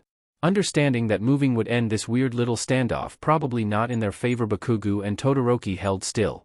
And for Bakugo, uncharacteristically silent. By time, it felt like something Mizuno would say. Or Kido. Izuku kept his hands loose and waited. The man tilted his head, perplexed. Annoyed. The look of someone confronted with something that didn't fit in the box they prepared for it. Everyone's been talking about you. The villain shifted, drifting to the side. Testing the perimeter. No one else moved. The media. The heroes. A pause, the next word carrying something layered. Sensei. He scratched at his neck. Like you mean something. Izuku listened attentively, holding still to protect his arm. The man crouched to pick up a chunk of broken concrete. Izuku noticed the way he held it. Pinky lifted. Uraraka did that. 5-point touch. Red eyes stared him down as he watched all 5 fingertips touch. The concrete disintegrated. Izuku understood the threat. The world tells people like you to sit down. Shut up. Disappear.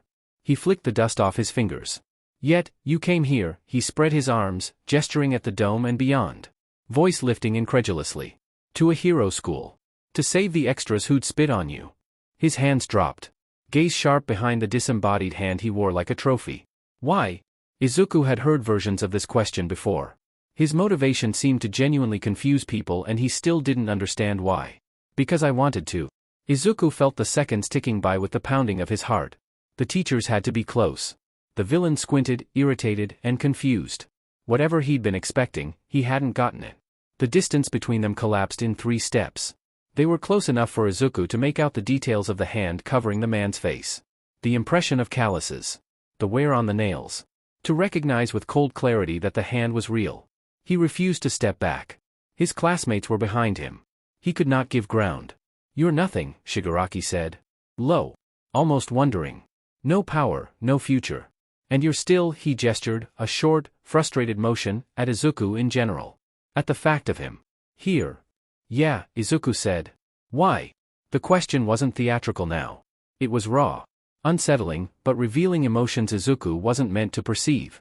Izuku thought about it, not to sway or buy more time, just considering what was true. Because some people stood by me and Izuku stood a little taller. And I'd rather spend my life standing for others than being angry about the ones who didn't. Silence. Something moved across the man's face. Too much emotion to pick one out. Compressed for so long, they had lost their original shape. You should hate them, he said. Quieter. Commiserating. I could, Izuku admitted. Honestly, tired and rueful. But that's not what I chose to do with the hate I've faced. The man went very still. Face a twisting in a kaleidoscope of emotions. Then blank. Like a door slamming shut. Not wanting to see what was on the other side of a realization. Kurogyri moved. Tamura Shigaraki. Shigaraki's attention stayed on Izuku, expression morphing into a cruel smile. I'm going to enjoy killing you. Like hell you are. Bakugo crashed down between them. Shrouded in flame and smoke. The explosion sent Shigaraki stumbling back. You wanna fight someone? Fight me, you crusty F-dash. Bakugo, don't, Izuku started. Shut up, Izuku. Bakugo didn't look back. You did your part. Let me do mine.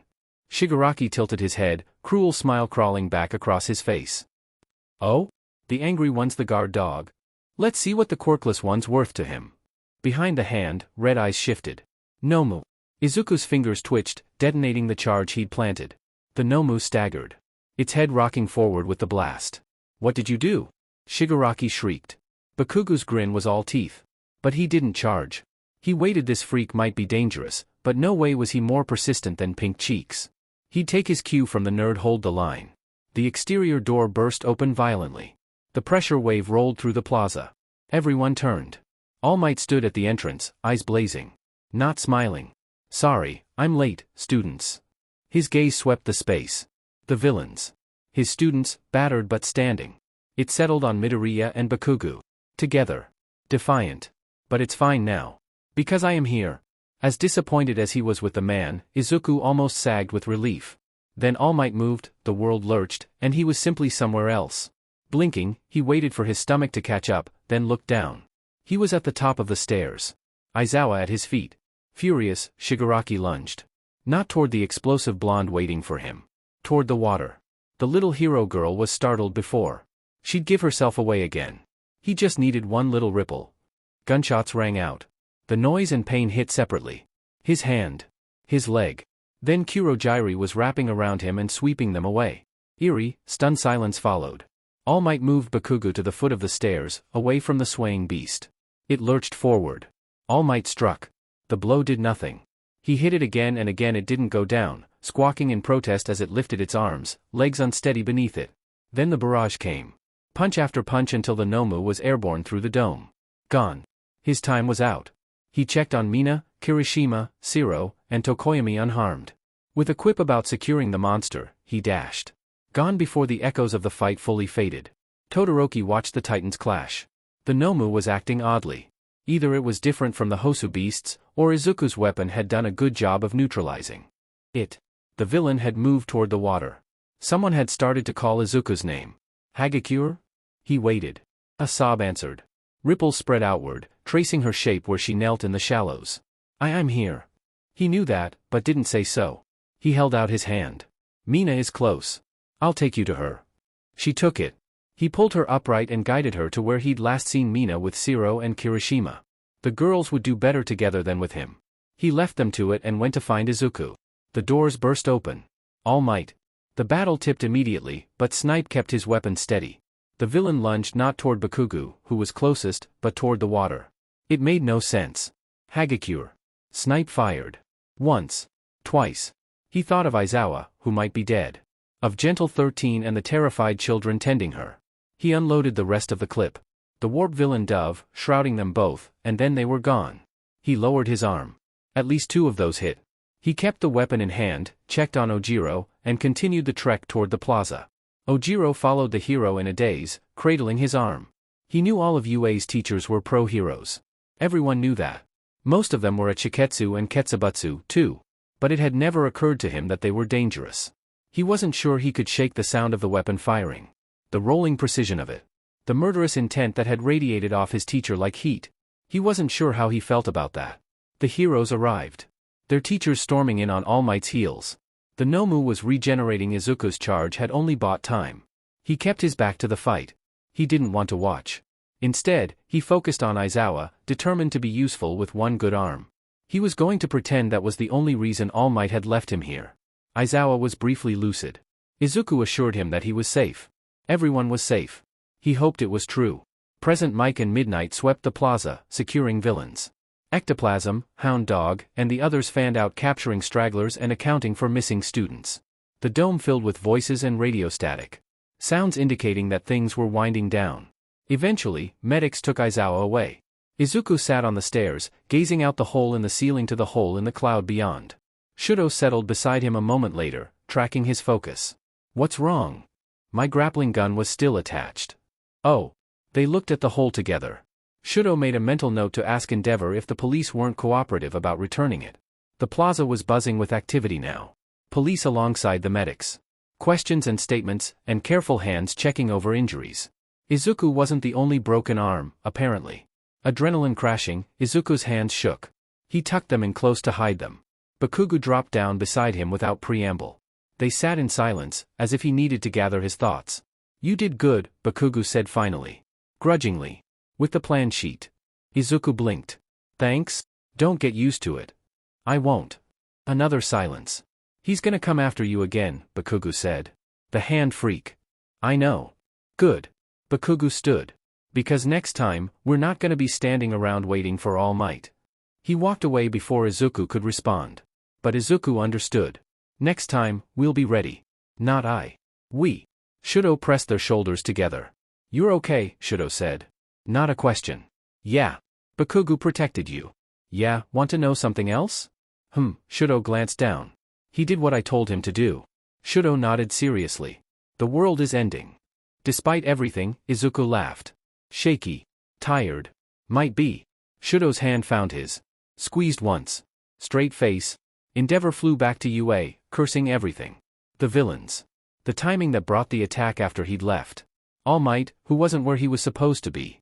Fortunately, his staff and Nizu had him cleared for his return before he went over the wall. The dome of the USJ in sight.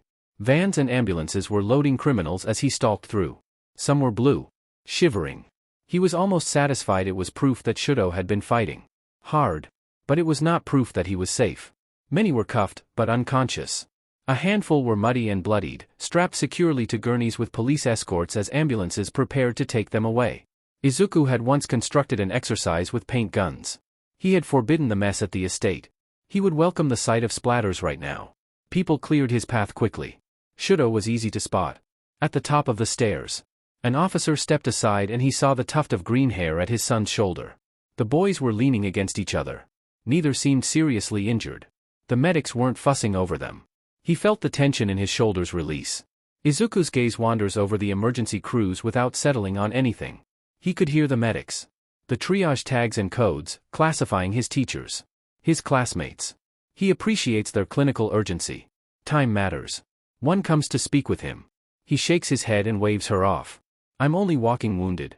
Fractured ulna, probably radial fractures too, but stabilized by my support gear. I can wait until the secondary survey. Staring into the plaza, he didn't notice her wide eyes. Her realization that he's understood everything. She wraps his arm, securing it against his body, and leaves after a promise that he would stay right here. Izuku let his gaze settle on the plaza again, lingering on the puddle of Aizawa-sensei's blood. The police came and went, delivering notes to someone adjusting little yellow markers. It seemed odd. Random. Until he recognized what they were doing. A timeline. He is distantly aware that someone else has joined them. It's warm. But it feels very far away. He doesn't turn. Shudo is still beside him. Their hands linked. A lifeline. If I was faster? Aizawa-sensei wouldn't have been so hurt. At the edge of his awareness, he saw Shudo turn. I thought that about you, he admitted softly. Izuku tilted his head, just enough to indicate he was listening. I saw your flare. I knew you'd reach the plaza. I almost wasn't fast enough. If Bakugo hadn't been there. Enough. Both of them startled at the deep voice behind them. Endeavor moved to stand a few steps below them, blocking Izuku's view of the plaza entirely. I do not have the full story yet. When I do, I am certain you will have done everything you could. You are responsible and dedicated. He looked from one to the other, making sure they were listening. Shudo didn't meet his eyes, but Izuku did. If I'd been faster, tears gathered at the corners of Izuku's eyes, but didn't fall. His gaze darted back and forth, seeing something that wasn't there. You were fast enough. Both of you were. Your teacher will live, he turned to Shudo, Izuku will heal. He let that statement sit. This was not a situation where you could prevent harm. But you reduced it. His tone was firm. Decisive. You adapted. You survived. You protected each other. A pause. For today, that was enough. Izuku looked up, realizing the man was waiting for a response, and managed a nod. Not trusting his voice. Most of their classmates had been seen to. Snipe had been tended to and was speaking with the police and Nizu. Endeavor got them on their feet and toward the medics. Insisting on medical care before they gave their statements. Once I treat him, that boy will pass out. Recovery girl observed bluntly. When Endeavor asserted that statements could wait, Izuku was at the center of a gentle, fussy storm. Why are you full of glass? An EMT carefully extracted a shard from the armor on Izuku's shoulder. Oh, Izuku blinked, I went through a window and rolled. They spent a minute picking shards out with tweezers. From his costume and his hair. Humph, the elderly heroine examined his arm, then glanced at the collection of glass. This armor saved you from worse injuries, she gave the gear a cursory look. Everyone should have this, she huffed. A blush of pride ghosted Izuku's awareness, calling him back from where he was drifting. I do. Shudo held out his arm. Izuku insisted. She gave a dry laugh, at least someone prepares. Then she gave Izuku a kiss, and his world went dark. A brief exchange with Hound Dog was all it took, and then they were leaving. Endeavor carried Izuku, who looked very small, in his father's arms. Shudo stayed close, his head near Izuku's. He kept his gaze down, not wanting to see the ambulances or the police vans. The car was waiting. Shudo was grateful for the quiet, the privacy, away from eyes and questions. Once they were settled, Izuku's head in his lap, he realized his hands were shaking. He sank into the seat and let his head roll toward the window. He could rest. Firebreak would join them at the house. Shudo liked her. He knew Izuku did too. He'd be happy to see her when he woke. Police would meet them later to collect their statements, but father said they could write them out if they preferred. He might do that. He wasn't sure he wanted to speak with someone. But he wouldn't mind answering questions. Though he wasn't sure what he should say. He might have killed someone. He'd frozen them. Completely. Some might not survive the thawing process. If they survived, how many lost fingers? Feet? He should feel guilty about that. They'd scattered them to make them easier targets. If Izuku was slower, Aizawa-sensei would be dead. If he was slower, Izuku and Bakugo would have been injured worse than they were. The villains were there to kill them. That was their choice. His response had been brutal. That was the choice he was responsible for. His father would have done the same thing. His father had. But Shudo had spent years doing everything he could to not be like his father. Shudo threaded his fingers through Izuku's curls, looking down at him. His father believed in Izuku. Was taking care of Izuku. Maybe being a little like his father isn't the worst thing in the world. Maybe it wasn't about brutality. Maybe it was about who you were protecting. He combed through the curls, nicked his finger on yet another shard of glass, and frowned. He picked it out. Another. Then a third. No. He didn't feel guilty. He'd done what he needed to do to get to who he needed to get to. The villains had chosen poorly. With the boys secure in the car, Endeavor marched back into the swarm of activity inside the USJ. Nizu was holding court with his staff, the injured snipe still on hand to provide witness feedback. As Enji approached, the staff withdrew. Dismissed to their tasks. Ah, Endeavor. I have been informed that you have taken young Midoriya and Todoroki-kun. It wasn't a question. Enji limited his response to a grunt and surveyed the men present, a detective given the badge, and a tall, gaunt blonde. He mentally dismissed them and turned back to Nizu. Given the presence of the same type of creature we fought in Hosu, I am petitioning for direct access to this investigation. He noted the way the blonde twitched. I have the lead on this case. The dark-haired man stepped forward. Detective Tsukachi. His tone was polite, but Enji had been doing this long enough to recognize when someone thought they were cutting him off. It had been a very long time since anyone had tried. Longer still since anyone had succeeded. Detective. He folded his arms across his chest. Do I need to repeat myself? The man kept a polite mask firmly in place. No, I heard you, but we have this handled. My boys were targets in this attack. He growled, cutting the man off. Izuku is potentially the target of multiple ongoing threats. He didn't step closer, but the temptation to loom was strong. Denying my participation, filtering information through your discretion, leaves us making decisions. Without the full picture. It leaves him more vulnerable. He paused, scrutinizing both men in turn. Or is that your intention? He didn't bother to suppress the flames that leapt higher at the thought. Nizu wouldn't sympathize with such a scheme, but Nizu didn't make decisions for the police. No. No, not at all. The blonde raised both hands. He seemed earnest. Anxious. Enji turned to him. And you are? Enji had no idea why that would catch the man off guard. Now he was suspicious. Yagi Tashinori, the man said, sheepish. The name told Enji nothing about why he was here in this conversation. He filed it away for later. The man's reaction to the mention of Hosu was telling. He knew something. Enji would find out what. We can revisit this once the preliminary investigation is complete. The detective all but stepped between them, edging the blonde back. Interesting. Enji enjoyed the way they looked worried when he smiled. We will, he assured them. You need statements from Todoroki Shudo and Midoriya Izuku. Hesitation, a hint of confusion, pinched the detective's expression. They are at my home. We'll make arrangements to meet with you tomorrow. He glanced at Nizu, who watched silently.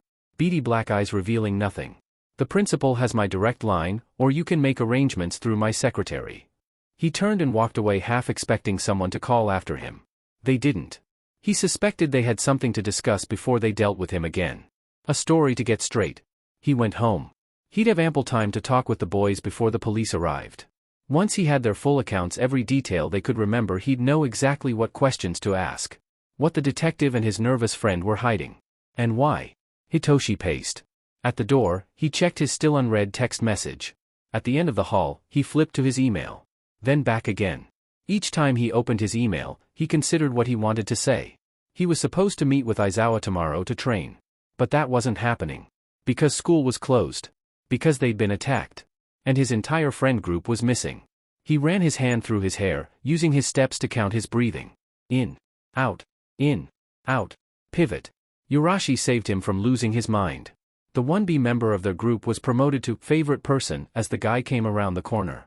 An uncharacteristic frown on his face. Please tell me you know what's happening? 1A was attacked. Yurashi was solemn, gazing at his phone. It wasn't a good look. They were at the USJ for the rescue training we were supposed to do tomorrow. They stood together. Phones open to their messages.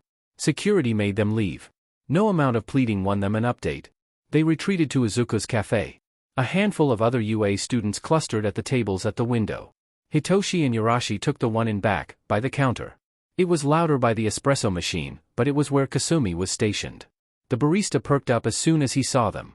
His expression fell when he realized no one was following them. Please tell me you know what's going on. He sounded as desperate as Hitoshi felt. The rumors out here. He took a breath. Please tell me everyone's okay. Hitoshi was pretty sure the guy really only cared about Midoriya, but, fair enough. That was his biggest concern, too. We don't know. Yurashi dropped heavily into his seat. My class is trying to find out. Testu is friends with Kirishima. Kendo with Yoiorozu. He shook his head. No one's replied yet. They dug out phone chargers. Preparing for a long wait. Kasumi made drinks, sitting slowly, distressed, when he returned. He hesitated. This didn't have anything to do with Midoriya, did it?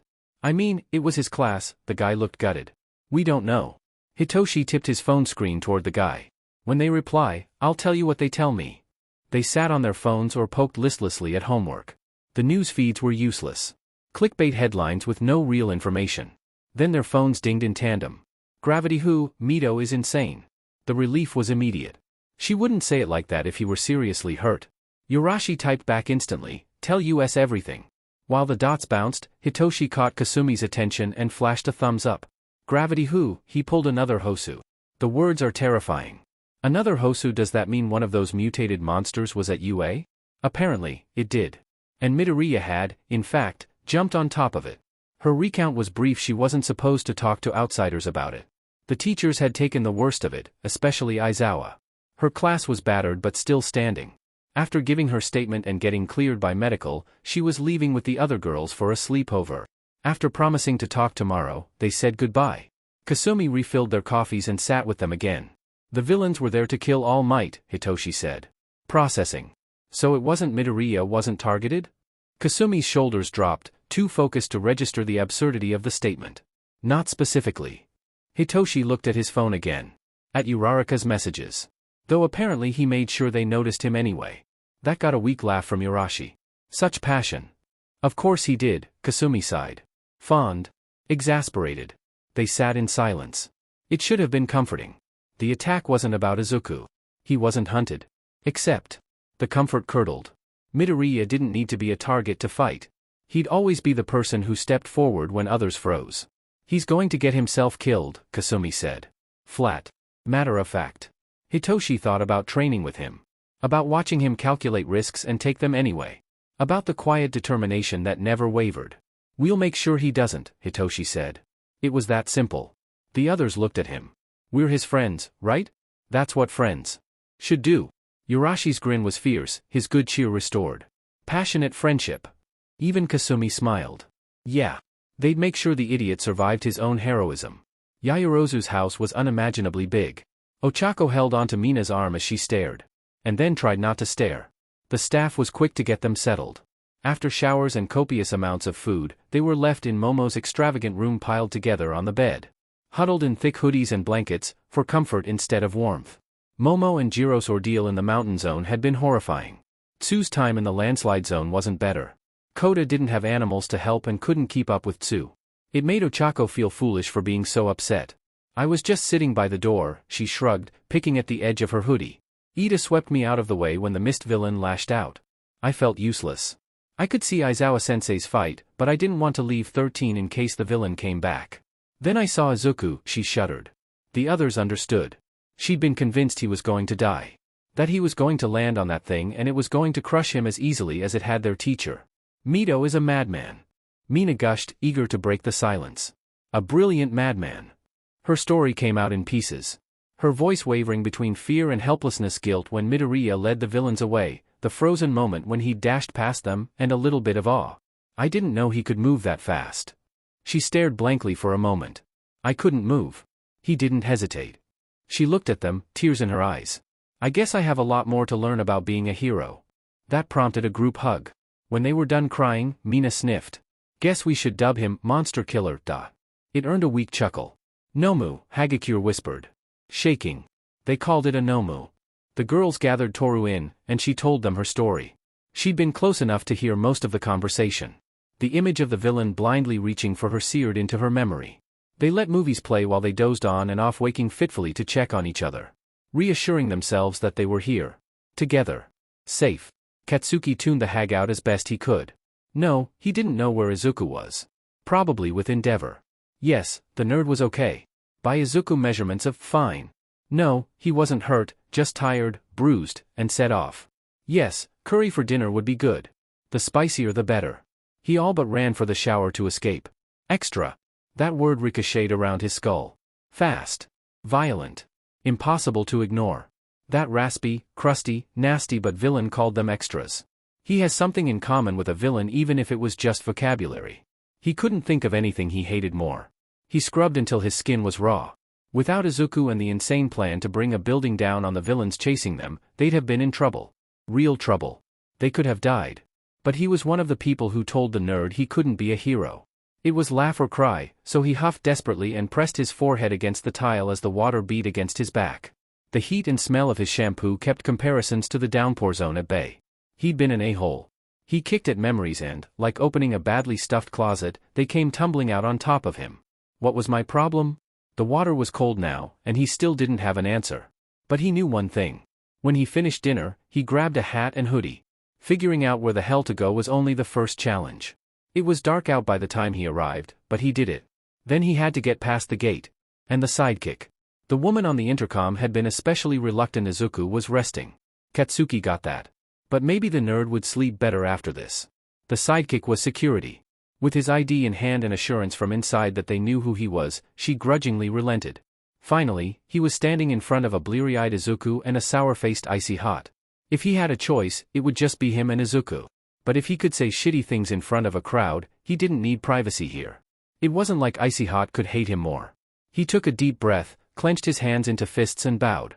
I was wrong, he swallowed, glad all he could see were his shoes. I was wrong about a lot of shit. Mostly about you. About what it means to be a hero. He braced himself and barreled on. I can't take it back. I can't undo the shitty things I said. But I can admit you didn't deserve that. You didn't deserve any of my shit. F dash. He scked in a breath. I'm sorry. Kaken. A whisper. It almost knocked him over. The nerd sounded lost. Like they were 4 years old and out in the woods after dark because Katsuki thought sneaking out was a great idea and Zuku wouldn't let him go alone. He stood up. Icy Hot was unreadable, but he wasn't here for him. He kept his attention on exhausted, bewildered green eyes. He wasn't sure what else to say. But he didn't break eye contact. Like those painfully familiar eyes would give him the answer if he just looked deep enough. I'm really sorry. For everything. A wan, hopeful smile answered him. Pale, like a winter sun through clouds. Weak but genuine all the way to his eyes. Show me? Katsuki straightened. A sharp grin cut across his face. Hell yeah. Challenge accepted. Every day, nerd. He gave a sharp nod. Every day. Izuku's smile grew a little stronger. But he still looked like he was about to fall down. Katsuki gave a nod. Pivoted on his heel, shoved his hands in his pockets, and left before his composure could crack. Dabi heard about USJ before the smoke cleared. Not from the news was late. Sanitized. Useless. He heard it from the same quiet channels that had mentioned the recruitment weeks ago. A school. A spectacle. A monster meant to kill a symbol. He hadn't gone. Not out of mercy. Or doubt. He told himself it was disinterest. That Shigaraki was erratic. The plan half-butted. That attacking students reeked of desperation, the kind of move you made to prove something fast before the world lost interest. He was full of shit, but he wasn't in the mood for introspection. The TV flickered, muted. Police stonewalling. UA's official response was a masterclass in saying nothing while sounding reassuring. We responded swiftly. The students acted admirably. This will not deter us. Spin. Reframe. Contain. The same song and dance they do each time the kid comes up. He scrolled through online sources until he found what he wanted. Breaking, teachers hospitalized following attack. Students treated for minor injuries. All students accounted for. All accounted for. Dabi's jaw tightened. Shoulda was fine. Had survived. Had probably fought the number 2's son wouldn't hide. And the quirkless kid? He scrolled further. Found a mention buried in the third paragraph of a longer article. Among the students present was Midoriya Izuku, the quirkless first year who gained attention during the UA Sports Festival and Hosu attack. Sources confirm he was treated and released. Treated and released. The kid got hurt. But not badly enough to keep him down. Shigaraki had been cackling about getting the quirkless kid alone. Apparently, that hadn't worked out so well. Dabi thought about the beach. The kid naively insisting that people could choose to be better. Every day. That's all anyone can do. Maybe Endeavor was choosing to be better now. Too late for Tuya. Right on time for everyone else. He'd thought about weaponizing it. Dropping a video. Using Midoriya's moment to prove Endeavor's redemption was built on ash and bone. But that kid recording his nightmares like clinical data had turned around a heartbeat later to treat a stranger with kindness. Analyzing his blue flames with curiosity instead of fear. Looking at him like he could see right through Dabi's walls. Tell him it wasn't his fault. Tell him other people making it doesn't mean he couldn't have. That kid deserved better than being used as ammunition in Dabi's war. He scrolled through the images of graffiti. Hero. More than our quirks. I don't owe you. The kid wasn't just becoming a symbol. He was a beacon. A target. Shigaraki wanted to kill the symbol of peace. But symbols don't always cooperate. Sometimes they fight back. Sometimes they bleed and keep moving anyway. Midoriya would be like that. He'd survived this long. Dabi crushed out his cigarette and turned his gaze back to the TV. He hadn't warned anyone. Hadn't interfered at all. Maybe it was for the best. The USJ was supposed to be about fear. About All Might. Instead, a horde of villains got their butts kicked by a bunch of kids. The League was lighting fires. Shigaraki wanted to burn it all down. But Dabi was patient. For now, he'd watch. Wait. See if Endeavor's redemption was real. See if the kid survived. See if Shudo stayed safe. And if it all came crashing down, Dabi would be there. Not to save them. To make sure Endeavor felt every loss. Stain learned of the USJ attack the way he learned most things, in fragments. Filtered through rumor and the commentary of cowards. Villains invading a school. Armed adults against children. A manufactured beast loosed in a training facility meant to teach rescue. Arms folded, eyes half-lidded, he listened to the gossip as it passed through the bar.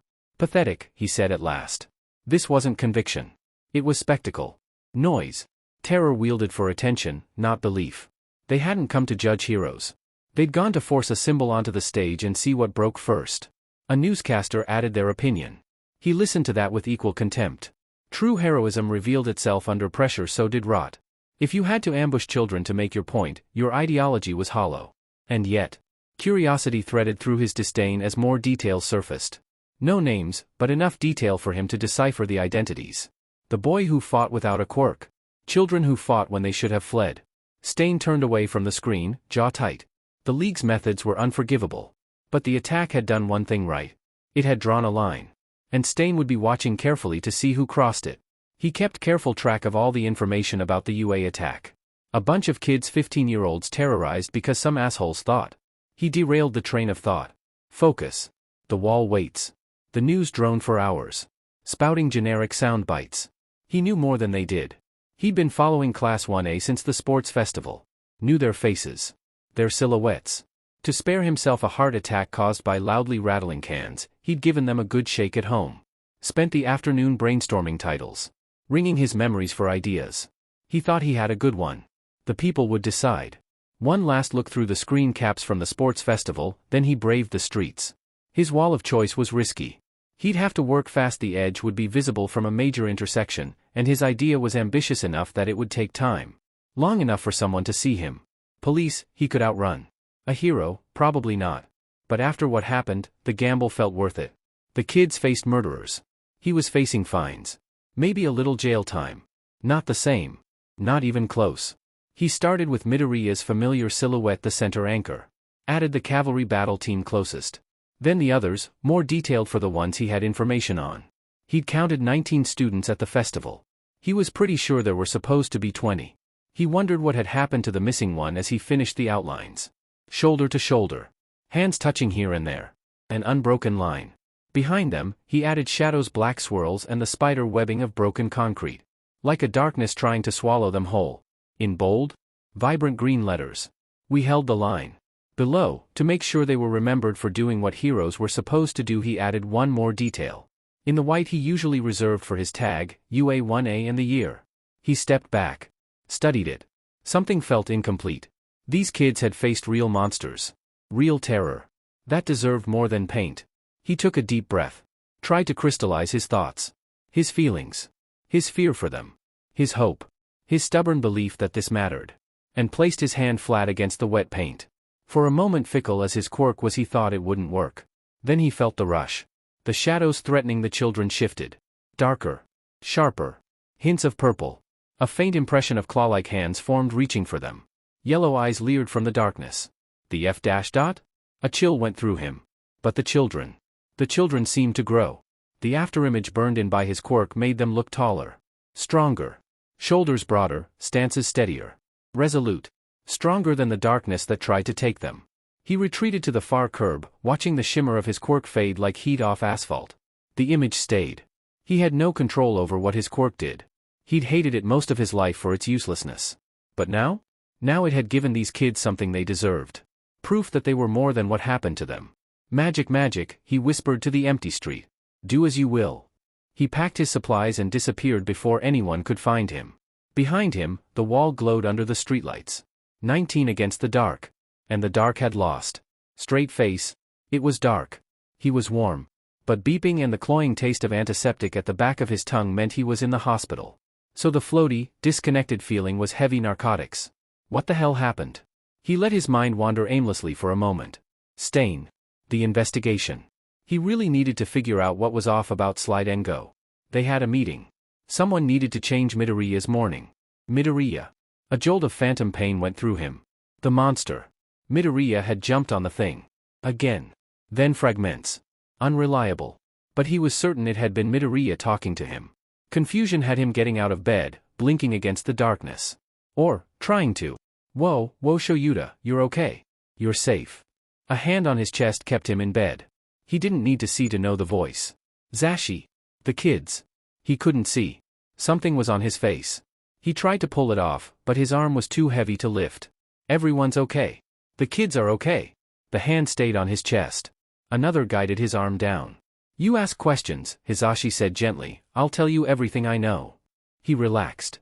Hisashi got water, helping him drink. Then the edge of the bed dipped as Hisashi sat down. How bad am I? Compound spiral fractures in your left arm. A simple fracture in the right. Major concussion and fractured cheekbone, but no damage to your eye. Hisashi delivered the information with an air of clinical detachment Shoyuta knew he didn't feel. Your eyes are covered because everything is bruised to hell, and Chiyo doesn't want them drying out. She's insisting no quirk use. The kids are fierce, Hisashi tried to keep the tone light. Mostly scrapes and bruises. Momo twisted an ankle. Koda needed stitches from debris. Ojiro broke his arm, but nothing severe. Tokoyami had burns, but Chiyo had them fixed up before they went home. Midoriya's arm was almost as bad as yours, but his support gear kept everything stable, even if it couldn't absorb all the damage. Hisashi tried for humor. I bet he'll be in the support labs with Power Loader's gremlin as soon as the gates open. He jumped on that thing, Shoyuta said. Digging into memories. They were patchy at best. He did, Hisashi confirmed. Used it as an anchor for his grappling gun and propelled himself up. We don't have his statement yet, but plenty of the kids saw him. Why don't we have his statement? Shoyuta frowned.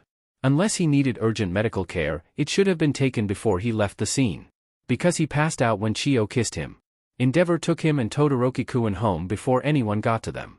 That implied Midoriya was running on empty. But didn't explain why Endeavor took Todoroki so quickly. What the hell happened? Let me tell you, Hisashi grabbed his tea and recounted the story stitched together from Snipe's account and the students' statements. All the kids in the final round of the festival were at a disadvantage. The realization chilled him. Yeah, Hisashi didn't try to soften it. They were. And they separated Midoriya and Todoroki. If he's obsessed with All Might, Shoyuta swallowed vague memories of the boy's voice pressed forward, and he's taken an interest in Midoriya, this won't be the last attack. Hisashi was quiet for a moment. Shigaraki had Kurogyri warp Midoriya directly to him, Hisashi said it as gently as he could. He decided on the drive over that there was no right way to say it. Just stick to the facts. Todoroki and Bakugo were right there. Nobody moved. The kids said they understood that moving would break whatever weird truce was happening. Shoyuta went very still, clawing at fragments of memories. Shigaraki wanted to talk to him. Hisashi turned his cup in his hands. That's the part one keep getting stuck on.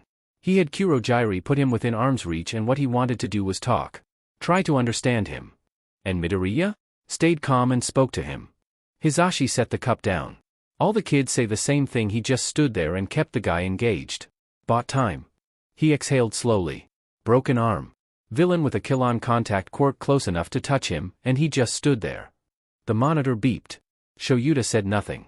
Hagakure was in the water near the shore. She could see Shigaraki's face from where she was hiding. She heard fragments of what they were. Saying that something Izuku said landed. Got through and the guy didn't know what to do with it. A pause. Do we know what he said? Hagakure caught something about how Midoriya should hate everyone, but she was too panicked to follow closely. Most of the other kids were too far away. Bakugo said Shigaraki planned to kill Midoriya, but mostly read his lips. The silence had a different quality to it now. Outside, in the hallway, a cart rolled past. Accompanied by distant voices. I keep thinking, Hisashi said carefully, about the kind of 15-year-old who can do that. Who's been through enough that standing in front of someone like Shigaraki and holding a conversation is, he stopped. Pressed his thumb against his mouth. Is even possible. The bandaging hid whatever Shuta's face was doing. Yeah, he said. It shouldn't be, Hisashi said. That's what I keep coming back to. It shouldn't be something a kid that age can do. He looked at the wall. And it is. And I don't know whether to be. He didn't finish. He couldn't decide between proud and gutted, and he'd been oscillating between them for hours. It was written all over his face. Both, Shoyuta said quietly. You're allowed to be both. Hisashi laughed just barely, just briefly. It hurt in his chest. Yeah. He dropped his head back. What else? Shoyuta asked. The roughness in his voice made the question smaller than he intended. We got the Nomu, but the warp villain escaped. Snipe's not sure if anything hit him. He's certain the hand-covered villain took at least 2 hits, neither fatal. Hisashi shifted. Was anything fatal? One of the villains didn't survive, Hisashi grimaced. In the fire zone with Todoroki. Guy was fire-resistant, but he didn't handle the ice. The shock killed him. Todoroki hasn't been told. Nizu wants to keep a lid on it. A few of the villains are hospitalized, Hisashi took a breath. Midoriya's plan involved dropping a building on them, Hisashi shrugged. Given the situation, the prosecutor isn't pressing charges. Silence settled softly. Shoyuta let his thoughts drift over what he'd been told. What he remembered. If they've taken an interest in Todoroki and Midoriya, can Endeavor keep them safe? I don't know, Hisashi admitted. Everything we had before. New villains and a warp gate on top of it. We need to talk to Nizu. Endeavor needs to talk to Nizu. Shoyuta tried to force his thoughts into an orderly line. Everything was wavering darkly at the edges. Rest, Sho. Hisashi's hand was warm on his arm. I'll keep you updated. I'll make sure Endeavor has support. The boys will be as safe as we can make them. He waited until Shuta's breathing evened out before pulling out his phone. Visiting hours had ended. He didn't move. Nobody came to enforce it. They had a cyclone on their hands and a leak. The kids all said the same thing, the villain had gotten the schedule. They needed to find out how. Enji took the boys to the agency. Officially, to keep them busy. Distracted. Safe. Both were with Mizuno, wrapped up with media practice and stress management. Kido nearby. As skilled as she was, Mizuno was not a hero. Enji checked his phone. The detective needed their statements, and Enji wasn't above using location to his advantage. Straight face. The boys had given their statements. Written, as Shudo preferred. Thorough, as Izuku always was. Enji read them and made a copy, adding to the file he was compiling. The detective arrived on time. The tall, gaunt blonde shadowing him like an anxious assistant was not a surprise. His brief search for Yagi Tashinori only told him that the man was connected to Might Tower. It didn't explain why he was here on police business. Enji stood when they were let in, gesturing toward the chairs. Coffee? No, thank you, Tsukachi replied. Professional. Polite. Yagi shook his head. Enji fixed a cup for himself, measuring the long stretch of silence with the clink of his spoon against the mug. When he sat, he slid a thin notebook and a single page of paper across his desk. The statements. He sat back, watching them over the rim of his mug. Tsukachi read quickly. Yagi leaned in, growing more troubled with each page. Midoriya's account is remarkably detailed, Tsukachi noted. He's observant, Enji said. He points out that the students weren't placed in zones randomly. He assumed it was just his group, but he reached out to his classmates. Every child who reached the finals was placed at a disadvantage. Shudo was their mistake. They saw ice and assumed he was weak to fire. He leaned forward. What concerns me, beyond these so-called Nomu, is something else Midoriya flagged. The hand-covered villain mentioned his sensei specifically, that this sensei had taken an interest in Midoriya. Presumably because he is quirkless. Silence. Yagi's face went pale. Interesting. We're investigating, Tsukachi began. Detective.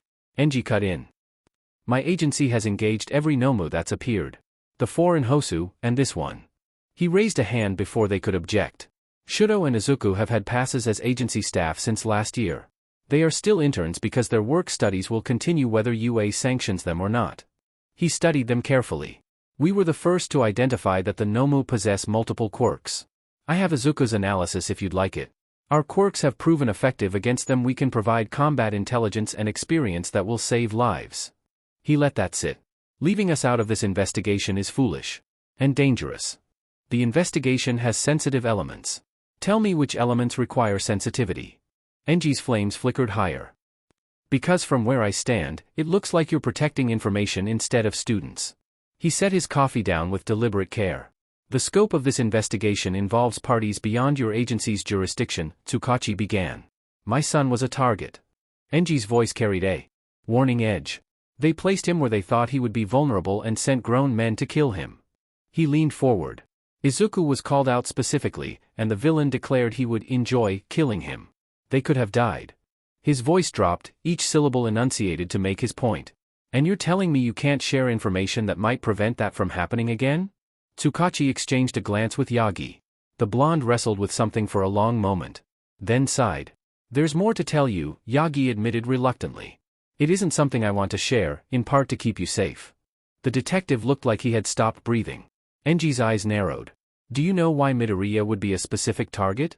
No, Yagi said. But I am not who I appear to be. The explanation took 20 minutes. All Might. One for all. The symbol of peace is injury. His weakened state. His secret identity maintained through careful scheduling and misdirection. All for one. A villain who could steal quirks. Grant quirks. Who was supposedly dead but clearly wasn't. Enji sat very still. The pieces clicked into place with uncomfortable neatness. A transferable quirk. A lineage of power Enji hadn't known existed. Couldn't have competed with. Enji swallowed a very complicated tangle of emotions. Then set them aside. Filed it away so it couldn't interfere. Forced his attention to the work at hand. The Nomu have multiple quirks, he said slowly, because this all-for-one creates them. We believe so, Tsukachi confirmed. He steals quirks and is somehow combining them. Each Nomu has additional quirks on top of their original. And he's interested in Midoriya because... We don't know, All Might admitted. His voice was strained. The skeletal frame made him look older than his years. But a quirkless student succeeding in the hero course challenges certain narratives about power and worth. Enji thought of his press conference. Of publicly defending Midoriya's capabilities. Had he painted a target on the boy's back? You should have told me sooner. The secret of one for all. Not that. Enji's voice went sharp. Dismissive. That there's a villain with a personal interest in All Might who might extend that interest to anyone publicly associated with the symbol. His voice shook with barely contained outrage. You led him to a school. All Might flinched. You're right. The admission surprised him. I thought, All Might's voice was strained. I thought he was dead. When I became suspicious, I thought, if I handled it quietly, if I investigated carefully, I could resolve this without endangering anyone else. Without dragging students into my war. How did that work out? The question landed like a blow. All Might looked away. Poorly. Enji took a breath. Forced his flames down. Anger would not help. What do you need from me? Both men looked up sharply. What? Tsukachi asked. You've told me the threat. You've explained the stakes. Enji's gaze was steady. What do you need from my agency to address it? All Might stared at him. You're offering to help? You've demonstrated you can't manage this alone. Enji's tone was blunt. Someone needs to handle this competently. A muscle in All Might's jaw twitched. But he didn't argue. Whatever the original investigation found is years old. You need more people, fresh eyes. I've been doing this for 27 years, he gave All Might an unimpressed look, and I close more cases annually than you do. They grimaced, but the detective nodded. We need intelligence on the Nomu, Tsukachi said, recovering first. Given your experience with them, anything you have could be valuable. Done. I'll have Mizuno compile our reports. Enji pulled out his tablet and sent a terse message to the woman in question. What else? Security assessment for UA, All Might said. If All for One is targeting the school, I'll coordinate with Nizu. Enji made another note. My agency can provide patrol support, keeping additional heroes in the surrounding areas. He was going to need more sidekicks. That's, All Might paused, that's very generous. It's practical. Enji didn't look up from his tablet, delegating tasks as he thought of them. Anything else? Silence. One more thing, All Might said quietly. Young Midoriya. Did he mention anything about our previous conversations? Enji looked up slowly. What previous conversations? All Might's expression was complicated. Guilty. Relieved. Unless you mean the one before you left him on a roof, I know some of that, yes. What other one should I be aware of? The detective's head snapped around to stare at All Might. All Might barely suppressed a cringe. We spoke. After the sludge villain incident. And again, more recently, he hesitated. I wondered if he'd shared the details with you. Enji stared at him with narrowed eyes. Given the guilt, whatever this conversation was, it hadn't been pleasant. He didn't. That's, All Might sagged slightly. Never mind. It's not important. Enji didn't believe that for a second. But he could ask Izuku when there wasn't a larger crisis to manage. If All for One is collecting quirks and creating Nomu, Enji said, steering them back on track, what happens when he decides he wants Midoriya's analytical ability? Or Shudo's combination quirk? What are the limits of what he can take? The room went cold. We don't know, Tsukachi admitted. All for One's quirk has never been fully documented. The battle All Might fought against him was destructive, not analytical. Even the information we have from the villain factory investigation is limited. He can steal quirks, All Might said. My mentor and I both met victims of that. Some of their abilities appeared in others later. Then he's a threat to every student at UA, Enji said. Not just the powerful ones. Anyone with a quirk he finds useful is a target. Yes, All Might agreed. Quietly. And Midoriya, who has nothing to steal, becomes interesting for different reasons. No one responded. Enji stood, walking to the window. In the training ground below, several sidekicks were practicing. You said All for One nearly killed you 6 years ago. He turned enough to speak over his shoulder. How close was it? Silence. I would have died if Gran Torino had not gotten me to emergency care as quickly as he did. All Might's voice was hollow. I will never fully recover. Another hesitation before the older hero quietly admitted his most Ming secret. I can only maintain my hero form for a few hours a day. And that time is decreasing. Enji turned. How much time do you have left? 3 hours. And as the symbol of peace? Maybe a year. Maybe less. Depends on how many fights I get into. All Might's expression was bleak. Crime will surge. Every villain who's been waiting for an opportunity will strike. A year left. Maybe less. 27 years, and Enji had closed the gap on a man carrying a century of inherited power. Built his agency, his reputation, his record from nothing but his own quirk and the willingness to outwork everyone in the room. He'd almost done it. Almost. He let it go. So, you're dying, Enji said, trying to stop a villain who should be dead, while maintaining a secret identity, and teaching high school, and you were going to keep this secret until your time ran out and we were all caught unprepared. When you put it that way, it does sound poorly thought out, All Might admitted. Despite everything, Enji almost laughed. Almost. This is why you need a successor. All Might went very still. How did you? Enji scoffed. You have a transferable quirk. You need someone to carry one for all forward. He turned slowly, taking a step toward the other hero. You asked Izuku. All Might's silence was answer enough. He refused. Yagi looked at him thoughtfully. How did you know? Because if he'd accepted, you wouldn't look so guilty every time his name comes up. He said no. All Might looked away. Enji only nodded. Being quirkless was inseparable from who Izuku was. He was building around it, building with it. Good. Both men gaped at him.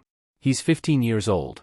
You asked him to inherit a war he didn't start, against an enemy he can't see, to carry the weight of society's faith and give up a core part of his identity to do it. Enji's tone was sharp. All Might flinched. He made the right choice. But find a different successor.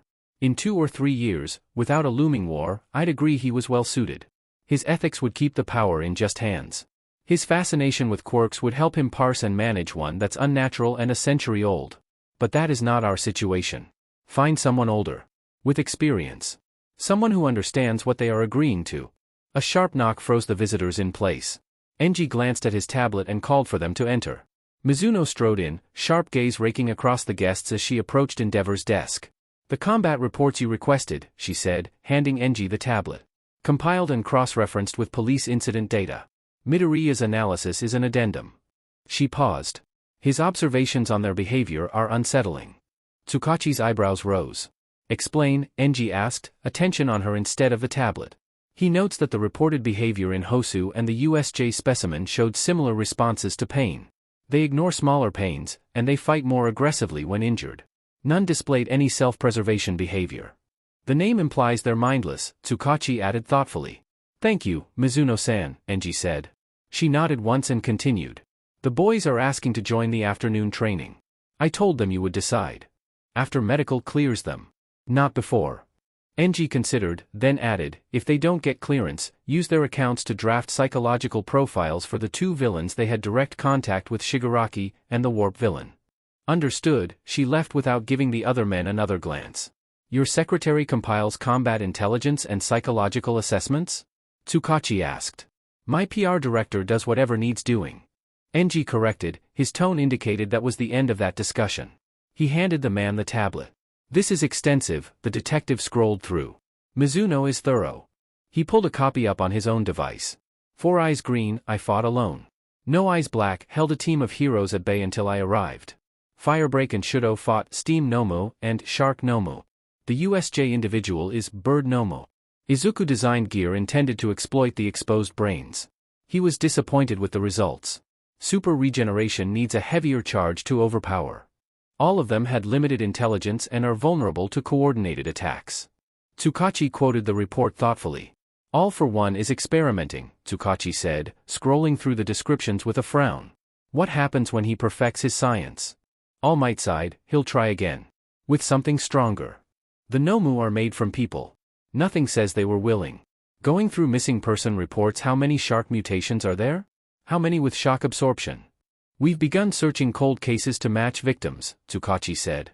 We have tentative matches for 2. But I'm still waiting for the rest of the DNA results. Enji nodded, his thoughts settling on the boys downstairs. Midoriya stays at my estate during the school week. My security is already sufficient and won't draw attention. For weekends with his mother, I'll assign a staff rotation as community outreach in that neighborhood. He'll accept that? He won't have a choice. Enji's tone was flat. Final. And neither do I. Not with this league hunting children. All Might looked at him for a long moment. Thank you, he said finally. Enji stood. Don't thank me. Just do your job and eliminate the threat. We're trying. Try harder. Enji opened the door. And All Might? The next time you have information that affects my family's safety, you tell me immediately. Or I will make your life significantly more difficult than All for One ever could. All Might nodded slowly. Understood. Straight face. After the detective and All Might left, Enji found the boys in the medical bay. Izuku was arguing with the medic about whether his arm needed an X-ray. It doesn't, Enji said from the doorway. Izuku turned, relieved. See? Endeavor agrees. Because you're getting an MRI instead. Izuku's face fell. Shudo's lips twitched. The detective has what he needs, Enji continued. You're both cleared to rest. Mizuno has set up the media room. Stay there until I'm done with today's briefings. He started to leave, then paused. You did well yesterday. Both of you. He didn't wait for a response. But he heard Izuku's quiet, thank you, as he walked away. Straight face.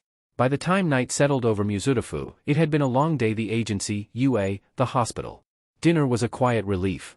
Fuyumi made katsudon. The boys seemed content, though Izuku kept favoring his injured arm. Medical issued a clean bill of health, restricting only combat training until Recover Girl did a final check when school resumed. Phantom pains. Time and distraction would handle those. Enji watched them and let his mind drift back to his conversation with Nizu. They'd sorted through security options efficiently, made plans, and then, at the end, Nizu had stopped him. Before you speak with Aizawa, consider how Midoriya will respond to knowing he's a specific target. Enji wanted to dismiss it, but chose to listen. If he believes his presence endangers the people around him, he won't ask for help. He'll try to remove himself from the equation. Enji had wanted to argue. Instead, he thought of Izuku jumping on the Nomu, leading villains away from his classmates in the downpour zone. Always, without hesitation, putting himself between danger and others. He chose to trust Nizu's judgment. So when Shudo asked about the new security measures, Enji answered simply. Security will be increased at multiple levels. Expect random drills. Lock doors during class. Visitor restrictions. You will see some of it. You won't see all of it. But know it's there. That's good. Izuku's voice was quiet. People should be safe. Enji watched him. The boy wasn't asking questions. Wasn't pulling the information apart to examine it. Just accepting that protecting people was the right thing to do. In the future, all of it might need to be revealed. But the risk outweighed the benefits right now. And if the threat could be resolved, he'd never need to know. Fuyumi will be here more often, Enji added.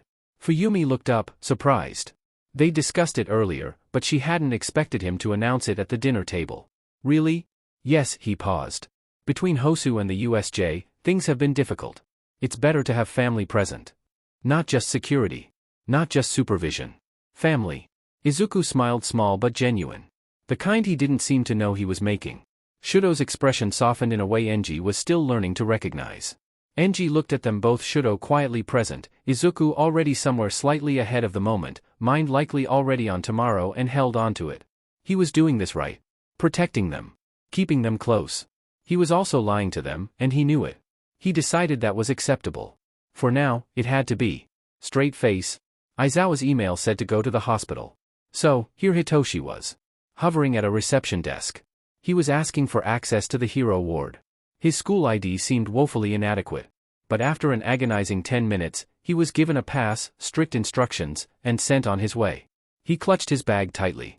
The papers inside felt monumentous. They couldn't get lost or damaged. They were his future. The chance for his dream to come true. The elevator doors dinged and opened into a secure lobby. He repeated the process and stopped in front of the door. He double-checked the number. Repeating it as he checked a third time. He would not survive the mortification of knocking on the wrong hero's door. Aizawa-sensei still had bandages around his head. One diagonal. His right eye covered. An arm casted, hand and all, secured in a sling. The other, wrapped and secured in a sling above it, fingers free, drumming silently against the cast below. The man looked irritated and exhausted. The blonde beside him looked amused and fond. Hitoshi froze. Eyes on all the bandages. Eraserhead was legendary in the dark, niche corners of the internet that favored underground heroes. Stealthy. Fast. Untouchable. So seldom photographed, he was practically Bigfoot. Sitting on a hospital bed, in a pale blue gown, the stern, stoic teacher looked all too human. Why don't I give you two a moment? The blonde gave Aizawa a pat on the shoulder, favored Hitoshi with a friendly smile, and slipped out of the room. Grab a seat. With a tip of his head, Aizawa gestured to the chairs beside the bed. The instruction rebooted Hitoshi's brain. He went over to put his bag down in the chair. He wasn't ready to sit. His attention drifted back to casts, slings and bandages. Aizawa noticed. I'll live. But when you put yourself forward as a hero, this is the risk you take. Hitoshi nodded slowly. He knew that. In theory. He knew heroes got hurt. Heroes died. But it had never felt this real before. Hitoshi swallowed the lump in his throat. Stood a little straighter. Yeah, so others are safer. He drew in a shaky breath, but felt more certain. If I'd been there, he liked his lips, breaking eye contact as he sorted through his thoughts. Midoriya talks about quirks as tools, and he huffed, thinking of his friend's occasionally manic rants. We're all in his toolbox. If I'd been there, I could have helped. I'd have stood with them. Clarity hit him. I want to stand with them. His hands curled into fists. Daunted, but determined. A ghost of a smile graced Aizawa's pale face. Then I guess you need to give me that paperwork and help me sign it. Schools feel haunted when they're empty. Imaginary echoes of 1,000 voices. Scuff marks on even the most polished floor from years of steps. The silence became oppressive as he waited. Alone with his thoughts. The smell of cleaner and polish not quite pushing out the memories of mold, rain, and blood. Izuku traced the edge of the bent armor. When he'd first mentioned the idea, he and Hatsum enjoyed going down the rabbit hole of armor names. In medieval terms, vambrace. For the samurai kote. He hadn't expected to need it so soon. Or so desperately. Lifting the fabric cover revealed the sticker she'd printed and slapped on. A week ago? It felt like it had to be longer, but it wasn't. Hosu was barely 2 weeks ago. He couldn't remember which visit, maybe the third? They had been testing the braces and modifying his grappling gun. He'd broken all of it in training that afternoon. She'd stared at him, hair frizzed like she'd been struck by inspiration and electricity in equal measure, and he'd been afraid she would be upset. He was upset. When she asked, he'd explained what had happened. Step by step until the gear had given under the stress. You felt the wind shear? Yes? He'd been so confused. I was trying to compensate, but the stabilizer overloaded, or the gear jammed, and then, well. He gestured to the remains and waited fretfully. He smiled at the memory of her grabbing her laptop. The frantic speed of her typing. His stumbling apologies that she quickly cut off. You're the baseline. He'd been confused by that, too. She did that regularly. The control, she said, like this should have been obvious. No quirks cause power spikes. Just training, instincts, and clean feedback. That means when something goes wrong, I know it's the gear and not some flashy variable. She grinned, sharp and delighted. You're my baseline. He tried to wave it off. Looking back, he wasn't sure why. She had not been deterred when he said she didn't need to call him that. Oh, I absolutely do, she'd been so cheerful. Do you know how hard it is to get usable field data from hero students? Everyone's got some nonsense skewing results. He didn't know she could print stickers until she was slapping one on his new gear. Baseline configuration. There. Now go find a new way to break it. Izuku stared at the label, then up at her. That doesn't sound safe. She beamed. It's science. Maybe that was when Power Loader started calling him Crash? He was pretty sure the hero meant it fondly, but he sighed more than Aizawa-sensei, and with the helmet hiding the man's expression? Well, Izuku sighed. The door at the end of the hall slammed open, jolting him out of his memories as Hatsum flung herself at him. Baseline. He caught a glimpse of Power Loader following her before she collided with him. Staggering back, he managed to catch her and stay on his feet. She was crying. That fact seeped in. He held her tighter. Dazed. Why is she crying? Power Loader caught up. Gave Izuku's shoulder a comforting pat. Opened the heavy doors and vanished into his domain. Izuku couldn't move. He had an armful of chaos that had never once seemed vulnerable. He'd made her cry. It's okay, awkwardly patting her back, he offered what assurance he could think of. Everyone's okay. Just a little battered. She sniffed, scrubbed her eyes, and stepped back. Looking him up and down. Searching. She grabbed his wrist, hauling him with her as she marched into the lab. Let's make babies. She grabbed the broken gear in her other hand, holding it aloft as if it had offended her. Better. Smarter. Stronger babies. The afternoon flew by. His notes, her specs. Testing how much force it took. Replicating the blow. They stared at the number. He couldn't breathe. Hatsum's hands were frozen above the keyboard. She ran the function again. The same results returned. Power Loader put a hand on each of their shoulders.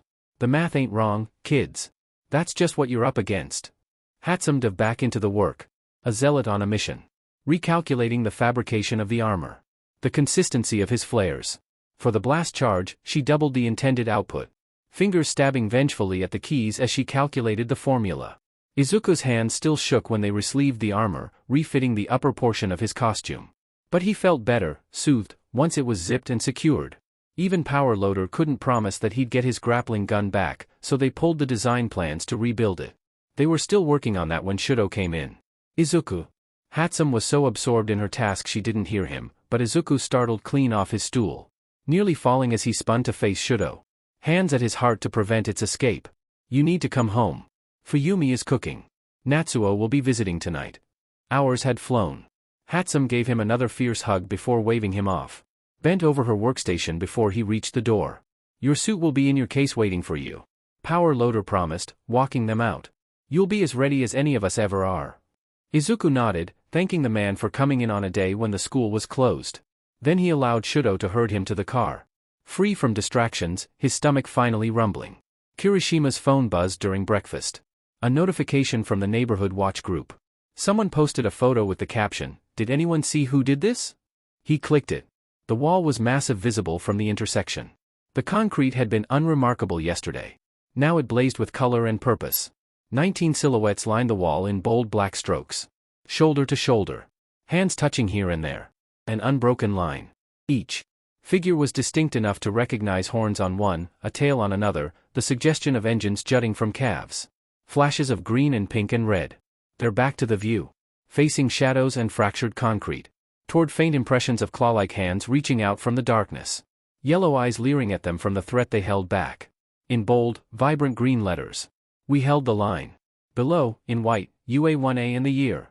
Kirishima's breath caught. He sent it to the group chat. 2 tries to get his fingers on the right keys. Kirishima, look at this. Kaminari's reply was immediate, that's us. Kirishima laughed, grabbing his bag. Leaving early. He wanted a chance to run past it before getting his train. Yeah, that's us. The memory hit him hard. The downpour zone. Rain hammering him so hard he could barely see. Villains closing in, and Midoriya leading them in through a window. Midoriya had given orders succinctly, then he'd looked at Kirishima with those bright, determined eyes. Kirishima, you're with me. We hold the line. Just like that. Certain. Like nothing else could happen. That it was a call back to the training exercise made it kind of poetic. Everyone had been a little upset when All Might separated Midoriya and Todoroki. But they'd crushed it. And so, Kirishima had followed. Stood in that doorway buying time while the others worked. Trusting Midoriya's insane plan to work. It had. His phone exploded with notifications. Mina, oh my god image. She found a picture taken from a different angle. Zero, that's actually us, love. Jairu, same artist as before? Mina, I think so. Tokoyami, the composition is remarkable.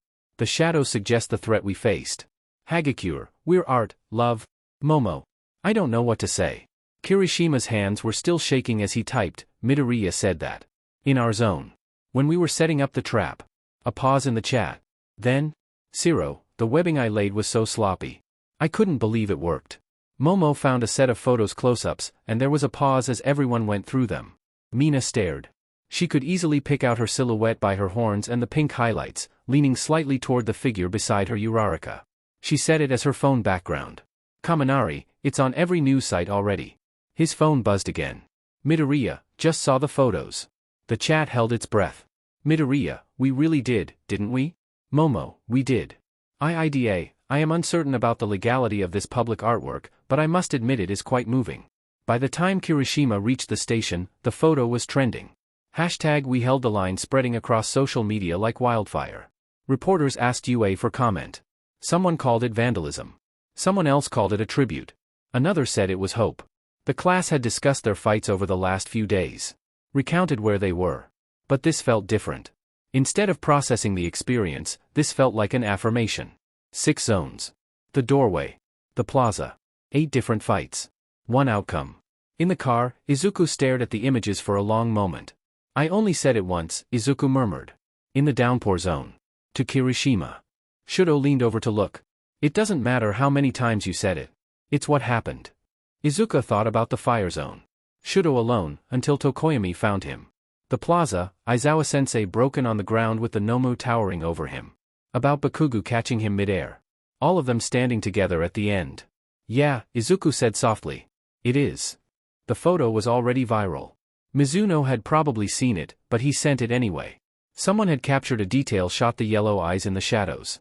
How did the artist know about the eyes? He shuddered. Slid to the next picture. The impression of claw-like hands reaching from the dark. He loved the art, but it worried him too. Izuku saved the photo and pocketed his phone. The artist wants people to remember, Shudo observed, leaning back. Yeah, Izuku agreed. They do. The car took them past the main gate before it pulled into the visitors' parking garage. The gate was new. Taller. Heavier. More substantial. The driver scanned a new card to access the visitors' garage. They needed their IDs again to enter the building. Izuku spotted at least 3 new cameras and 2 sensors he didn't recognize. One looked like a small, half-globe of black glass. Maybe for heat signatures? How many new security measures do you count? He asked. Shudo's eyes tracked methodically. 8 visible. Probably twice that many hidden. I see 12, Izuku hummed. There's another set by the stairwell, and I see some along the bottom of the wall. They counted all the way to the classroom. Izuku crossed to his desk in the middle of the room under quiet, watchful eyes. Todoroki beside him. Kirishima raised his fist as Izuku passed, and Izuku replied by bumping his knuckles against it. Bakugo had his earbuds in, his head bowed. Eyes half closed and gaze firmly on his desk. Not lashing out, but not approachable. Uraraka smiled, small and relieved. They'd texted but not seen each other since the attack. The others arrived as a single small group, perched on each other's desks, leaning into one another. No one mentioned the graffiti. Everyone was thinking about it. Aizawa arrived moving carefully, with a new scar under his eye, bandaged, one arm still in a cast, and paused at the front of the room. His visible eye swept across them. All 19. Present. Alive. You did well, he said quietly. All of you. Then he started class. And somehow, that was enough. Izuku kept track of the changes during the day. 1A moving as a pack. Deflecting attention. Defensive. They weren't ready to talk yet. To share. To satisfy the curiosity aimed at them. Not when it was still fresh. When some were still bruised. They didn't want to talk about the art, either. Not yet. UA's official response was delivered succinctly, no comment. At lunch, several followed Izuku to the support labs. Momo's boots were a liability. Mina wanted more protection. Kaminari's gear hadn't been able to keep him from shorting out. Shudo brought lunch to the lab, understanding that this was not a task Izuku would put off or leave half-finished. By the end of the day, Izuku was ready to escape to the gym. Just his little group. Something a little more normal. No one looking at them. No waving hands demanding attention. The older, smaller gym felt like a haven. Even with the same touches of new security and Aizawa-sensei trailing along behind them. Katsuki knew where they'd be. It was an open secret by now. The nerd took his crew, the kid from 1B and the Gen Ed kid, to a smaller gym. Every DMN day, he showed up unannounced. Izuku was sparring with the 1B guy. It was like watching a squirrel battle a bear. No wonder the nerd was so DMN fast. It didn't matter how heavy you hit if you couldn't hit your target. Aizawa was propping up the wall, maybe asleep on his feet. But after what happened, who was Katsuki to judge? He steeled himself for whatever reception he received and walked in. Time, icy hot board, flat declaration stopped the spar mid-swing. The big guy laughed. He couldn't hear what the nerd said, and then everyone was looking at him. The stillness wasn't welcoming. He refused to stop. Hey, nerd, he kept his volume down. His hands in his pockets. Hey, there was a hesitation, a moment of uncertainty. Tension rippled through the others. Katsuki ignored them. Focused on the only opinion he cared about. We're keeping it light today. Izuku sounded a little put out about that, but Katsuki didn't miss the glance icy hot shot the nerd. Maybe he was still hurt? Katsuki suppressed a shudder. He'd heard Izuku's arm break. He never found out how bad it was. He realized he could find out. Your arm healed? Yeah, it is, but Recovery Girl wanted me to take it easy today. Katsuki scoffed. That was easy? I pulled my punches. The 1B kid puffed up, indignant. Katsuki nodded, gaze drifting across the others in the room. Got room for one more? He didn't turn, but lifted his gaze to watch Izuku's face. Everyone looked surprised. He shrugged. Still only looking at Izuku. You said show you. I did, the reply was quick. The smile was genuine. Feel up to a rematch with Uraraka? Bring it, he glanced at the girl. Her answering smile was wolfish. Let's do this. She smacked her fist into her other palm and led the way. Aizawa watched from half-closed eyes. Relieved. This class faced dire challenges. They couldn't afford infighting. Apparently, whatever happened in the downpour zone did more than overcome their history. It forged something. He'd read the statements. But lost between the facts was the nuance. Something had fundamentally changed. They had come back different. Bakugo Katsuki showing up to train with Midoriya wasn't just character growth. The others, warily accepting him, following Midoriya's lead, wasn't indulgence. It was proof they understood what mattered now. Izuku preferred baggy clothes, the way sleeves swallowed his hands, the way fabric hung loose instead of catching or pulling. Easier to disappear into when he wanted. At Aldera, he'd learned to make himself unnoticeable. Oversized clothes helped, making him look harmless, non-threatening. Just another kid who hadn't hit his growth spurt yet. Here, though, the hoodies were just comfortable. He didn't need to be small or disappear. He just liked the weight of them. Shudo liked Izuku's hoodies. They were soft. This one was green forest green, not his usual bright shade, 2 sizes too big. It smelled faintly like laundry soap and metal polish from the support labs. Izuku noticed its absence halfway through breakfast. The air was just cool enough that he got chilled and reached for the back of his chair. Fingertips brushing wood and empty air. He looked across the table at Shudo, who was calmly spreading jam on toast, wearing Izuku's missing hoodie. You're wearing my hoodie. Shudo glanced down at himself, as if surprised to find it there. The motion was so perfectly executed that Izuku almost believed it was genuine. Almost. Am I? Izuku squinted. You are absolutely wearing my hoodie. It was on the chair, Shudo said, meeting Izuku's eyes with the kind of innocent expression that would fool many people. Izuku was not one of those people. And it's comfortable. You have, like, 6 of your own. 7, Shudo corrected. None of them are this soft. Izuku opened his mouth to point out that Shudo's hoodies were objectively nicer name brand, expensive, probably made from some kind of premium cotton, then sighed instead. You stretched the sleeves. They were already like this. That was blatantly untrue. Izuku had worn that hoodie yesterday. The sleeves had been normal then. But Shudo's hands were disappearing into the cuffs now, mimicking the way Izuku always wore them. And there was something almost pleased in the set of his shoulders, like he'd won something. Izuku let it go. I'm getting it back, he warned. When I'm done with it, Shudo agreed. Which is when? Izuku peered through narrowed eyes, sensing the catch. Undetermined. Across the table, Fuyumi was hiding a smile behind her hand. Endeavor looked up from his coffee just long enough to register the exchange. His gaze lingered on the hoodie, on how easily Shudo wore it, on how Izuku didn't reach for it back. Was fussing, but without any real angst. Teasing. On the way his youngest son looked relaxed in someone else's clothes instead of perfectly pressed in his own. On the domesticity of it. The casual theft. The easy bickering. Things Shudo had never done before. Things Endeavor hadn't given permission for. Things he wasn't sure he'd have allowed, if it had come up before. He said nothing. The silence was deliberate.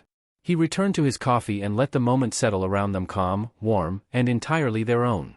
Making. Later, when Izuku was in the shower, Endeavor found Shudo in the hallway still wearing the stolen hoodie. That's not yours, he observed. Shudo looked down at the green fabric. No. Are you planning to return it? Eventually. Endeavor studied his son, relaxed in borrowed clothes, content in a way he'd rarely been in his own carefully selected wardrobe. It suits you, he said finally. Shudo blinked, startled. But Endeavor was already walking away, coffee cup in hand, flames off. Some things didn't need explanation. Straight face. It was quiet. The kind of quiet that usually warns parents to go look for their children. To see what they're up to. Izuku is at the table with notebooks spread around him. To the uninitiated, it looked haphazard. But it was perfectly ordered chaos, color-coded tabs marking different students, sticky notes bristling with half-finished thoughts, his favorite pen tucked behind his ear. The one that didn't smudge easily if his hand dragged across fresh ink. He muttered softly as he read through equations ratios for Sato's sugar rush. He grabbed a pencil and sketched trajectory arcs for Aoyama's naval laser. Does dark shadow respond to moonlight differently from artificial light? He grabbed his pen and a sticky note before he could forget his question. Shudo sat on the floor with his back against the couch, reading. One knee pulled up, the other leg stretched out. Every so often, he'd shift. Adjust his position. Reach for his tea without looking to curl the cup close against his chest. They didn't talk. They didn't need to. The quiet wasn't heavy. It didn't need anything. It just was. Izuku paused mid-calculation, pen hovering over paper. He realized, distantly, that this was the first time in his life silence hadn't felt like something he needed to fill. Wasn't lonely. At home with his mom, there was always conversation, gentle questions about his day, chatter over dinner, the sound of the TV turned up slightly too loud because his mom worried that silence meant he was upset. At Aldera, silence was as close to safe as he could get. Stay quiet. Don't be noticed. Don't get hurt. Or it was the dangerous silence that followed failure, the kind that meant he had someone's attention and everyone was waiting to see what it meant. Silence had been his friend and his enemy. Sometimes it had existed simply because there was no one to talk to. But here, silence meant Shudo was comfortable. That they both were. It meant trust. Izuku went back to his calculations. The scratch of pen on paper mixing with the ambient sounds, the distant hum of the climate control system, the quiet rustle of Shudo turning a page, the steady tick of the clock on the wall. Peaceful. After another 20 minutes, Shudo spoke without looking up. You're muttering. Sorry, Izuku said automatically. Don't be. I like it. Izuku blinked. You like it? It means you're working something out. Shudo's eyes stayed on his book. It's nice. Oh. When Izuku didn't say anything else, Shudo added, you can keep doing it. Warmth bloomed in Izuku's chest, soft and startled and grateful. Okay. And he went back to muttering. Shudo's small smile went unnoticed. But it lingered anyway. Straight face. Sunday mornings at the agency always felt different from weekday training. Urgent missions rarely pulled people away, leaving them with steady, focused work without the pressure of proving anything to anyone. Kido was smiling in the way that meant Izuku was about to regret something. Again, he said, flicking his scarf in a smooth arc. Usually, he used it with his quirk redirecting endeavor mid-flight, flinging Izuku around to work on his proprioception and his ability to orient himself in the air. Today was something new. The fabric moved like water. Graceful and controlled, it wrapped around the practice dummy's torso and pulled taut with barely any visible effort. Izuku tried to copy it. He'd watched Aizawa-sensei use his capture weapon dozens of times. Studied the mechanics. Understood the theory. Theory and practice were very different things. The scarf wrapped around his forearm instead of going where he aimed. Then somehow looped around his shoulder. Then and he still wasn't sure how this happened, tangled around his ankle. He tipped sideways, arms windmilling, and barely caught himself before he face-planted on the mat. Across the training room, Shudo stared. Then his shoulders started shaking. Then he laughed. It startled both of them. Shudo's laugh was quiet, more breath than sound, but genuine. His eyes crinkled at the corners, his usual careful neutrality completely abandoned. "You're supposed to control it," Shudo managed, still smiling. "Not let it control you." "I'm learning." Izuku protested, trying to unwind himself without making it worse. The scarf had other ideas. "Eraserhead makes it look easy." "That's because he's terrifying," Kido said cheerfully, making no move to help. "And he's been doing it for 15 years. You've been at it for 20 minutes. 20 very educational minutes," Izuku grumbled. Shudo walked over, still smiling, and began methodically untangling the scarf from Izuku's limbs. "You look like a cat in a curtain," he added. Izuku groaned. "I hate you." "No, you don't." Shudo freed Izuku's ankle, letting the fabric pool on the mat. Izuku paused. Then laughed, too helpless and embarrassed and weirdly fond. "No. I don't." "Try again," Kido suggested. "This time, watch your follow-through. You're either stopping short or overcorrecting." Izuku picked up the scarf, determined. Rolled his shoulders. Reset his feet. Shudo settled on the bench nearby to observe, chin propped on his hand, still amused. "You know," Izuku said, giving the fabric an experimental flick, "you could try this too." "I could," Shudo agreed. "But you won't. I learn from your mistakes." Shudo's tone was perfectly serious. "It's very educational." Kido laughed outright. Izuku aimed the scarf at Shudo instead of the dummy. It missed by 3 feet and wrapped around a weight rack. "Very threatening," Shudo observed. "Just you wait," Izuku warned. "One day I'll actually hit what I'm aiming at." "I believe you." And somehow, despite everything, Izuku knew he meant it. Straight face. Natsuo showed up that evening with a plastic bag and a grin that promised chaos. "I brought entertainment," he announced, holding up the bag like a trophy. Inside, a game cartridge with lurid cover art, 2 energy drinks, and a bag of chips that Fuyumi would definitely disapprove of. "What is it?" Shudo asked, peering at the case. "Racing game. Extremely realistic. Highly educational." Natsuo's grin widened. "You'll love it." 15 minutes later, they discovered that extremely realistic meant designed to punish anyone who'd never actually driven a car. The game was loud, fast, completely unforgiving. They were terrible at it. Izuku kept overcorrecting, turning too hard, overcompensating, launching his virtual car into walls at high speed. His character's vehicle spent more time in the air than on the track. Shudo forgot which buttons did what, calmly driving his car directly into a lake. They lost in under 2 minutes. The screen flashed, "Last place, try again?" They stared at it in silence. Then Izuku started laughing, bright and helpless, shoulders shaking. Okay, one more try. "We can do better," Shudo agreed solemnly, restarting the race. They did not do better. Izuku's car caught fire. Shudo drove backward for 30 seconds before realizing. They finished in last place again, somehow further behind than the first attempt. "How did we get worse?" Izuku demanded. "Skill," Shudo deadpanned. Straight face. Natsuo watched from the doorway, arms crossed. Shudo was laughing. Not the polite acknowledgement their father had trained into him. Not the careful smile he wore for Fuyumi when he wanted to make her happy. Real laughter. Unguarded. The kind of sound Natsuo hadn't heard from his little brother in years. Maybe ever. Midoriya said something Natsuo didn't catch, gesturing at the screen, and Shudo's smile widened. Natsuo's throat tightened. He should be happy about this. He was happy about this. But underneath the relief was something sharper. Angrier. Because Shudo was 15 years old and just now learning how to lose at video games. Just now learning how to do something that didn't require perfection. Just now allowed to be a kid.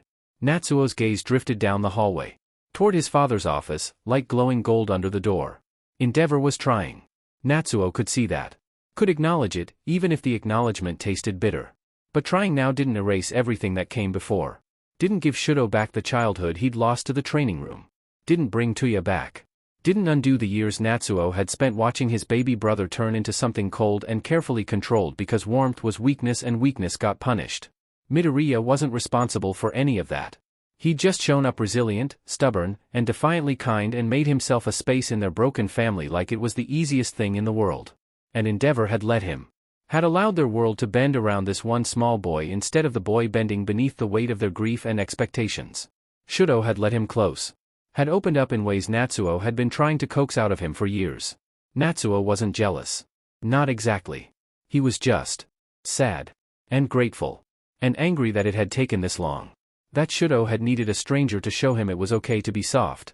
On screen, both cars burst into flames simultaneously. Shudo looked at Izuku. Izuku looked at Shudo. They started laughing again. The sound was so easy, so light, that it took Natsuo a moment to remember it hadn't always been this way. He pushed off the doorframe and walked away before they could see his expression. He wasn't going to ruin this for them. Wasn't going to dump his baggage onto their easy friendship. Shudo deserved this. Deserved to have someone his own age who didn't carry the weight of their family's history. Someone who made him laugh. Even if it hurt to watch. Even if it reminded Natsuo of everything they'd all lost. He found Fuyumi in the kitchen, already starting to prep dinner. They're playing that racing game, he said, leaning against the counter. Are they winning? God, no. They're terrible. His smile was real despite everything. Shudo drove into a lake. On purpose, I think. Fuyumi laughed softly. Good. Yeah. She glanced at him, reading something in his expression. Her smile gentled. It's okay to be happy for him and angry too, she said quietly. Natsuo looked away. I know. He's getting there. Shudo. He's healing. Because of Midoriya. Because Midoriya, she paused, choosing her words carefully, hands resting on the cutting board. Midoriya showed him a new way to be. And gave him permission to be different, but... She set down her knife and turned to Natsuo more fully. Midoriya set a different kind of example. Not just for Shudo, but for Father too. Father's trying. Trying doesn't fix it. No, Fuyumi agreed. But where else do you start? Natsuo didn't answer. He just listened to the distant sounds of the game explosions and terrible driving and Midoriya's bright, helpless laughter and tried to let the anger sit beside the gratitude without letting either one win. 2 hours later, Natsuo checked on them again. They'd improved marginally. Izuku no longer immediately crashed. Shudo had figured out which button was the brake. They still finished last every time. I don't think we're good at this, Izuku observed. No, Shudo agreed. But it's fun anyway. Izuku looked at him at the faint smile still lingering, at the relaxed slope of his shoulders. Yeah, Izuku said softly, it is. They played 3 more races. Lost all 3. Didn't care at all. Natsuo grabbed his bag and keys. He paused at the door. Hey, Midoriya? Izuku looked up, controller loose in his hands. Yeah? Thanks. Natsuo meant it. For this. For hanging out with Shudo. Izuku blinked, surprised. Oh. I mean he's my friend. I like hanging out with him. I know. That's... Natsuo stopped. Tried again. Just. Thanks. He left before Izuku could respond. Before his little brother could see his face. Before he had to explain that, thank you was, I wish this happened sooner, and, I'm still so angry at our father. Shudo watched him go, something thoughtful in his expression. Is he okay? Izuku asked. I think so. Shudo turned back to the game. He's just... processing. Processing what? Everything. Shudo restarted the race. Our family is complicated. Most families are, I think. Maybe. Shudo's car drove off a cliff. Want to try the ice level? Absolutely. Straight face. As the screen reset, Izuku set the controller aside and leaned back against the couch with his drink. Did you ever play stuff like this growing up? Shudo took a moment to answer, gaze distant. No, he said finally. I was too little. And father didn't. He paused. Training didn't leave much time. Izuku nodded, careful not to push. Still. Siblings try things together, right? Shudo's gaze stayed on the screen, unfocused. The menu music played cheerful and repetitive. Sometimes. The game chimed, waiting for input. On the precipice of something vulnerable, Izuku waited. I remember Natsuo teaching me how to hold the controller, Shudo continued, voice quiet. Matter of fact. I kept pressing too hard. Fuyumi laughed and said I was going to break it. Izuku smiled, but didn't interrupt. And I remember Tuya yelling, Shudo added, in the same tone. Like it was just another detail. Izuku went very still. Didn't ask. Just listened. Not at me, Shudo clarified. At our father. A lot. I don't remember his face very well. Just the sound. And heat. Like the air changed when he was angry. He shifted slightly, pulling his knee up closer. Then he was gone. The words settled between them, not heavy exactly. Something shapeless. Unresolved. Izuku swallowed carefully. Do you miss him? Shudo thought about it, really thought, tilting his head the way he did when he was really considering a question. I don't think you can miss someone you never really knew, he said slowly. But I wonder about him. What do you wonder? If he's... Shudo paused. Tried again. If things were different. If he'd stayed. What that would have been like. The game timed out. Izuku picked up the controller again, pressing start to keep the menu active. Yeah, Izuku said quietly. Thinking of his first friend. I understand that. They sat in silence for another moment. Then Shudo added, softer, Natsuo remembers him better. Sometimes I think that's harder. Knowing what you lost. Izuku thought about his father, the man in old photos his mom kept in a drawer. The vague memories of strong hands and heat and laughter that might be real. Might be wishful fantasies. Yeah, he agreed. Maybe it is. The game menu looped back to the start screen. Neither of them moved to select a race. Father's been different lately, Shudo said eventually. Better. Yeah? He asked what I wanted for dinner last week. Izuku blinked. Is that unusual? Very. The corner of Shudo's mouth curved. Usually, Fuyumi decides. Or he just tells the staff what to prepare. What did you say? I didn't know what to say. I said cold soba. He looked disappointed. Because of the cold? Probably. Shudo shrugged. He made it anyway. Izuku thought about endeavor, gruff and intense. The occasional awkward, clumsy moments he didn't fully understand. Maybe it was harder to be a father instead of just the number 2 hero. That's good, he said. It is. Shudo was quiet for a moment. You help with that. Me? You don't expect anything from him. You just. Shudo gestured vaguely. Are. And that makes it easier for him to just be 2. Izuku wasn't sure what to say to that. So he just pressed start on the controller. One more race? Shudo's smile was small but genuine. Okay. They lost that one, too. Straight face. Natsuo came back later to check on them. The game menu glowed idly on the screen, music playing on its endless loop. Izuku and Shudo were asleep where they'd fallen, heads tipped toward each other like gravity had made the decision for them. A controller still tangled between Shudo's loose fingers. Someone had draped blankets over both of them at some point. Natsuo paused in the doorway, phone half raised to take a photo for blackmail purposes. Then he lowered it.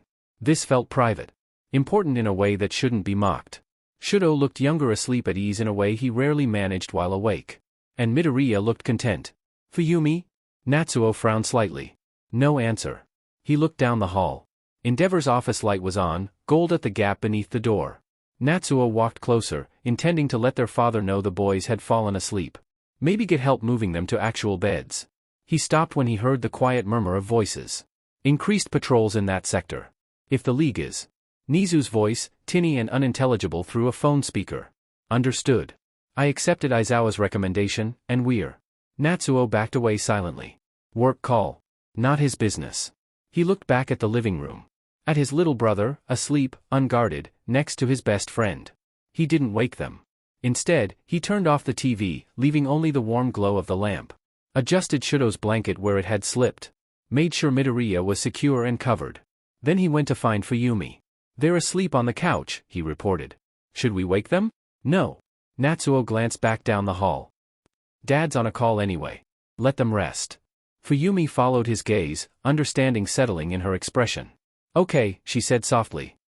I'll check on them in a bit. Straight face. Enji ended the call with Nizu and sat in silence. The investigation was expanding. More leads. More threats. More variables he couldn't control. He stood, stretching to release the tension from his shoulders, and made his way down the hall. The living room was quiet when he looked in. The boys were still asleep, Shudo's head tilted toward Midoriya's, both of them utterly relaxed. The blankets rose and fell with steady breathing. Enji's chest tightened. He hadn't created this. This friendship. This easy affection. Shudo had taken it for himself, had reached out and held on when Enji expected him to pull away. And Midoriya had given it freely. Asked for nothing in return except to be allowed to stay. The years he'd stolen couldn't be returned. The brother Shudo barely remembered couldn't be brought back. What had shattered when he chose ambition over family that couldn't be fixed? But this? This he could protect. These two boys. This fragile piece. This chance at something better. He adjusted Midoriya's blanket where it had slipped, careful not to wake him. Shudo stirred slightly but didn't open his eyes. Enji stood there for a moment longer, watching them sleep. Then he turned off the lamp and left them to their rest. You didn't need to create something to know it was worth protecting. And he thought a sliver of credit might belong to him. However accidental. Straight face. Shudo woke. Warm, but stiff. He shifted, getting more comfortable. Then became distantly aware that he wasn't in bed. He was sitting up. He cracked his eyes open. The living room. Lit only by the hall light, the rest of the house was dark and quiet. Izuku was breathing slow and steady, slumped against him. He reached up, blindly feeling around for the little pillow Izuku always brought down for movies, and tucked that in to make them more comfortable. Make sure Izuku's blanket was tucked snugly around his shoulders. And went back to sleep. Shoes scuffed against worn tiles, the soft sound lost amid the feverish hiss of steaming milk as the cafe filled with the early morning sounds ahead of the weekday rush. Most were on their phones, but a few came as pairs, speaking in hushed tones while they waited by the counter or settled at tables. Baristas called out orders, bustling around to take and fill new ones. Fujimoto Hana had claimed the corner table 40 minutes ago. Textbooks spread in careful order across the surface, her half-finished drink pushed to one side to make room. She was on her third page of notes and was almost enjoying it. Almost. The second-year sports festival always lived in the shadow of the third years. This year, they'd been doubly eclipsed. The first years had apparently decided to make everyone forget there were other students at UA at all. She'd watched the reruns on her phone in the support lab while waiting for her equipment prints to finish. The quirkless first year, who'd managed to become frighteningly friendly with Mad May and turned himself into a rocket. A sentient quirk. May and a Gen Ed boy making it to the final event. Todoroki's win. The whole day was full of memeable moments, and she couldn't fault anyone for getting caught up in the impossible, over-the-top theatrics of it. What she hadn't told anyone watching it had made something in her chest loosen. Her force fields were small and gave her wicked headaches if she pushed too hard, and her range was embarrassingly limited. But they were hers. She saw so many uses for them, but she hadn't made the hero course. Not at the entrance exam. She'd done poorly at the first sports festival. And while she'd done so much better this year, she'd been ready to give up. To accept that maybe everyone else was right. Then a short, freckled, quirkless boy fought his way to the 1v1 brackets. He'd lost to the sentient quirk, but he'd made the bird boy work for the win. She turned a page, uncapped her pen, and tried to focus. She'd made it just as far as he had. Losing in the second round. She'd felt crushed. He'd walked off all smiles. Watching the video again, she decided she needed to follow his example. She'd made it to that round. Losing to a hero student with so much more experience than she had, that meant she'd also beaten a hero course student with so much more experience than she had. Approaching power loader about applying for a transfer had taken all the courage she could muster. His long stare had almost broken her. Then the man had the audacity to shrug. "If you're sure," he said, and now she had to face whatever the infamous 1A homeroom teacher came up with next week. Midoriya was in that class. She'd paid attention when he came in to work with Hatsum. If Aizawa was fair to the quirkless kid, she could hold on to the hope that he would be fair with her. Blowing out a slow breath, she took a sip of her latte, tried to shove the thoughts aside, and refocused on her studies. If she failed her finals, nothing would matter. She felt it before she heard anything, the particular weight of someone's attention settling on her. That prickling awareness of being looked at too long, too deliberately. She didn't look up. "You're from UA, aren't you?" Not a question. She looked up. The man was middle-aged. Office clothes, briefcase already open beside him like he'd been working or wanted it to look that way. He had the easy confidence of someone who was used to taking up space. Of being listened to. "Yes," she said, politely, and looked back down at her notes. "Support course." His gaze moved to the buttons on her uniform jacket. He made it sound like he was reading off a label, but she could hear the underlying sneer. "Not the hero course, then." "No," she agreed.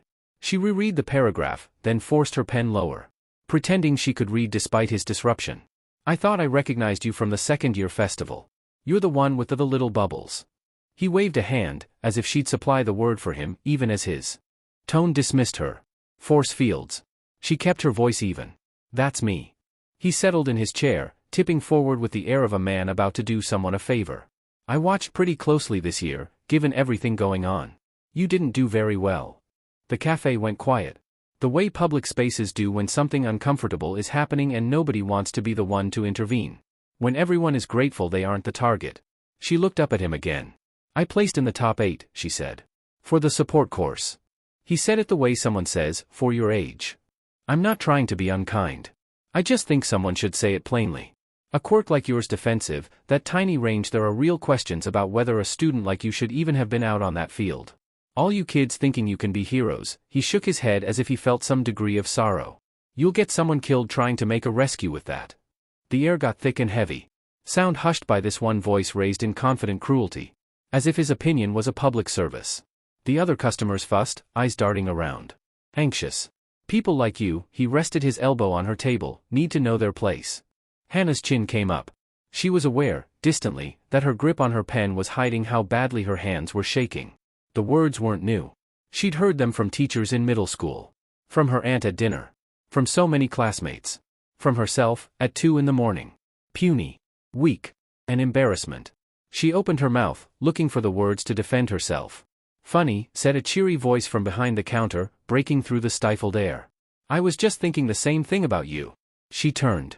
Kasumi was leaning against the counter, arms crossed, looking at the man with a pleasant smile and the mild expression of someone who had all the time in the world. He hadn't raised his voice, but it carried clearly. He hadn't moved toward them.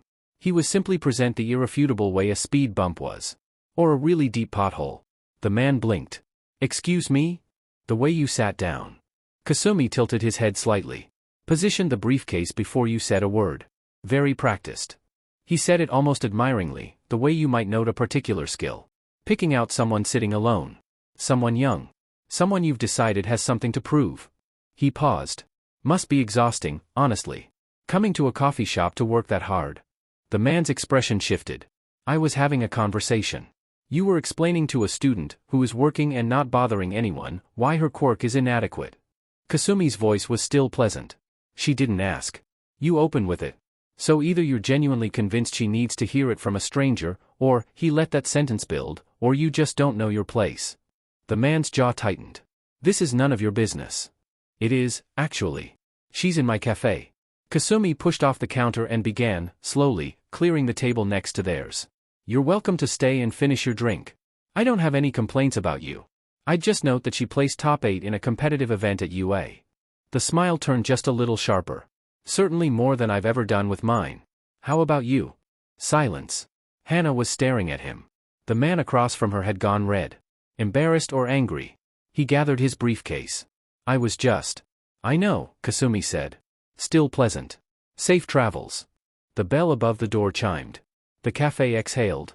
Hannah sat for a moment, not moving, something loose and unsteady in her chest. Her head a little floaty. Like she'd just put down a very heavy weight she'd forgotten she was holding. Kasumi didn't make a production of it. He finished wiping the table, came over, and set a fresh drink in front of her without asking. A different one than she'd ordered, something with honey in it, she thought, the smell warm and sweet. You didn't need me to do that, he said, matter of fact. No, maybe? Her breath escaped in a nervous laugh, because she might have. But thank you. He nodded once, like it was settled, and went back behind the counter. She sat there a little longer than she'd planned to.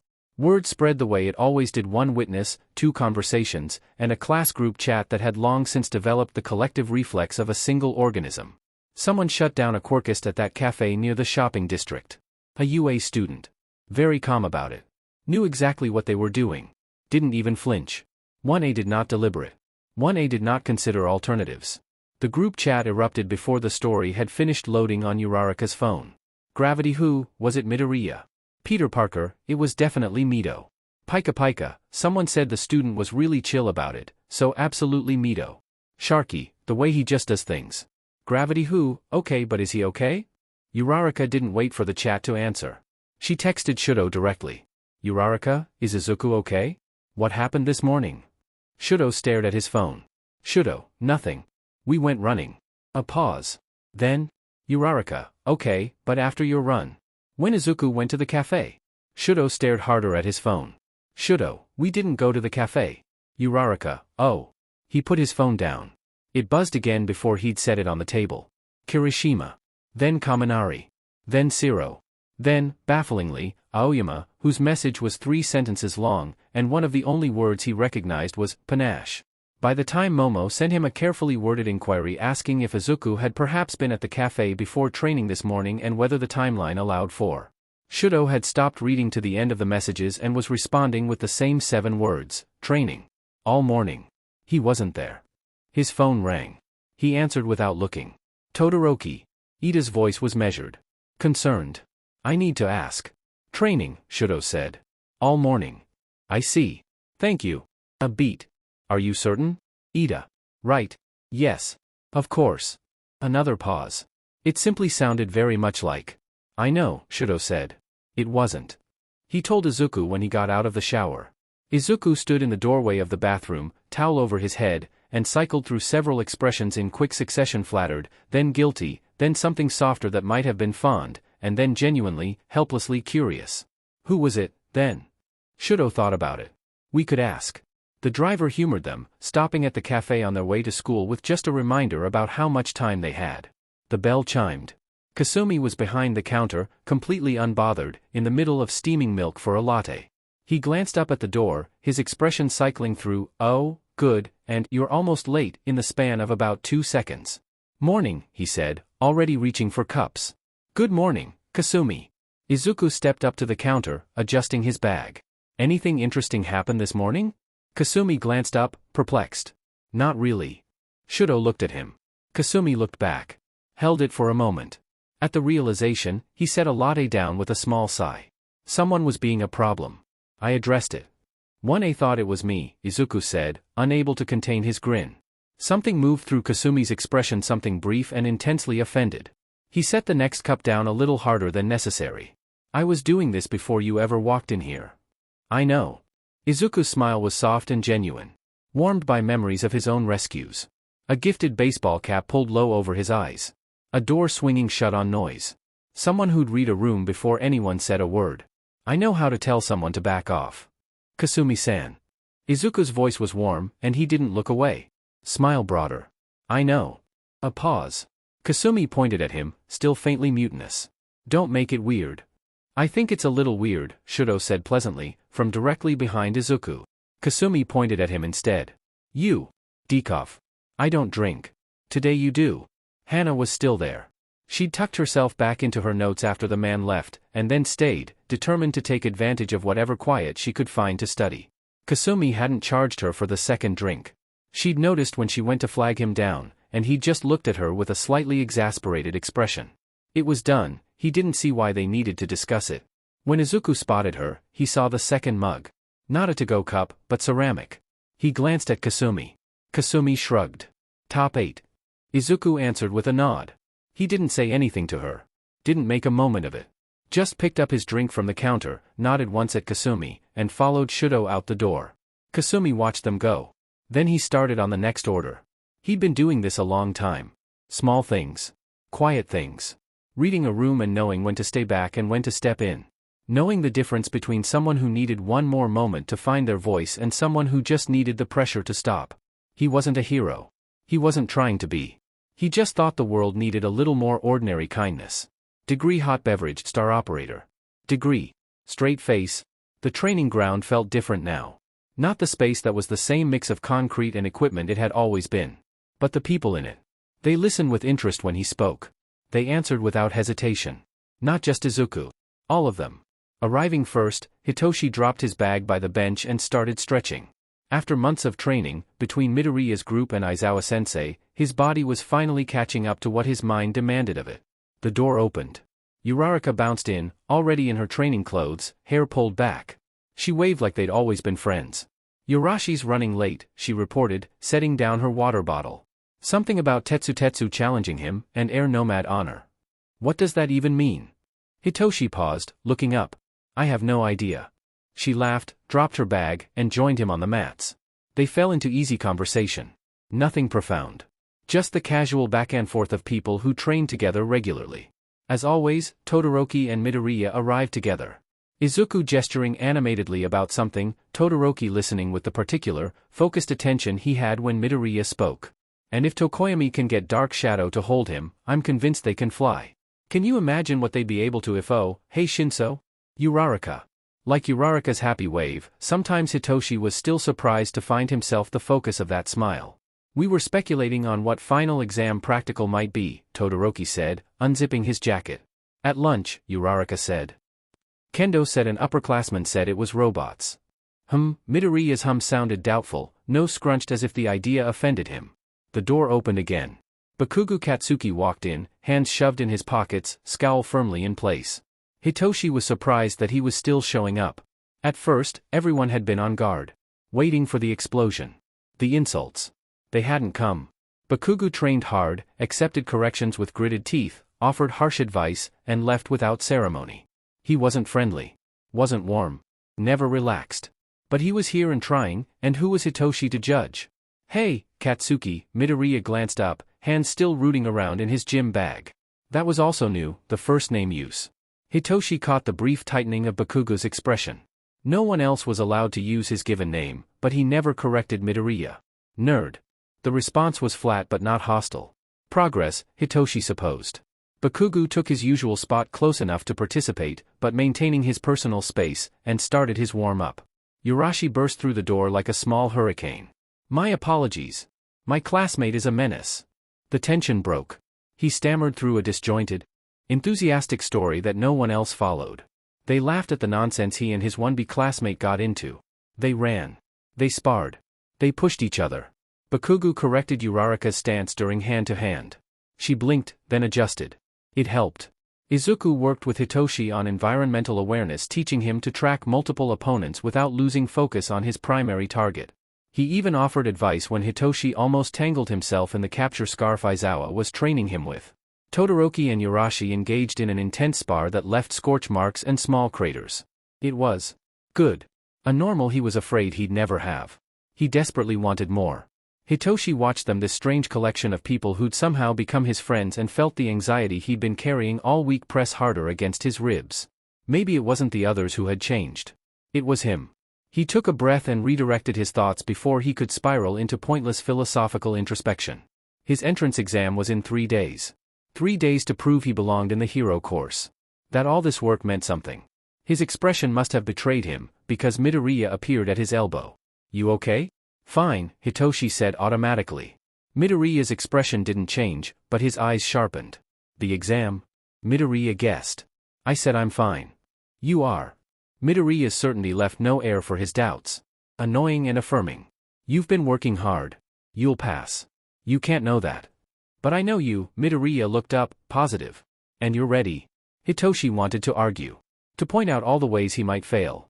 But Midoriya was already moving away, called over by Todoroki to settle some debate about ice density. Hitoshi stood there, holding on to those words. You're ready. He hoped that was true. Straight face. Training ground beta was larger than he expected. Hitoshi stood at the entrance, next to a girl who'd qualified for transfer testing. He had no idea who she was. Aizawa-sensei stood at the front, exhausted as always. The casts on his arms were long gone, but Hitoshi had to force himself not to stare at the scar below his eye. A reminder of how close he'd come to losing his mentor and his friends. This is a practical examination, Aizawa began without preamble. You will be tested on combat capability, strategic thinking, and quirk application. The scenario is simple: a villain is holding a civilian hostage in the central zone. You have 20 minutes to extract the civilian and neutralize the threat. He paused, letting that sink in. The villain is being played by a third-year hero course student. They will not go easy on you. The civilian is a training dummy equipped with damage sensors. If it takes more than minimal damage, you fail. If you cannot neutralize the villain within the time limit, you fail. If you rely solely on your quirk without demonstrating tactical awareness, you fail. Hitoshi took a deep breath to steady himself. Dug deep into Izuku's faith. You'll be together, Aizawa continued, and Hitoshi's stomach dropped. He'd prepared for a solo test. Had strategies ready. Had practiced. No. He stopped himself. He practiced every day with a group. They didn't do pairs often, but they had if the others wanted to recreate something they'd done in class. They'd even recreated the hold the line exercise that tied into the graffiti. He appreciated when they brought him their lessons. A partner changed nothing. If he could work with Bakugo and Todoroki, he could get her to work with him.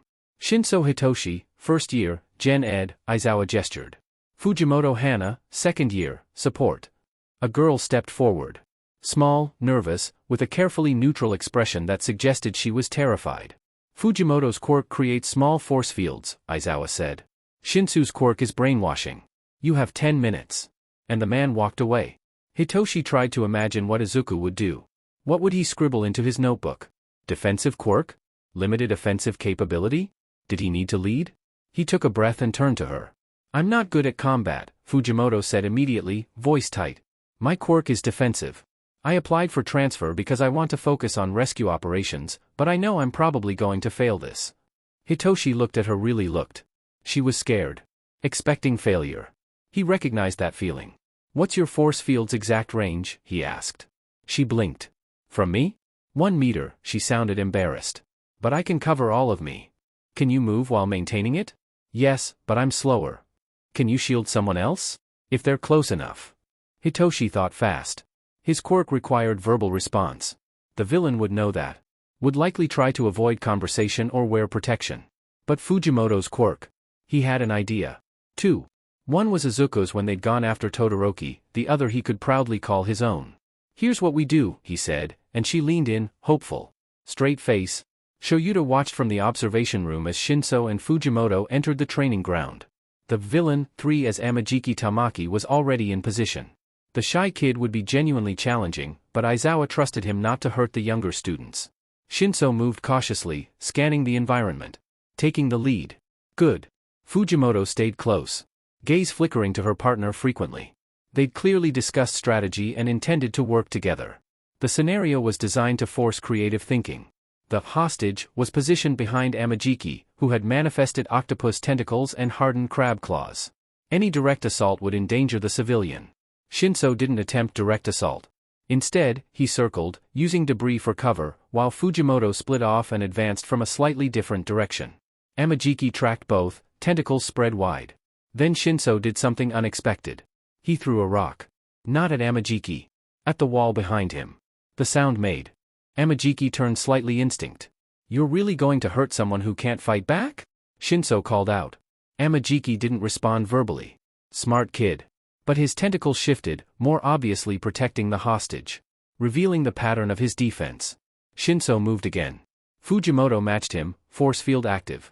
They were hurting Amajiki. Slowly. Deliberately. On the surface, it looked foolish. Amajiki specialized in close combat. Feints added to it. Short exchanges. Shinso baiting, verbally and physically, dodging when forced. Fujimoto blocked. Passive. Disarmingly SBMSSV. Amajiki turned to focus on the active threat. His tentacle lashed out toward Shinso, who dodged behind Fujimoto's force field. The tentacle hit the barrier and recoiled. In that half-second of recovery, Shinso sprinted forward, lashing out with the capture scarf he was still struggling with, snaring 2 of Amajiki's tentacles, tying them together. He wasn't sure how long he'd be able to hold on. Now! Shinso shouted. Fujimoto threw her force field forward, not around herself, but around the hostage dummy. Protecting it. Amajiki couldn't attack the civilian without breaking through the barrier first. Fujimoto pressed closer, wedging herself between the villain and the hostage. The claw struck. Hard. She squeaked, but didn't yield. And while Amajiki was focused on that, Shinso struck. Close quarters now. Too close for tentacles to be fully effective. He dodged a swing of the claw as readily as Todoroki's flaming fist. Feinted with the scarf and swept Amajiki's leg. The third year went down, surprised, tentacles flaring. Why are you doing this? Shinso asked, his tone incredulous. As if this was truly mystifying. Amajiki looked up. Made eye contact. Answered without thinking, I'm supposed to. The brainwashing took hold. Release your quirk and relax. Amajiki's tentacles and claw dissolved as he slumped to the floor. Shinso turned to Fujimoto. Get the civilian. She did, dropping her force field so she could move more freely. Time still on the clock. The civilian extracted safely. The villain neutralized. Shoyuta allowed himself a small smile. Straight face. Hitoshi stood in the debriefing room, trying to control his breathing. Fujimoto sat on the floor next to him. Aizawa-sensei reviewed the footage without expression. Texting someone. Hitoshi assumed another teacher.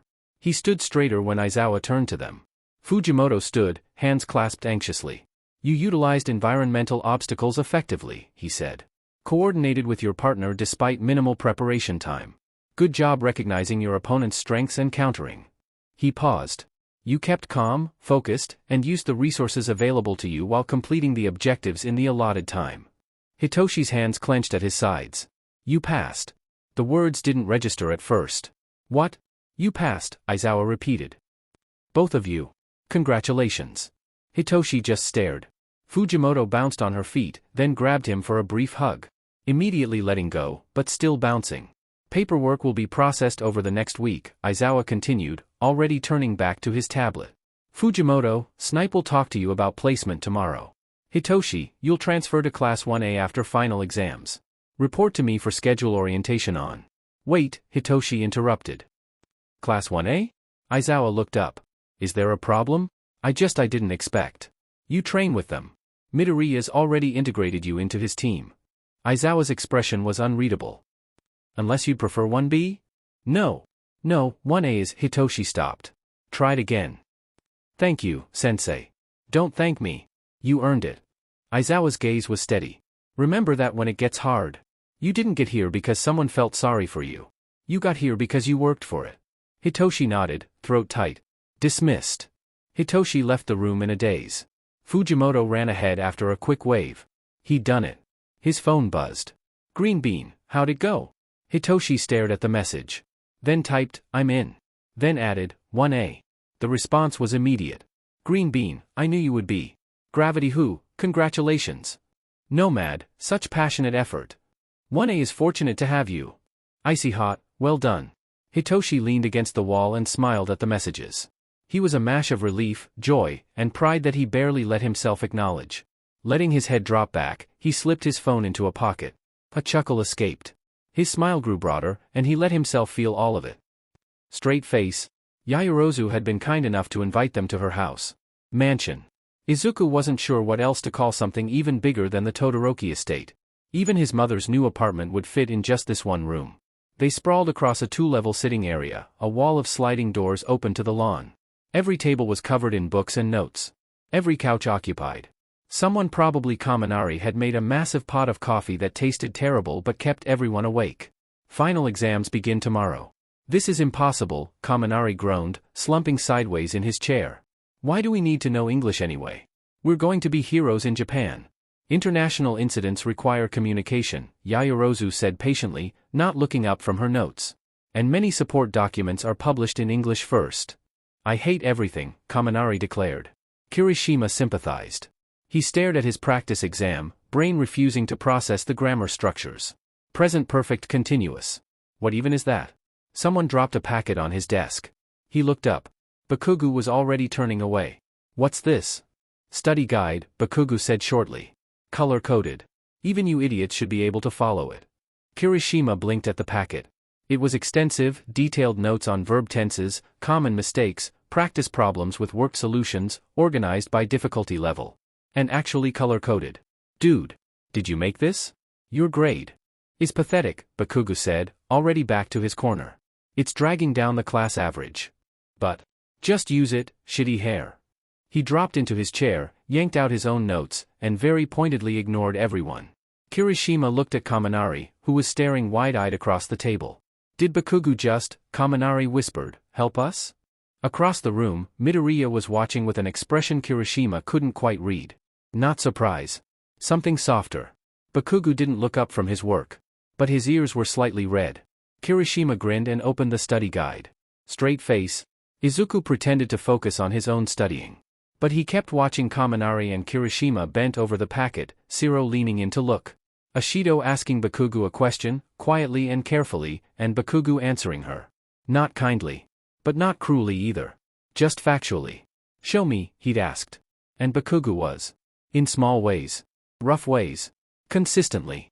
Izuku turned back to his notes, something warm settling in his chest. Shudo leaned closer. Are you going to say something to him? No, Izuku said. I don't think he wants me to. Shudo considered that. Probably not. They studied in comfortable silence for a while. Then Shudo said, quietly, he's trying. He is. Is it enough? Izuku thought about years of hurt. The roof. All the words that couldn't be taken back. He thought of Shudo and Endeavor, and the scarred man on the beach. I don't know yet, he admitted. But I think we'll get there. Shudo nodded. That seemed to be enough for now. Straight face. Kirishima's voice cut through the scratch of pencils and the rustle of pages. You know what's weird? Everyone looked up. It was what, a month ago? We were attacked by villains. Everything was scary, and we didn't know if we'd all make it. The room went quiet. And now here we are, Kirishima continued. Studying for finals. Excited about summer camp. Being normal. We held the line, Ashido said softly. Proudly. Yeah, Kirishima agreed. We did. And we'll do it again, Izuku added. Whatever comes next. DMN right we will. Yurashi's voice boomed from somewhere near the window. With passion. Someone threw a pillow at him. Laughter breaks the tension. They went back to studying. Straight face. Okay, number 3 on the English, Ashido said, highlighter poised. Does that say, the wind is blowing from the east? Yes, Izuku answered, not looking up from his own notes. That whole section is about directional terms. Right. Got it. My brain is melting, Kaminari. We're almost done, Izuku assured him. Are we though? Are we really? The written exams start tomorrow. Then practicals Friday. And then summer camp. Hagakure called from somewhere. A collective groan. It'll be good, Uraraka said, trying for optimism. Fresh air. Nature. Bonding. Mosquitoes, Jairu countered. Probably bears, Tokoyami added darkly. Izuku smiled to himself and turned back to his notes. Straight face. The first exam was finished. Izuku had just sat down for lunch when his phone rang. Unknown number. He almost didn't answer, but something made him pick up. Hello? Midoriya Izuku? This is Nakamura Yui from UA Observer. I'd like to schedule an interview about. Izuku hung up.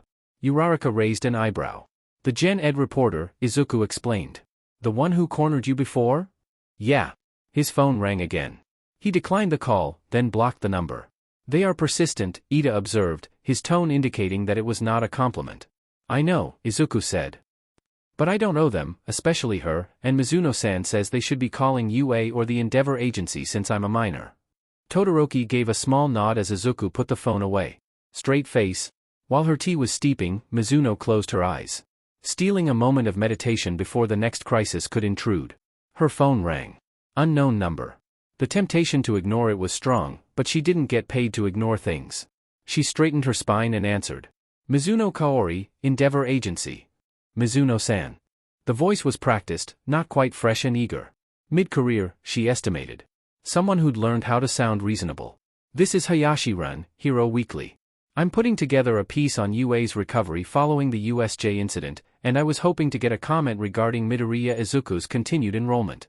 UA handles all inquiries regarding their students, Mizuno said pleasantly. I'd be happy to forward their media contact. I've already spoken with UA, Hayashi said. I'm reaching out to the agency because of Midoriya's training relationship with Endeavor. Given the security concerns raised by the attack, the agency's position remains unchanged, she smiled. She knew he'd hear it. And Midoriya Izuku speaks for himself. A pause. Then, recalibrating, of course. I wonder if you could at least comment on the broader question of quirk-based risk assessment in hero training. Purely in general terms. Mizuno recognized the shape of it. General terms that would be printed directly above Midoriya's name. I'm afraid that's outside our scope, she said. Another pause. Longer. I'll be honest with you, Hayashi said, and Mizuno's attention sharpened, because journalists who announced their honesty were about to say something they considered leverage. I've reached out to several of Midoriya's classmates for a student perspective. Off the record. Background only. None of them were willing to speak to anyone. Which is, he seemed to choose his words carefully, unusual. Kids talk. Especially after a traumatic incident. Especially when there's a controversial classmate involved. Mizuno was quiet for a moment. I've spoken to 8 students, both 1A and 1B, Hayashi continued. Different friend groups. Different quirk types. The 1B students can't be particularly close to him. And still nothing. Not even anonymous background stuff. Perhaps, Mizuno said, that's because there's nothing to say. Or they're coordinating. He sounded puzzled, not accusatory. But I can't find evidence of coordination. Nothing sounds scripted. They just all independently declined. Mizuno looked at the window. At the city beyond it. Hayashi-san, she said. What exactly is your angle here? Honestly? I came in looking for cracks. A beat of silence that felt almost like embarrassment. I'm not finding any. She thought about the graffiti. We held the line. Multiple hands, multiple cities, multiple styles. all saying the same thing without being asked. She thought about the stories the boys shared. The students stepping in to protect Izuku from student reporters and simple busybodies after Hosu. The USJ. Izuku's viral comment. Perhaps the graffiti holds your answer. While I cannot condone the action, I understand the message. After she ended the call, Mizuno sat for a long moment. 8 students. Different classes and, theoretically, friend groups. She didn't believe he had accurate information on that point, but the important part remained a unified front without coordination. They didn't organize, she mused, sampling her tea. They didn't need to. She considered that fact, nails tapping against ceramic. That's not a PR strategy. That's culture. Pleased, she took her tea and returned to her office. Perhaps she'd reach out to Nizu again. A gentler email than her first. Straight face. A new piece appeared overnight. Different city. Different style. Rougher. Multiple hands had worked on this one. Mina's horns were ever so slightly exaggerated to make a point that they were there. The heteromorphic traits were accentuated on Tsu, Shoji, and Koda as well. At the center, the now familiar silhouette over the crossed-out quirk registry box. Someone had painted, "We held the line," across a retaining wall near a school. But they'd added something. Underneath, in different styles and colors, layered like voices joining in. More than our quirks. The photo went viral by morning. Straight face. The bar was quiet. Shigaraki picked at the skin on his neck, eyes fixed on the television. Footage from UA's sports festival. Again. The boy had become an obsession. Still watching? Kurojairi asked mildly. He's just an NPC, Shigaraki muttered. But they treat him like he matters. Perhaps he does. He shouldn't. From the darkness in the corner, a voice spoke. Measured. Come. Let it go, Tamura. Shigaraki went still. He bothers you because he represents something you cannot destroy through simple violence, All for One said. An idea. Shigaraki's fingers stilled on his neck. Ideas are harder to kill than people. A pause, letting that settle. Do you understand why? Shigaraki didn't answer immediately. Which meant he was thinking. Because people remember them, he tried. Because people become them, AFO corrected patiently. Kill the boy, and he becomes a martyr. The idea grows stronger. Another pause. But if he fails publicly, painfully, after they've had time to hope, the idea dies with him. The training camp, Shigaraki looked up, eager. Let them feel safe first. AFO's voice was almost kind. Fear is sharpest when it follows hope. Remember that, Tamura. Shigaraki's grin spread slowly. I'll remember. Straight face. The conference room smelled like coffee and dry erase markers. Nizu sat at the head of the table, tea in hand. His pleasant expression and posture a warning that he'd already made a decision but was allowing the discussion to proceed anyway. Aizawa sat at the far end. He hadn't touched his coffee. They had finished with 1B, and were moving on to his class. Nothing had been said, but he was already on edge.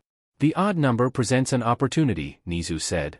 Rather than adding a third student to an existing pair, we use it to test Midoriya independently. Makes sense, Snipe said. Frankly, I've been curious how he performs without Todoroki running interference. Or Midoriya running interference for everyone else, Midnight added. The rescue scenario is appropriate, Power Loader said, pulling up the simulation parameters on his tablet, broadcasting to the screen. Urban disaster with a single extraction. Aizawa scanned the simulation again. He didn't like it any better on a second viewing. He said nothing, but Nizu had known the man too long to miss the anger radiating from him. Aizawa. Nizu's tone was mild. You have concerns. I have questions. He looked at Snipe. Which students are we running solo scenarios for? Just Midoriya. Odd numbers. Which students are we designing impossible parameters for? A pause. The scenario is challenging, Present Mike said carefully. That's the point of finals. The scenario as designed cannot be completed. Aizawa's voice was flat. I've run the numbers. The time limit, the drones, the structural degradation rate, no single student can clear the exercise under those conditions. That's, Snipe shifted. It's a stretch, but it doesn't just fail without a quirk, Aizawa cut him off. It fails without the right quirk. We all know that. You're just not admitting it. The room went quiet. He has grit, Snipe said finally. No one's disputing that. But we need to know how he holds up when he's genuinely alone. When there's no one to catch him. I think it's a matter of knowing if he can persevere when the situation is wholly against him, Cementos added, calmly. The practical reality is. He already knows how to persevere. Everyone startled. Aizawa's voice had never been loud in a staff meeting. It wasn't loud now exactly, but the control didn't mask the fire behind the words, not something big and wild, but a blowtorch. Concise and furious. How do you think he made it this far? His gaze cut across the table. You have a quirkless student in your classes. Did none of you look up the statistics? Do none of you know what the suicide rates are in Japan for quirkless children in his generation? No one answered. He gets a lesson in resolve, Aizawa continued. Quieter now but no less furious, because the world is against him every single day. At least until Endeavor and his mother pulled him out of his public school, and even here, at UA, there has been no shortage of people happy to call out his quirklessness and question whether he belongs. He paused. And it looks like the teachers in this room are doing exactly that. Present Mike shifted, eyes on the table. Power Loader's jaw was tight. Midnight was very still and did not meet his gaze. We don't ask this of any other student, Aizawa said. We don't design Bakugo's exam to test how he handles situations that are unfair to him specifically. We don't wonder aloud whether Todoroki will hold up when there's no one to catch him. We are asking it of Midoriya because he's quirkless, and we are dressing it up as rigor. Snipe opened his mouth. I'm not finished. Aizawa looked at him steadily. He is a 15-year-old child who has earned every point of his academic record. He is more prepared for this exam than you are giving him credit for. And if he fails, it will not tell us anything useful about his limits. It will only tell us how well you can build a test designed for him to fail. Silence. Nizu set down his teacup. Thank you, Aizawa, he said. Your objection is noted and recorded. Aizawa looked at him. The scenario stands, Nizu said. Something in Aizawa's expression shifted, not surprise, exactly. Recognition. He'd known before he started speaking that this was where it ended. He stood, picked up his coffee and walked to the door. When he passes it, he said, without turning around, I expect the record to reflect the parameters he was given. He left without waiting for a response. The door didn't slam. The slow swing. The delay before it latched. Were somehow worse. Nizu looked at the remaining teachers for a moment. Then he lifted his tea again, expression returning to its usual pleasantness. Now, he said. The pairings. Straight face. Later, alone in his office, Nizu sat with the simulation parameters. Aizawa had considered the scenario using each of his students. By his estimate, only 2 could pass with a safe margin. 2 could conceivably pass if they were able to think through it clearly. All the others would also fail running it alone. He reviewed the notes with the quiet certainty that Aizawa was right about everything. Nizu was also confident that Izuku needed to demonstrate this. Not for Nizu's benefit. For the institution's. For every teacher in that room who would encounter a student like Midoriya in the future and need to know what they were capable of. And if Izuku simply refused to quit, if he never found the third option, never broke the system, just kept working the problem until time ran out, Nizu had already decided. That would be enough. He would pass him for that alone. He hoped, very much, that it wouldn't come to that. Straight face. The written exams ended. The next morning, they were in their costumes. Even this early, Class 1A had collectively consumed enough coffee to qualify as a public health concern. Kaminari was stress-eating chips, and the earlier rumor about robots had taken on the weight of established fact. Robots. Like the entrance exam. He said it like a prayer. Kendo said an upperclassman said they heard it was robots, Jairu corrected. That's 2 degrees removed from a source. It's robots, Kaminari said. It's definitely robots. I've been mentally preparing for robots. Across the room, Izuku made a small sound. Todoroki looked over. Izuku had made the same face the first time this rumor had come up. You still don't think so? Uraraka scooted closer. Because that was an I have thought sound. Izuku glanced up from his notebook, where he'd been doodling. It's probably not robots. Why not? Jiro asked, the whole class turning. Because the entrance exam used robots. Using the same format for finals would test familiarity with the format more than actual hero capability. He turned a page. And, there's too much the robots can't test for. Todoroki met Uraraka's eyes briefly. They were used to Izuku being right about something inconvenient before anyone was ready for him to be right about it. So what is it? Shiro asked.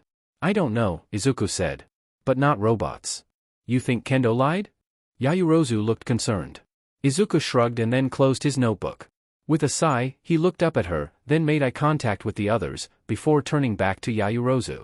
After the USJ attack, he asked softly, is there anyone here who would feel challenged by a couple of robots?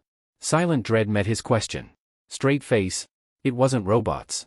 Aizawa stood at the front of the observation room with a list.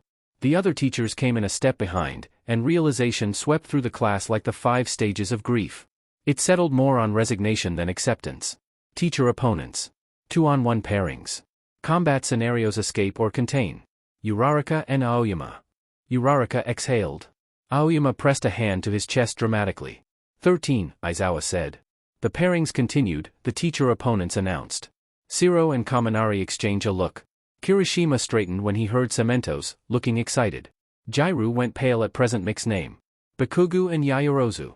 The room registered this one. Bakugu's jaw tightened almost imperceptibly. Yaoyorozu's expression stayed composed, but her stillness betrayed her anxiety. Erase her head. Uraraka's eyes went wide. She looked at Izuku, who looked at Bakugu, whose expression had shifted into something less readable than his usual feral enthusiasm for combat. Calculating. Izuku thought it was a good thing. Todoroki and Tokoyami. Tokoyami's eyes went wide. Dark Shadow made a small sound from beneath his cloak. All Might. The room absorbed that. All Might. No matter how bad their own challenge, they cast pitying glances toward Todoroki and Tokoyami. Todoroki and Tokoyami looked at each other across the room. Thoughtful. Then the faintest wince. A nod. The specific communication of two people who have just understood their problems simultaneously. Izuku watched the exchange with a small and certain smile. He had faith. Todoroki looked away. Aizawa continued, the screen in the observation room moving through as he clicked, giving everyone their partners and their opponents. Pair by pair, with gym assignments and teacher opponents, the exams took shape. Then Aizawa reached the end. Midoriya. Izuku looked up. Solo exam. The hurried whispers between just announced pairs died. The room went cautiously, uncomfortably, quiet. On the board, the assignment appeared. Midoriya Izuku Solo Urban Disaster Simulation. No partner. No teacher opponent. Just the scenario name and a time limit. Solo? Uraraka said. Her voice was careful. Because of odd numbers? Correct, Aizawa said. Flat. Even. Rescue scenario. Single extraction from a compromised zone. Ida's brow furrowed. It is logical given the numbers, however. Any questions? Aizawa said. The question landed in a way that closed the conversation rather than opened it. Not unkind. Just final. Izuku shook his head. No, sensei. Aizawa's gaze rested on him, unreadable, for just a moment too long. Izuku stared back. Then he moved on. Around Izuku, the room began to stir, partners finding each other, nerves betrayed in the pitch of voices. The noise of 18 students preparing for the hardest exam of their first year. Uraraka looked at Todoroki. Todoroki was still watching Izuku, who had opened his notebook again and was already sketching what he remembered of the USJ ruins, probably listing variables, doing the things he always did when his mind needed somewhere to go. His pencil moved steadily across the page. Focused. Calm. Confident. Uraraka looked back at the board. Urban disaster simulation. Something about it felt wrong when theirs were about capture and escape. She couldn't name it, so she filed it away and went to find Aoyama. Katsuki let the words roll around in his head. Bakugu and Yaoyorozu erase her head. The moment robots were mentioned, the nerd made a face. He hadn't said anything, but Katsuki had known Izuku long enough to know that expression meant he didn't believe it.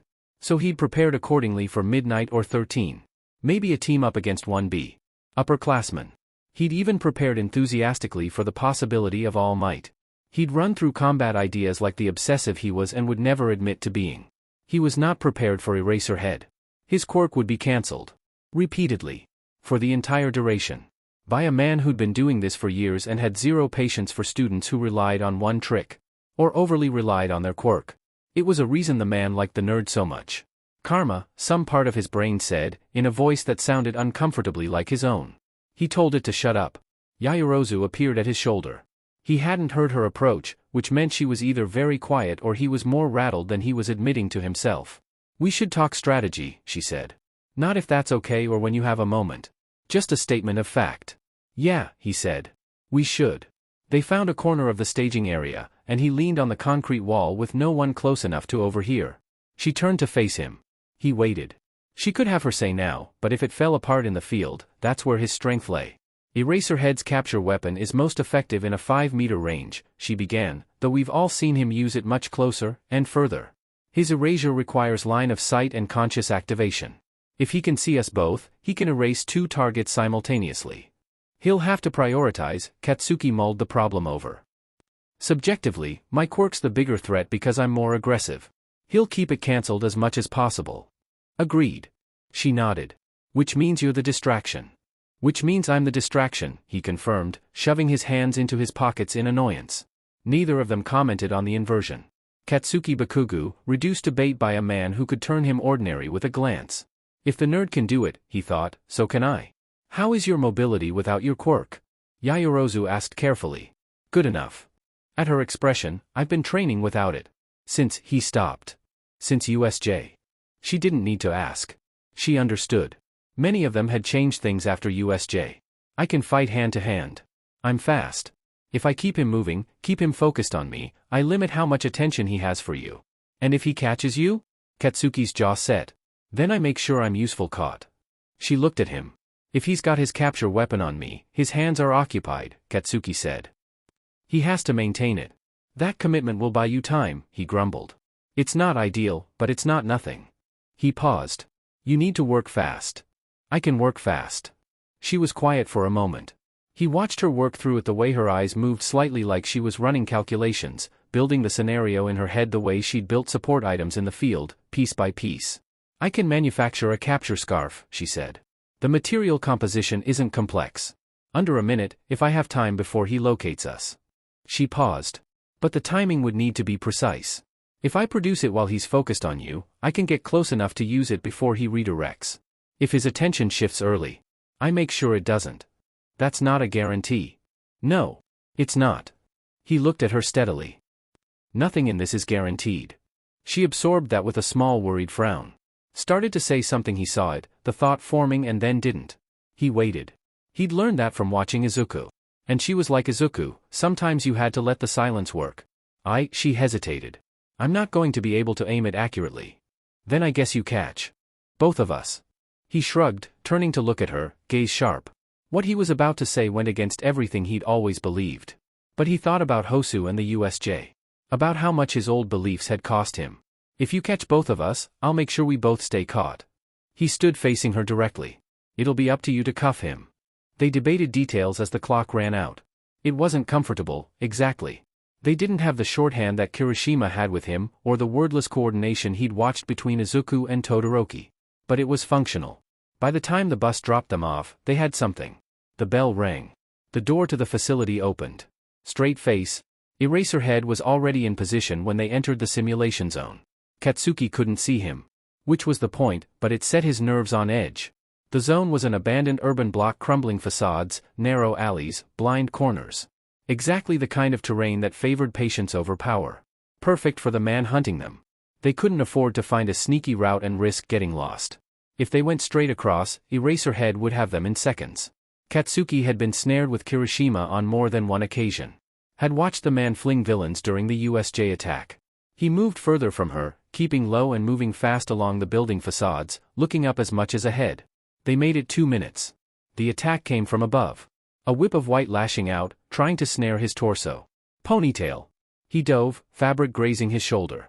He didn't turn to see what she was doing. He had a fight on his hands. And no FING quirk to do it with. Snarling, he dove again, grabbed an empty trash can from the alley, and flung it. His quirk answered. He launched himself to the roof, using enough force that it didn't matter if it cut out before he landed. Eraserhead stepped out of the shadows. For a second, Katsuki appreciated who his teacher was. With red glowing eyes, hair, and scarf in the air, the man looked like something eldritch. At night, in a real fight, he had to be terrifying. He dodged the first attack, trying to close the distance. He recognized a feint too late. The scarf cinched closed and yanked him off his feet. His quirk flickered out again at the same moment. He hit the wall, got his feet under him, and pulled. Ineffectively. He was hoisted up and deposited on the lower roof of the adjacent building. Eraserhead hopped over to perch on the lid of a dumpster. Presumably, one eye tracking Katsuki and one scanning for Yaoyorozu. The goggles made it difficult. But even with them, the man looked, as always, profoundly bored. Like this was a mild inconvenience in an otherwise uneventful afternoon. Katsuki made himself a problem. Not by fighting the restraint that was what Eraserhead expected, what he'd have done 6 months ago, thrashing, and wasting energy on a battle he couldn't win. Instead, he kept moving. Kept forcing Eraserhead to adjust. Kept himself awkward and heavy and difficult, using his body weight, using the wall, using the leverage points of the capture weapon itself. Not escaping. Just costing. Hands occupied, Katsuki thought. Eyes on me. Eraserhead trussed him up almost entirely. Mummified, Katsuki decided it wasn't the worst thing. Like this, the man didn't have more scarf to use. 40 seconds. Maybe 50. He heard the footstep at the same time Eraserhead did. Yaoyorozu came from the blind corner at a sprint. Eraserhead released one hand from Katsuki to redirect a coil of the scarf. Katsuki rolled the moment his legs were free and came up fast. His quirk hot beneath his skin. He didn't use it. Not yet. His arms were still trapped at his sides, but his hands were free enough. He crossed the distance in 3 steps. Then he popped off an explosion, felt the heat scalding his legs as he forced Eraserhead's attention to snap back to him. The explosions died. He cackled, snarling gleefully. Teach could cancel his quirk. He couldn't cancel momentum. Katsuki lunged into the scarf before it could reach Yaoyorozu, tangling it. She came in through the gap and through her own wide it wrapped around Eraserhead's arms, pinning them to his sides. Yaoyorozu pulled, then released as the fabric snapped tight. Katsuki hooked his legs around his teachers and twisted, pulling the man down heavily with him. For exactly 2 seconds, the 3 of them were still just looking at each other. Katsuki recovered first, squeezed his legs tighter, and yelled. Ponytail move. He had his quirk, ready and unnecessary, as Yaoyorozu yanked the cuffs from her belt and hurried to place them. They clicked shut. Eraserhead looked at them. His expression didn't change. His goggles still hiding his eyes. But he was relaxed in the scarf. Well played. Yaoyorozu sagged with one long, relieved exhale and began working on the knots to free them. In the observation room, nobody said anything for a moment. Kirishima found his voice first. Giddy words gasped out. Did Bakugo just let himself get caught on purpose? Jiru confirmed. To give Yaoyorozu the opening. Uraraka pointed out. Teamwork. Mina cheered. That was so manly. Kirishima declared, ready to tear up. Okay, Kaminari said. Who are you and what have you done with Bakugo? On the screen, Yaoyorozu was untangling Katsuki. Neither of them smiled, but they looked relaxed. Once he was free, they worked together to untangle the teacher from the less cooperative material. Uraraka gave a very quiet cheer. Beside her, Izuku said nothing. Just watched the screen with a small smile and an almost pleased expression. He'd known Katsuki his whole life. He knew what was underneath the noise, the tactical mind, the competitive drive that just needed a little balance. Now he had proof that Katsuki was willing to acknowledge that there was more than simply winning. On screen, Bakugo walked toward the exit without ceremony. Yaoyorozu fell into step beside him. They didn't talk. But she was beside him, and he didn't move away. Shudo understood the first problem as soon as their names were called. Todoroki and Tokoyami all might. He would have to limit his fire. He knew what fire did to Dark Shadow. He'd watched it at the sports festival and in training the way she'd recoil and shrink. He'd spent years refusing to use his left side, and here he was again, choosing restraint. Except this time it wasn't to spite his father. It wasn't his bitterness. It was consideration for someone else. That was different. He held on to that. What he hadn't anticipated was how he would feel about his opponent. All Might. Shudo had watched Izuku's face when All Might came up for over a year now, the complicated thing that happened around the edges of Izuku's expression. He didn't have all the details. But he knew enough. He knew the man on the other side of this exam had caused Izuku pain well before the impossible offer. He rolled his shoulders and joined Tokoyami, who was in the staging corridor, standing very straight, the bird equivalent of steadying himself. Dark Shadow hovered close, unusually quiet. The fire will be a problem, Shudo said. Yes, Tokoyami agreed. I'm aware. I'll only use it if I have no other option. Tokoyami looked at him. What constitutes no other option? If we're losing too much ground. And if you must use fire? I'll shield you, Shudo said simply, because he'd already worked through the mechanics. Left side for the attack, right side for the barrier. He hadn't done it before, not as a single simultaneous action. He'd been using them sequentially. Switching. But he'd been thinking about it since Izuku had asked, in his familiar wondering tone, I don't understand why you can't use both at the same time. Can you do that? Tokoyami asked. I'll do my best. Dark Shadow made a sound. Something between worry and appreciation. A pause. All Might, Tokoyami said. Shudo nodded once. All Might. They stood with that for a moment. Dark Shadow is strong, Tokoyami said finally, with the precision of someone taking inventory. Especially against a single opponent. But I am not. My body has always been the weak point. I've managed by keeping her between me and the threat. He paused. With your fire, she won't be able to sustain that fully. I'll have to do more myself. Shudo nodded. Can you? Tokoyami considered it seriously, then looked up. I'll do my best. Shudo almost smiled. I'll have to be faster. Push harder, he looked at Dark Shadow. She'll push through the discomfort. Won't you? Dark Shadow puffed up. Obviously. He'll lead with a big attack. My father would. Something to intimidate. Shudo scowled. You do not look intimidated, Tokoyami observed. I grew up with my father, the reply was flat, and All Might has heard Izuku. Dark Shadow slid forward. He heard him. We have noticed that there is tension, Tokoyami admitted. Heterochromic eyes narrowed. We can't let him set the terms of the fight. And if he does anyway? Then we adapt, he said. He handed Tokoyami the cuffs. Tokoyami hid them in his cloak as the bell rang and the door swung open. For Mito, Dark Shadow decided. For Izuku, Todoroki agreed. Tokoyami nodded solemnly. What a fierce unveiling this shall be. Straight face. They couldn't see him on the other side of the city. But they were certain All Might was waiting for them. All Might wouldn't hide. Run, Shudo didn't wait, pushing Tokoyami toward an alley before he flung the biggest ice flow he could generate down the middle of the city. Then he sprinted after his partner. The answering explosion as the ice was blown apart damaged the buildings and tore up the street. Well done, young Todoroki. But you're supposed to be the hero. The voice was tremendous and the man sounded much closer than he should be. So are you, Shudo muttered, something cold settling in his chest. Tokoyami's feathers rose slightly. Dark Shadow pressed close, glowing eyes narrowed in anticipation. A quick exchange and they split, working in a street wide enough to make addressing both of them simultaneously less convenient. But without them having to aim at each other. The first thing Shudo did was drop the temperature of the ground between them. Not a wall. A smooth surface terrain that would compromise footing. All Might adjusted his stance with the ease of someone who'd fought on worse. Dark Shadow launched. She came in fast and aggressive, targeting All Might's right side while Shudo drove ice along the ground toward his left. Not enough to trap, but enough to cost him options. To split his attention. All Might deflected Dark Shadow with a forearm and redirected the momentum rather than absorbing it. He'd fought things much larger than Dark Shadow.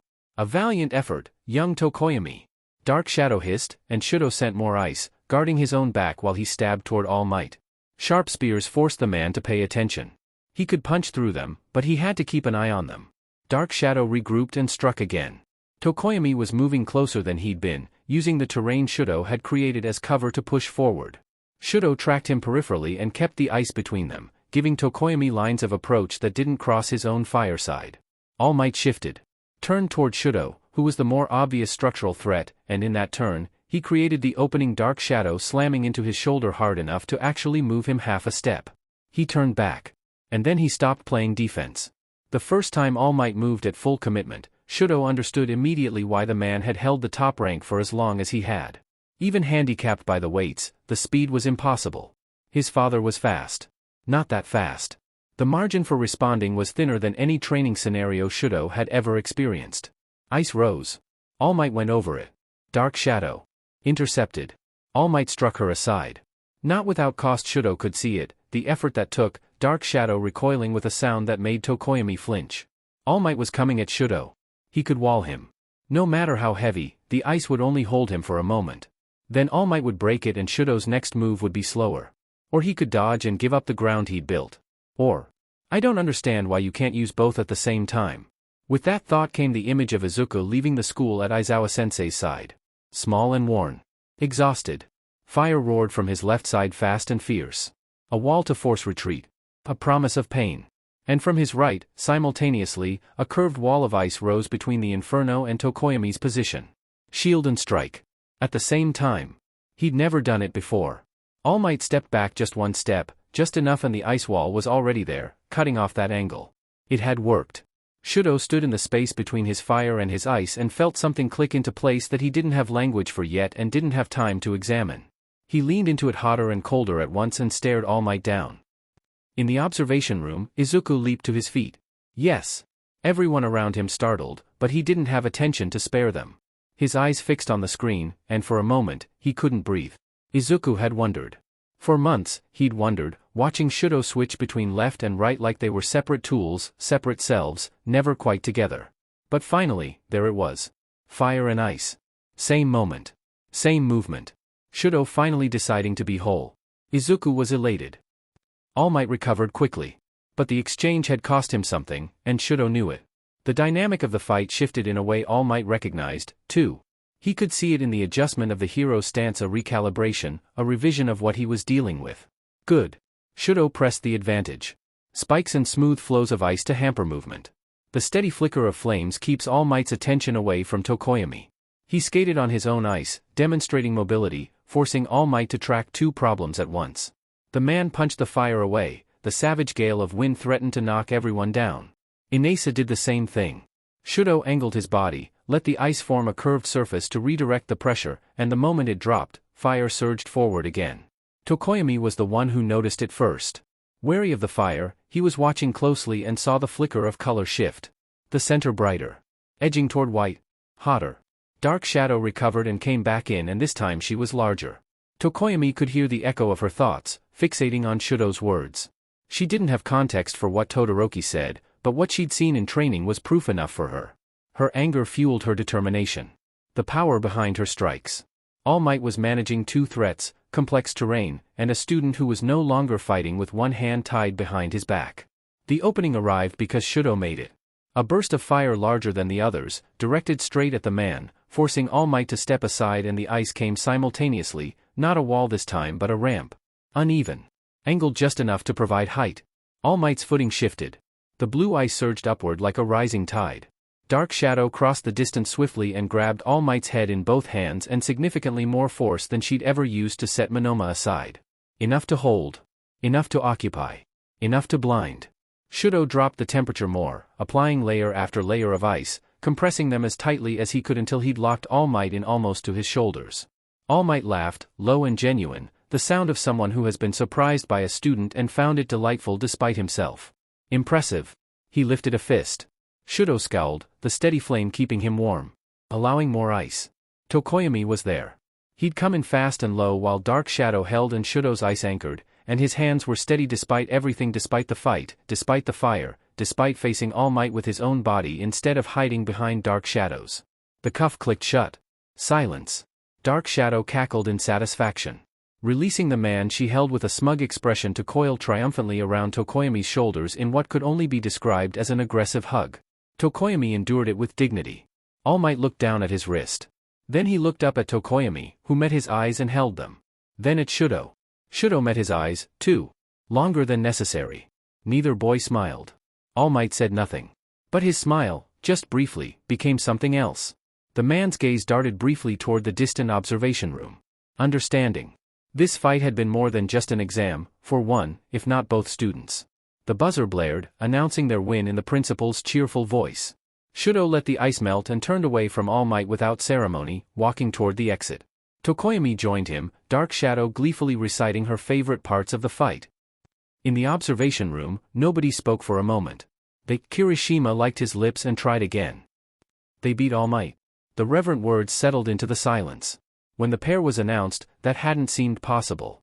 Dark Shadow did most of the work, Jiru said. Dark Shadow and Tokoyami are the same. They really aren't, Izuku corrected. Koda nodded behind him. The bell rang, and the rest of the class dispersed to their own exams. Izuku settled as the last few departed. He'd wondered for months. Certain that it was one quirk. That the halves should form a whole. And there it was. Shudo had just needed the right challenge. I'm so proud of him. Recovery Girl glanced over. You need to make sure you tell him that. I will, he promised. He turned back to his notebook as he waited for the first teams to return, already wondering what more Shudo could do. Except for Recovery Girl, quietly minding the exams from her station, Izuku sits alone, glancing at the screens to watch his friends. It will be his turn before the last few finish. But he's seen the ones that matter most to him. He's watched Bakugo let himself get caught. Cheered, maybe too loudly, watching Todoroki reconcile his fire and his ice. Hugged Uraraka and sent her off with a smile. Now he waits. Midoriya Izuku solo urban disaster simulation. Extract one civilian from a compromised zone. Exit within the time limit. Patrol drones will simulate hostile entities. No combat. No teacher opponent. Just rescue protocol. He's trained for this. Studied for this. Done it in simulations at the agency, done it in drills, done it in his head every time he walks past a damaged building and automatically catalogs the weak points and the fastest civilian egress routes. He can do this. In Hosu, he did do this. Except something doesn't feel right. He's caught Uraraka's anxious looks. Heard Ida's cut-off question. Felt the way Aizawa-sensei's attention lingered. When it's time to go, Izuku tucks his notebook away and moves toward the door with focused calm. Plan for the worst, hope you don't need it. Recovery girl keeps her gaze on the screens, hiding her grimace as his steps fade. The bus ride is short. There isn't much of a briefing to go by, so he considers what he knows of the training grounds. The scenario is standard on the surface: partial building collapse, structural instability spreading through the zone, and one civilian trapped in the central sector. A villain attack Tectonic created a similar scenario once. He knows, roughly, where the civilian bot will be. All the exams are 30 minutes. Extract the civilian and exit in time. It feels like the entrance exam. Standing before the doors and waiting. Keeping the map of the facility in mind, he bolts through the gate as soon as the bell rings. He moves fast and quietly, using debris for cover, tracking the drone patrol pattern. 3 drones in lieu of villains on a rotating axis. Predictable. Manageable. He maps their intervals by the time he reaches the first structural hazard. He can see the building. The faux high-rise apartments. The upscale portion of the mock city. It's too far away. Maybe he's made a mistake. Misremembered the facility. It doesn't matter, the actual dimensions don't match what he remembered. The difference is small, but enough to matter. He files the detail away, skirts the nearest drone, and picks up the pace. 5 minutes in, the drones shift. Their patrol pattern abruptly changes, one moving directly into his route, forcing a detour. The detour adds time he doesn't have. He adjusts. Recalculates. Still manageable, but the margins are thinning. Arriving at the final intersection, the building to his left groans. He knows buildings are compromised, that's part of the scenario, but the fact that one is already teetering on the edge of collapse is a surprise. Izuku stops. He looks up at the facade crumbling faster than it should. His mind moves through the variables. The change in the drone behavior. The speed of environmental degradation. He checks his watch. He's been keeping time since the moment he entered the zone. There's more happening than he was told.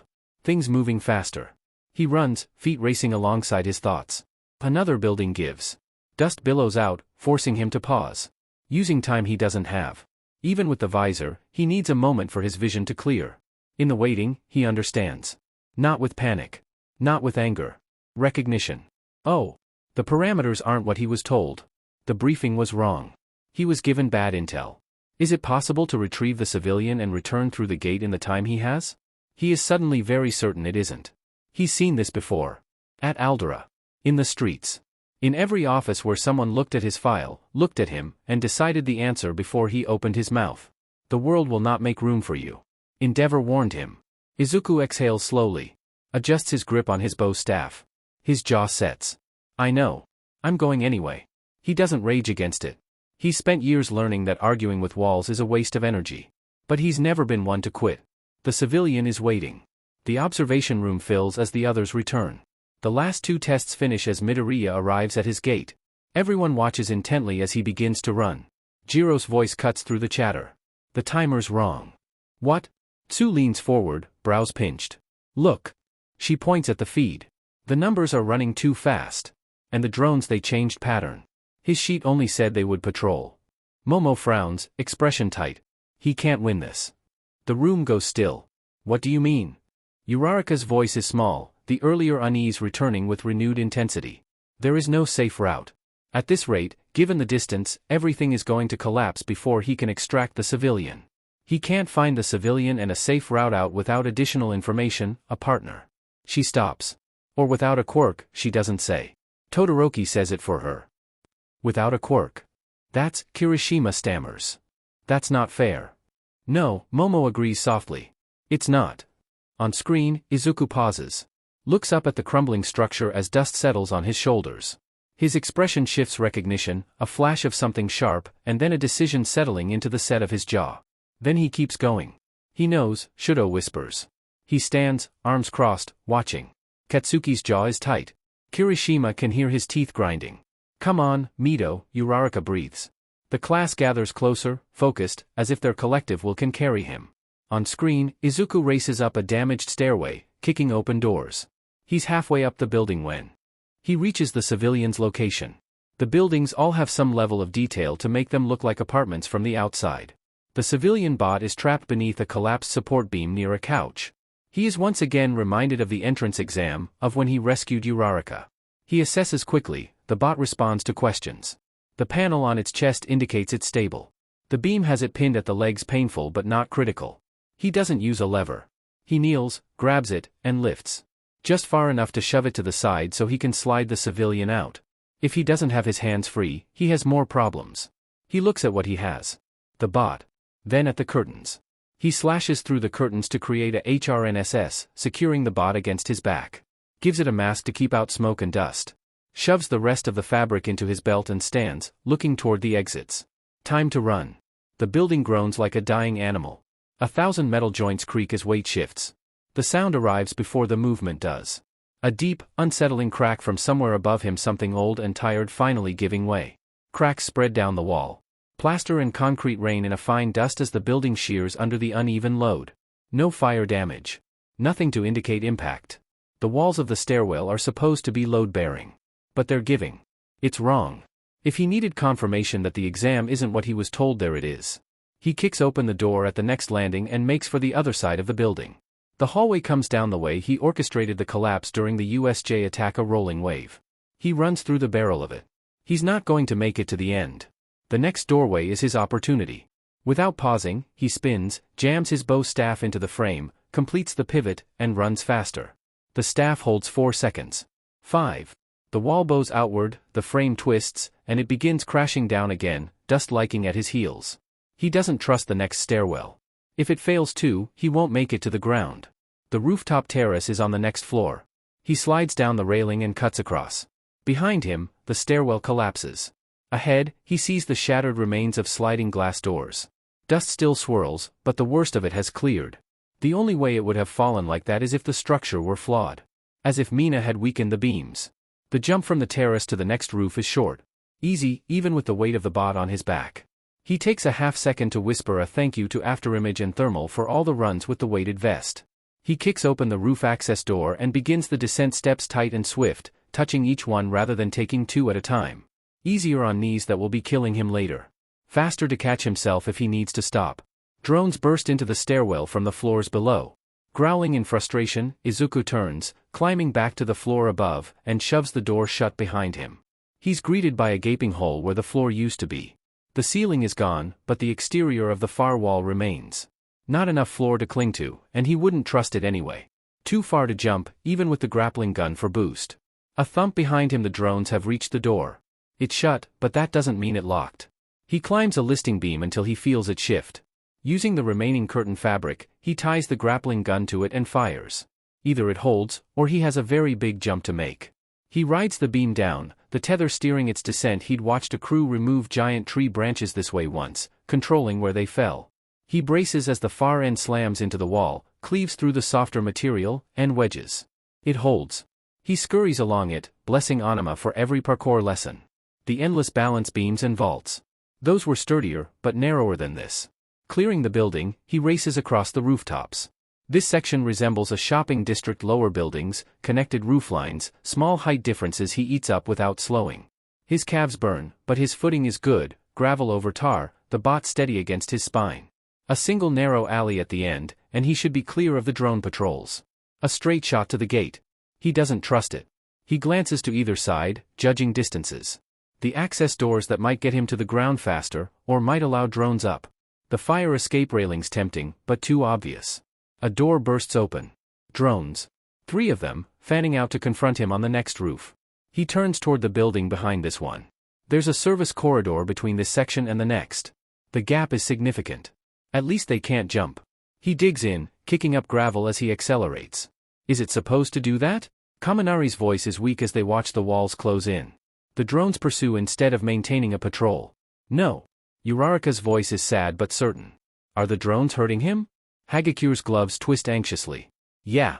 Bakugo's voice is low and rough. They are. He's out of equipment, Jiro says, glancing at Todoroki. He still has the flare gun. Kaminari knows it's no help here, but he's willing to grasp at straws. Todoroki doesn't look away from the screen. Doesn't answer their worried glances. Quietly assuring himself they're wrong. Izuku is challenged, but he's not done. No, Uraraka's hands go to her mouth. The gap is impossible. There are gasps.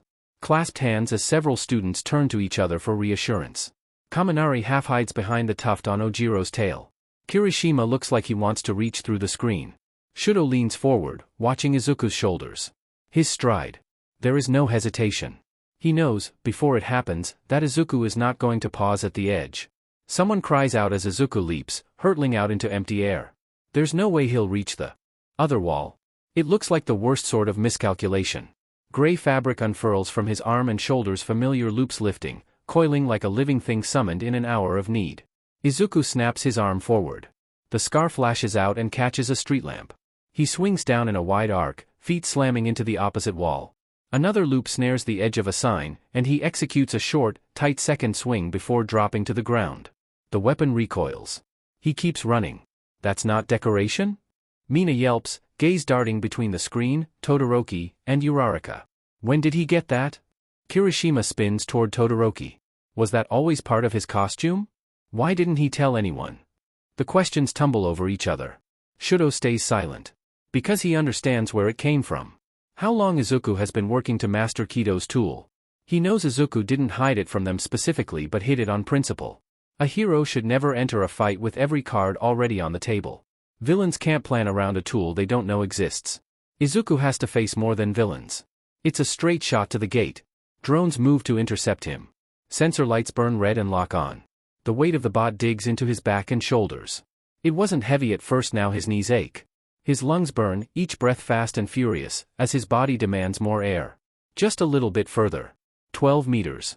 Whatever Nizu programmed, like everyone else, the robots have to be able to see. He fires the first flare, nailing the lead drone in the face. Sparks fly. The second shot hits a half-second later, catching the robot behind it. Another shower of sparks. He runs through them. 3. 2. He closes his eyes, taking the next 3 steps blind. The flashbangs detonate. Drones careen off course, one into a wall, one into another. Sensor lights cycle uselessly. A final drone stands between him and the gate. 10 meters. The gate begins to swing shut. Not fast. Inexorable. But it hadn't done that for any other exam. Yet another obstacle. 6 meters. He grabs the rough material of the scarf and lashes out. Leasing the drone. Almost dancing, hauling the drone into a low orbit as he spins. At the bottom of the arc, he releases it. The drone flies. Clips the edge of the gate. Crashes into the space between the doors. They jam open. The buzzer sounds. His time is up. 3 meters. He keeps running. Steps on the robot's casing and shoulders his way out of the exam zone. Clear of the gate, he staggers and stops. Chest heaving. Legs trembling. He goes to his knees. Hands unsteady as he pulls the loose ends of the knot to shed the bot's weight, and bends forward. No one speaks. On screen, Izuku is on his knees. Covered in dust. A bloody cut on his arm he probably hasn't noticed yet. Even with his distance from the camera, they can see how heavily he's breathing. They cheered when he made the jump. Exhaled as one when the scarf caught. Watched him fling the drone into the gate mechanism with something between disbelief and awe. Now he's just kneeling on the pavement. Spent. Something about that is harder to watch than the rest of it. Ochako's hands are clasped at her heart. Katsuki hasn't moved from the far wall. Shudo watches the screen without expression. He knows what Izuku's stillness means, has learned to read the difference between Izuku resting and Izuku processing. This is the second one. The kind that needs space and quiet and, eventually, a shower and food and someone nearby who doesn't need anything from him. Did he fail? Kaminari's horrified whisper barely breaks the silence. He better fing not. Katsuki's voice is low. Small pops crackle at his palms. His gaze moves from the screen to the security camera and holds it. Shudo follows the look. Awareness ripples through the room. Every head turns to stare directly into the lens. The faculty observation room is silent with the weight of uncomfortable thoughts and mismanaged expectations. Aizawa stands with his arms crossed, hands gripping tight enough to leave bruises. Present Mike hunches, chewing a nail, fidgeting. Midnight watches the screen, expression cycling, unable to settle. Nizu sips his tea. Well, the principal says mildly. That was illuminating. He failed, Present Mike says. Not an accusation. An uncertainty. Didn't he? The buzzer rang, Snipe states, tone equally unsure. Aizawa looks at the screen. No, he says. He passed the exam he was given. He looks across the room at the rest of the staff. The words land hard and certain. The other teachers exchange looks. Nizu's fur prickles. He heard nothing. Smelled nothing new. But Aizawa has turned. Nizu turns to see what's grabbed the man's attention and finds 1A collectively staring at them. Expressions a mix of fury, confusion, and betrayal. Oh dear. That was not a variable he accounted for. In retrospect, he should have. You miscalculated. Aizawa's voice is a low, angry grumble. Nizu twitches. He doesn't like that he did.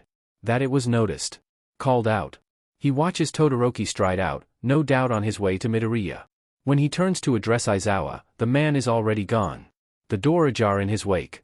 Outside the observation rooms. Alone on the field. Aware of the cameras.